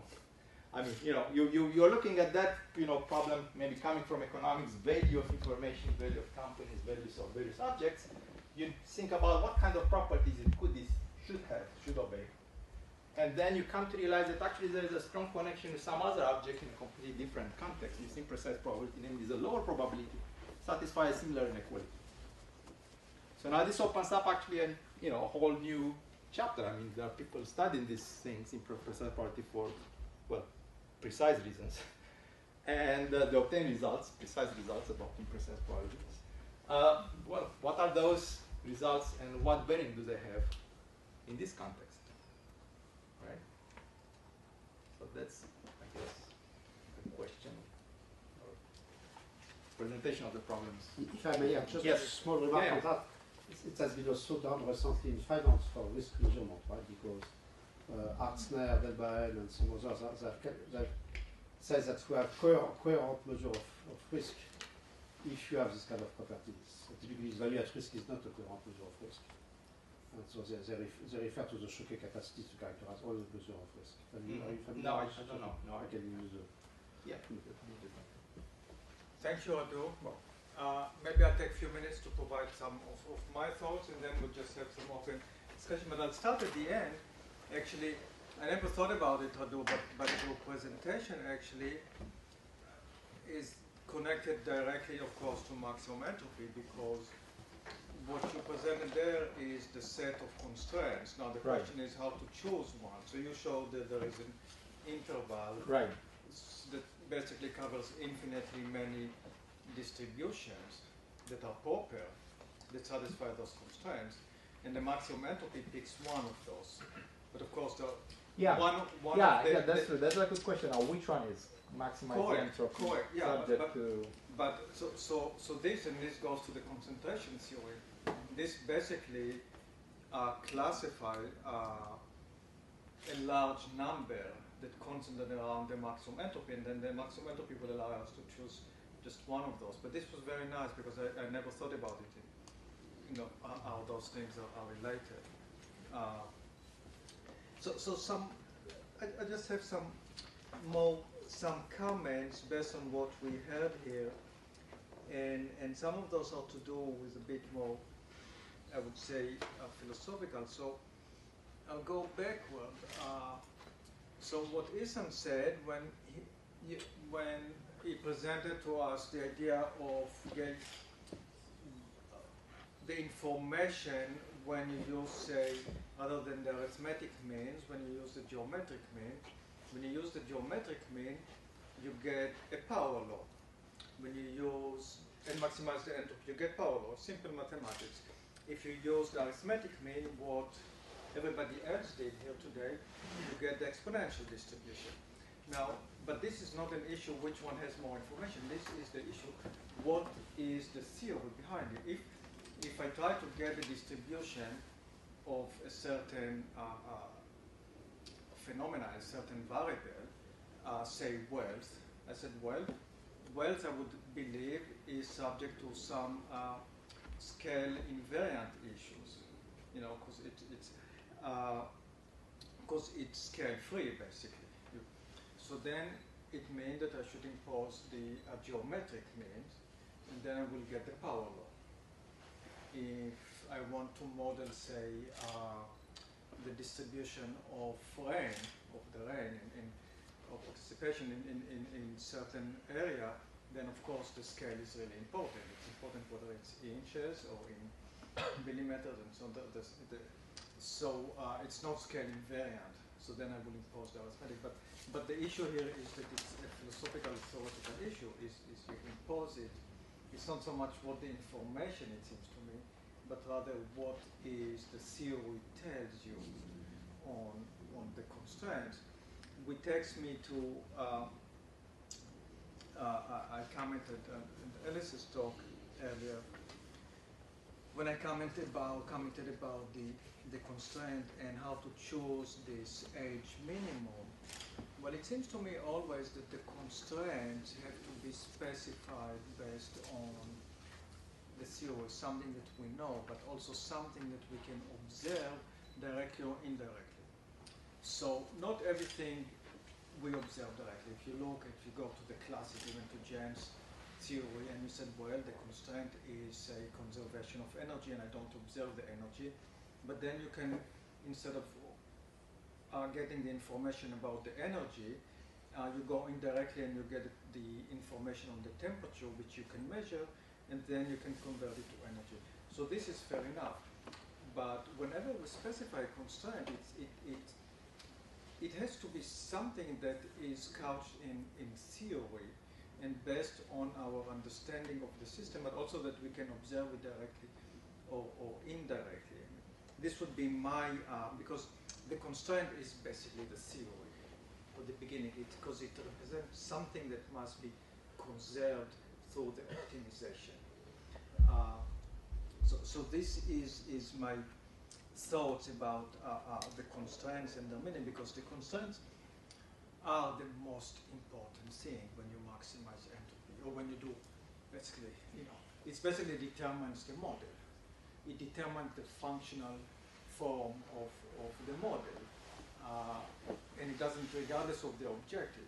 One can optimize any type of objective function, but what really determines at the end the functional form, not just the objective, but mostly the constraint, because the constraints have to be satisfied. So this is something that it seems to me, it goes to what Eric said, there is not often enough interaction, and this is the whole idea of the Informatics Institute, is to have this interdisciplinary discussion and interaction and to learn from others. If you think, for example, in the natural sciences, people put years and years into the thought of what the constraint should be. We often in the social sciences just run a regression or think of some kind of a conservation law or some structural form without really validating it with theory. If you think why some of the natural sciences theories are sometimes more developed, sometimes less, but because they are convinced that their conservation laws are correct, and if the conservation law is correct, that you put it, then it means that maximizing the entropy is a sufficient statistic. So all what they have to put is this constraint in terms of moments, and then it gives you the correct theory. So those are just some thoughts. The last thing is, and it came out here everywhere, is always, we need to figure out what is the information that we have. Information could be in terms of what I mentioned now, the conservation rules or some theory. The information can be in terms of some prior or some soft data or some real, what I call hard data, the numbers that we see on the computer. And the boundaries are not always clear. What is the prior, what is the soft theory, what is, as Eric was talking about, nesting the theories, how can we compare? Because the information that we use in each different, say, even if you just talk about inference and estimation, the information that we use when we run a least square versus when we run a likelihood or when we do maximum entropy or any model that you wish is different. And then how can we compare those? Because remember, any estimation model that we use must convert the input information into output information that we get. And to be 100% efficient, so it means that it's work of Arnold on this, that the information is conserved through the processing.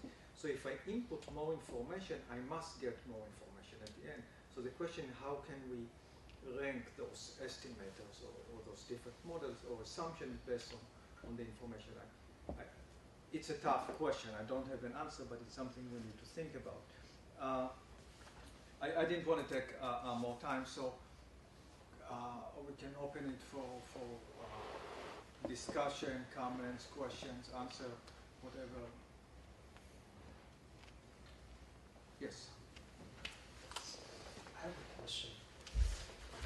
Probably this was a perfect example because I can actually comment a bit. Because I work for an institution. It's a financial institution. It's exactly the perfect example. I hope it matches. Probably the propensity score is quite high. So basically, we have a bank, we have an insurance company, we have a leasing company. And our shareholders believe that having this kind of all companies together, instead of having a loan, makes a lot of sense because it will increase the value of the company. And how it works, because currently the insurance company has only one office, and the bank has more than 100 offices around the country.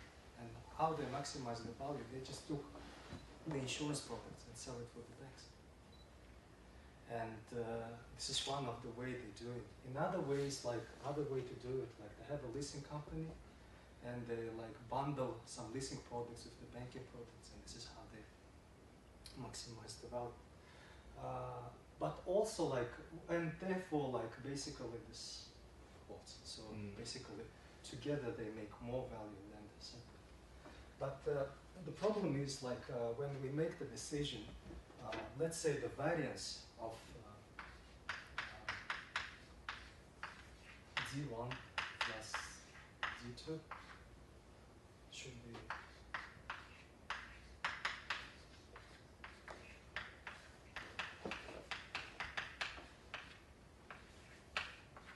So that's uncertainty. Yeah, the coherence should be coherent. So in addition to the profit maximization, we also think about the risk of the whole thing, and for the measure to be coherent, probably in some cases, not in some cases, but in most cases, we impose this kind of constraint.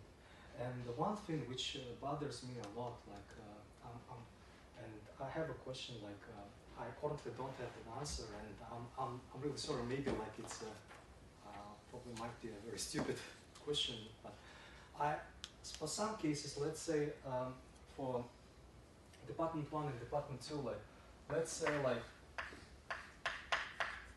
have an entropy of D1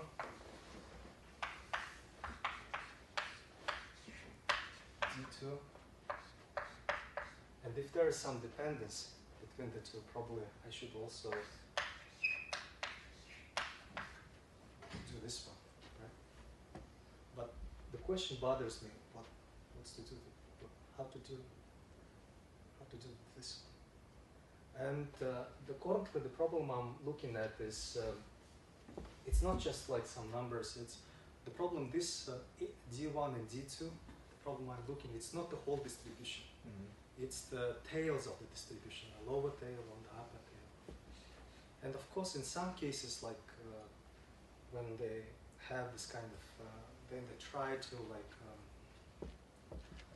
they use like some people like use the copulas or like some other type of thing, techniques like to solve this kind of issues. But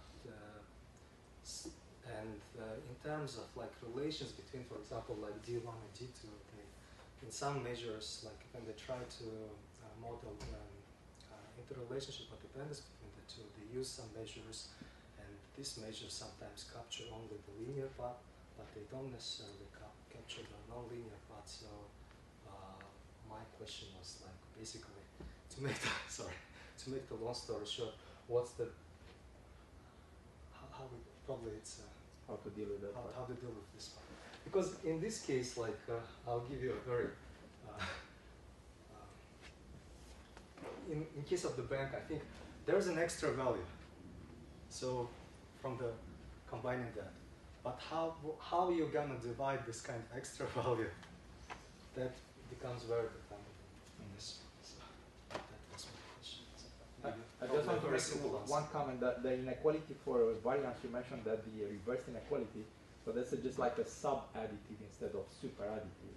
Right? That kind of inequality actually is satisfied by the upper probability. In this imprecise probability model, the lower probability it's super-additive, so it's like greater than or equal, but the upper probability satisfies the other inequality, it's less than or equal.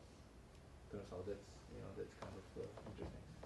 But how about like that? I don't know.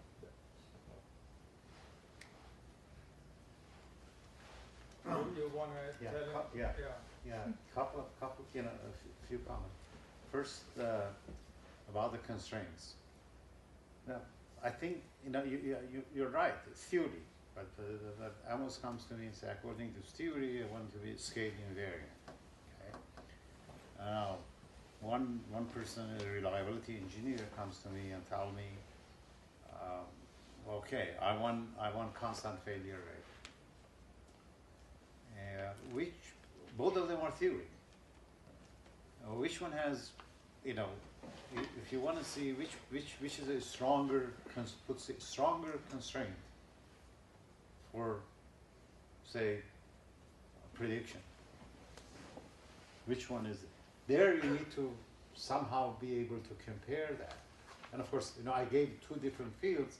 I think this could come out to the say in field of reliability. You could come both constraints, both of them two different assumptions. All the theories assumptions. But which one, can I in somehow quantify which one, rank those assumptions, which one is stronger, which one is, in nested case it is easy to do. In non-nested, I think I haven't done, but I will be working hopefully, because this issue came to me lately, is that whether I can rank them. I think that picture is beautiful, but there is another set which is subsumed there and explicitly does not mention, and that is this set. Let me call this set B, which is none of. So then the company is the union of all of these, including this. And this super additivity could come to be the value of this one. On this issue now, now you mentioned their upper and lower tail. That's what you mentioned. I think the way that maybe I would approach that, to go look at that dynamic situation that they had. Now we have dynamic in both sides. So, for example, you have it here, you have a lower limit here, let me call it T1, and you have a T2 there, so we're looking at this way and this way. And then, of course, this could be related to each other if you, bring them further, closer to each other, both tails get larger, and so on. So there is a dependency structure between them. Now, I didn't quite understand this part. Do you mean that, what do you use this for, to measure what? To measure uncertainty? This look like to me that is measuring the dependence, how dependent they are. Yes, there might be like some two variables, let's say like individual has like certain distribution of the income. And also the individual has a certain distribution of his value of his assets. And the distribution of the two might not necessarily be the same. They are not the same, okay. Yeah, this would be the mutual information in some sense. Now, you need to know how they are related. Yes, that's. I think that you mentioned Kapula. Kapula would be a model. It's not a measure. It's a model that basically say they are dependent according to this. Like you know, just say they're dependent with the only linear, for example, or something else. So that's a measure of dependence. I would say that how these two are dependent, and I think. That's all I can say about it. Otherwise, the problem needs to be a little bit more specific. Yes, in case of Coppola, I just mentioned it because like people, instead of like thinking about maybe like in terms of the stochastic process, people just take a shortcut and let's say they have some combining Coppola and combine it, and of course in some cases it works, but in most cases it doesn't work. So my question was like, of course, the people tend to use in these cases like Coppola and this type of the shortcuts, but is there like any other methods like which is more like reasonable? To model dependence? Basically, Coppola is used to model dependence. Yes. And there are all kinds of Coppola.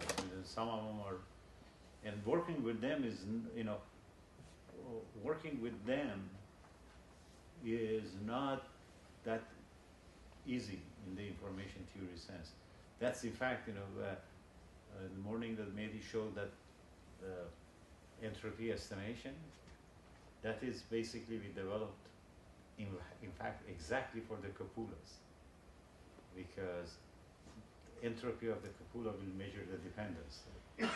And then if we don't know what's the distribution, then you need to do some sort of database material. So you can do, say, density estimate in some sense, and let's say, let's see, to take the kernel density estimate, and then basically use a weighted average of the log of the kernel density to come up with a measure which will measure it. Then you don't need A and B, the distribution for A, distribution for B, for that dependence.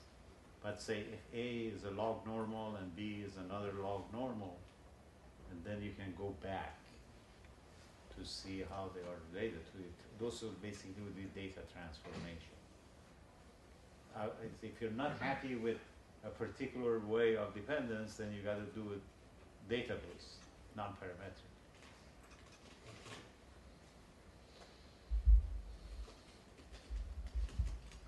More thoughts, comments, reflections? I was going to comment on what Eric was saying on the VAR model. That when we started to look into this strange model that we have without causality, I started looking into it, and then we saw that it was this asymmetric VAR models, and then right away remind me of the sparsity literature that is going on right now. So all these Lasso VAR and all these different VAR formulations that are right now trying to address these over parametricized VAR models. Basically, they are doing, to some extent, some sort of the same idea, right? Yeah. They are trying. They obtain these models. Sometimes talking to someone says, "Well, these are models with holes, right?" But you know, it makes sense because there is no actual reason to believe that you should impose semi-structure in every single variable, especially when the models get, you know, so large with so many variables. So this, I guess, this connects towards these Lasso procedures, or even there is a VAR Granger causality-based sparse model. And there are other methods, like for instance, there is a two-step procedure of Davis and co-authors that they also try to impose this sparsity by looking at it's 2 steps. They look at different. In first stage, they try to see okay which variables are related with whom, and then they try to look at individual coefficients to pin down even more those kind of zeros. So I guess in some sense this connects to this literature that is currently going on in terms of sparsity and trying to achieve parsimony as a way to reduce the structure that we are a priori imposing in the models that we use. Yeah, it's interesting. But from philosophical point of view, you always have to remember that there is the fundamental issue of causality that say philosophers will talk about, and then the more empirical part, which is sometimes hard to differentiate this and correlations and yeah.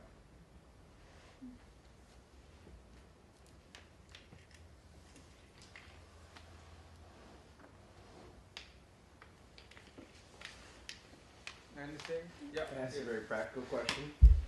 So we are a bunch of young scholars here trying to launch careers and using a lot of this stuff related to Infometrics. Do you guys have any words of wisdom for the younger people?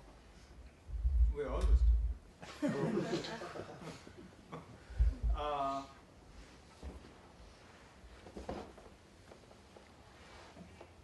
In what sense? I mean, Well, one thing that immediately comes to mind is continuing development, skill development, for example. Yeah. I mean, what strategies have you guys used to continually develop your skills and knowledge of the subject matter? Yeah, tools of the trade, really. Eric?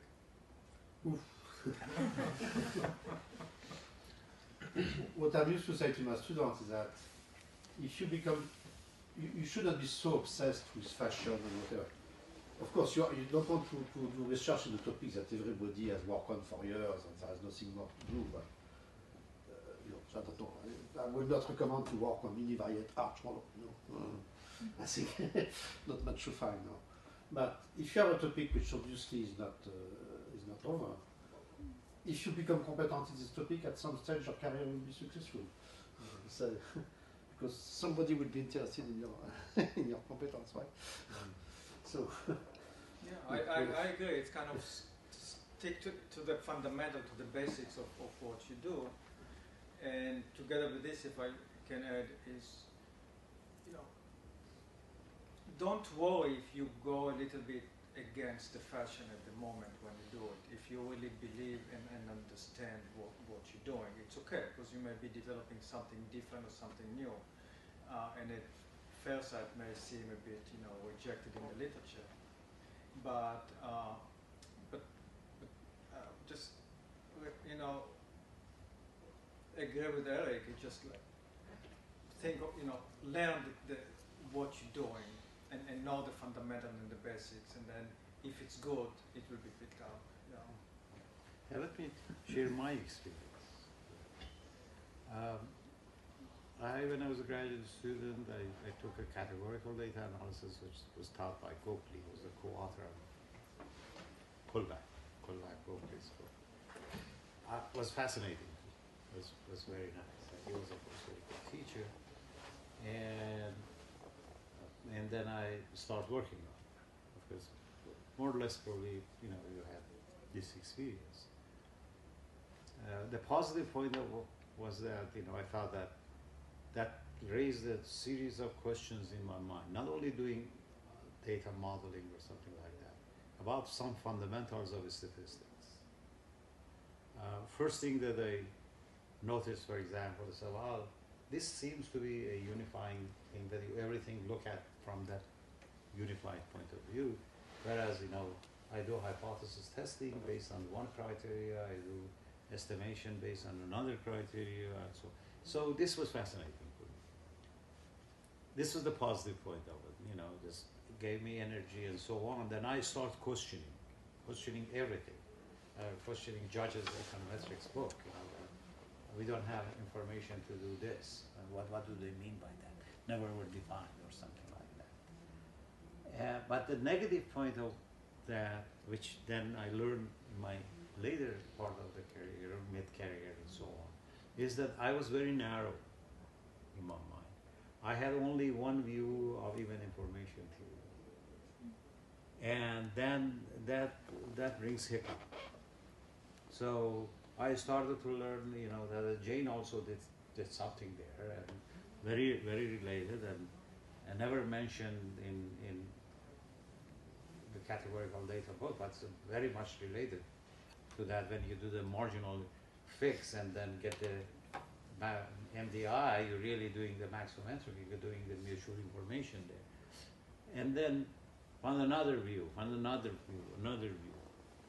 Overall, then, you know, it gave me some sort of idea that it could carry my thing. I want to also, you know, look at another one. In 90s, in late 80s and 90s, there were a period that basically taking an information theory approach and showing its, you know, how it works in some problems was attractive, for example, to publish in JASA. It's not anymore. What you got to do, you got to basically solve a problem and solve a problem better. You show that in some sense you're doing these things better. Just presenting a different view or a general view or a philosophically attractive view, I think that age is gone. So think about it exactly like what you are doing. You picked up a problem and you want to take an information theory approach and then show what are its advantages in answering that problem, not in what is the importance of the information theory as a whole. That is already known now. Thanks to Amos, everybody knows that now. But then, so I think this is, you know, for very young people, this is, I think, young researchers, this is extremely important. I guess it is slightly related of my point to become competent on something. So don't try to embrace everything. You know, on something you know when is the pros and cons, and you know. And typically, after the middle of your career, you may want to broaden your scope, but at least at the beginning, be competent on something. And be very precise about, you know, well define the problem that you want to solve, and solve it from primitive concepts, like. And not just by saying, oh, I'll apply theory A or theory B, but start from the basic concepts. To add on what Ihsan just said, also go to conferences, because this is where, and different conferences, not just in your own area, when you ask. So then you get to hear different views, you see how others treat the same, and this complements what Ihsan said. Yes. Just one quick point, just to see if anyone has any ideas. So you say that the constraints, you know, we read changing. They come from theory, and that's ultimately what justifies them in a compelling way. The models that we use and the logic of maximum entropy, and it's not always easy to come up with a theory. The theory is not always that evident. It might be suggestive of the mathematics of what you see empirically. What is necessary. For instance, a Gaussian, you may say, oh, well, the constraints should be the mean and the variance. But that might not be so evident how to directly articulate the theory behind that. In wealth or income distribution, it is, to a degree, if you believe, say, the conservation of money or the growth of wealth for the tail of that appears Pareto. But the more I look from around in economic variables, ratios, which we tend to look at in macroeconomics, and growth rates tend to be very important and tend to show a lot of statistical regularity that suggest a type of statistical equilibrium. And one, for instance, the ratios of exchange rates, the growth of labor productivity, or the growth of energy intensity, or the growth of firms, the growth rate of firms, which is widely studied, as well as the profit rate that comes up, is curiously a very stable or stationary double exponential, and it's not really clear why the modulus of the first moment should be constrained, yet it appears in it's quite ubiquitous in very important macroeconomic variables. So just wondering if you had a sense of, anyone had an idea of why in ratios or growth rates we might see the absolute absolute mean constraint emerge. Well, you know, I don't have an answer for this question, but in general, you ask how would we think about this? Well, it's not trivial. I mean, it's a whole dissertation just to think about those constraints that yield the right theory, but there is a lot of trial and error when it comes to pure theory. Estimation is type of trial and error. Even in James's original work, the whole motivation, yes, even if you use maxiometry, but you use the incorrect constraint, you will see it, because once you see the results in your theory, you see whether it makes sense or not, and then you can validate it with data. So you're asking exactly the fundamental question. But the only comment that I would give, before when I decided not to talk about it, but since you raised it, it's one thing that seems to me sometimes we are doing, and it's incorrect, is use analogies. So we should learn from other sciences, but we shouldn't use analogies. We should always use start from the primitive fundamental concepts. And the issue is, you see often in the literature they talk about analogies. Well, of course there got to be analogies because we use this in mathematics. If somebody developed a statistical physics for maximum entropy, and I'm doing it in economics, somebody else is doing it in biology, of course we will get things that seem to us the same because it's the same mathematics. So this is the only comment that I would say. But what are the fundamentals? It's problem specific and system specific, and those are hard to come by. I agree. Yeah.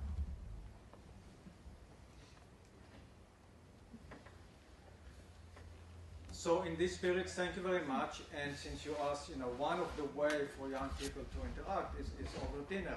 So why don't you all go for dinner and send us the receipt, of course. And I know that some of you are staying in the hotel, but not everybody in the hotel, but one of you can organize it. Maybe you're here to ask the question. I'm happy to, yeah. And go for dinner, have fun, just and talk about all of this, and anywhere we want. The only thing you need to do, I hear from Jan, is the receipts. You have to send the itemized. Okay. Okay. And those of you who need a taxi, there is a taxi to the hotel. And you, of course, will send, but you know this. Yeah. Thank you very much. Thank you all. Thank you.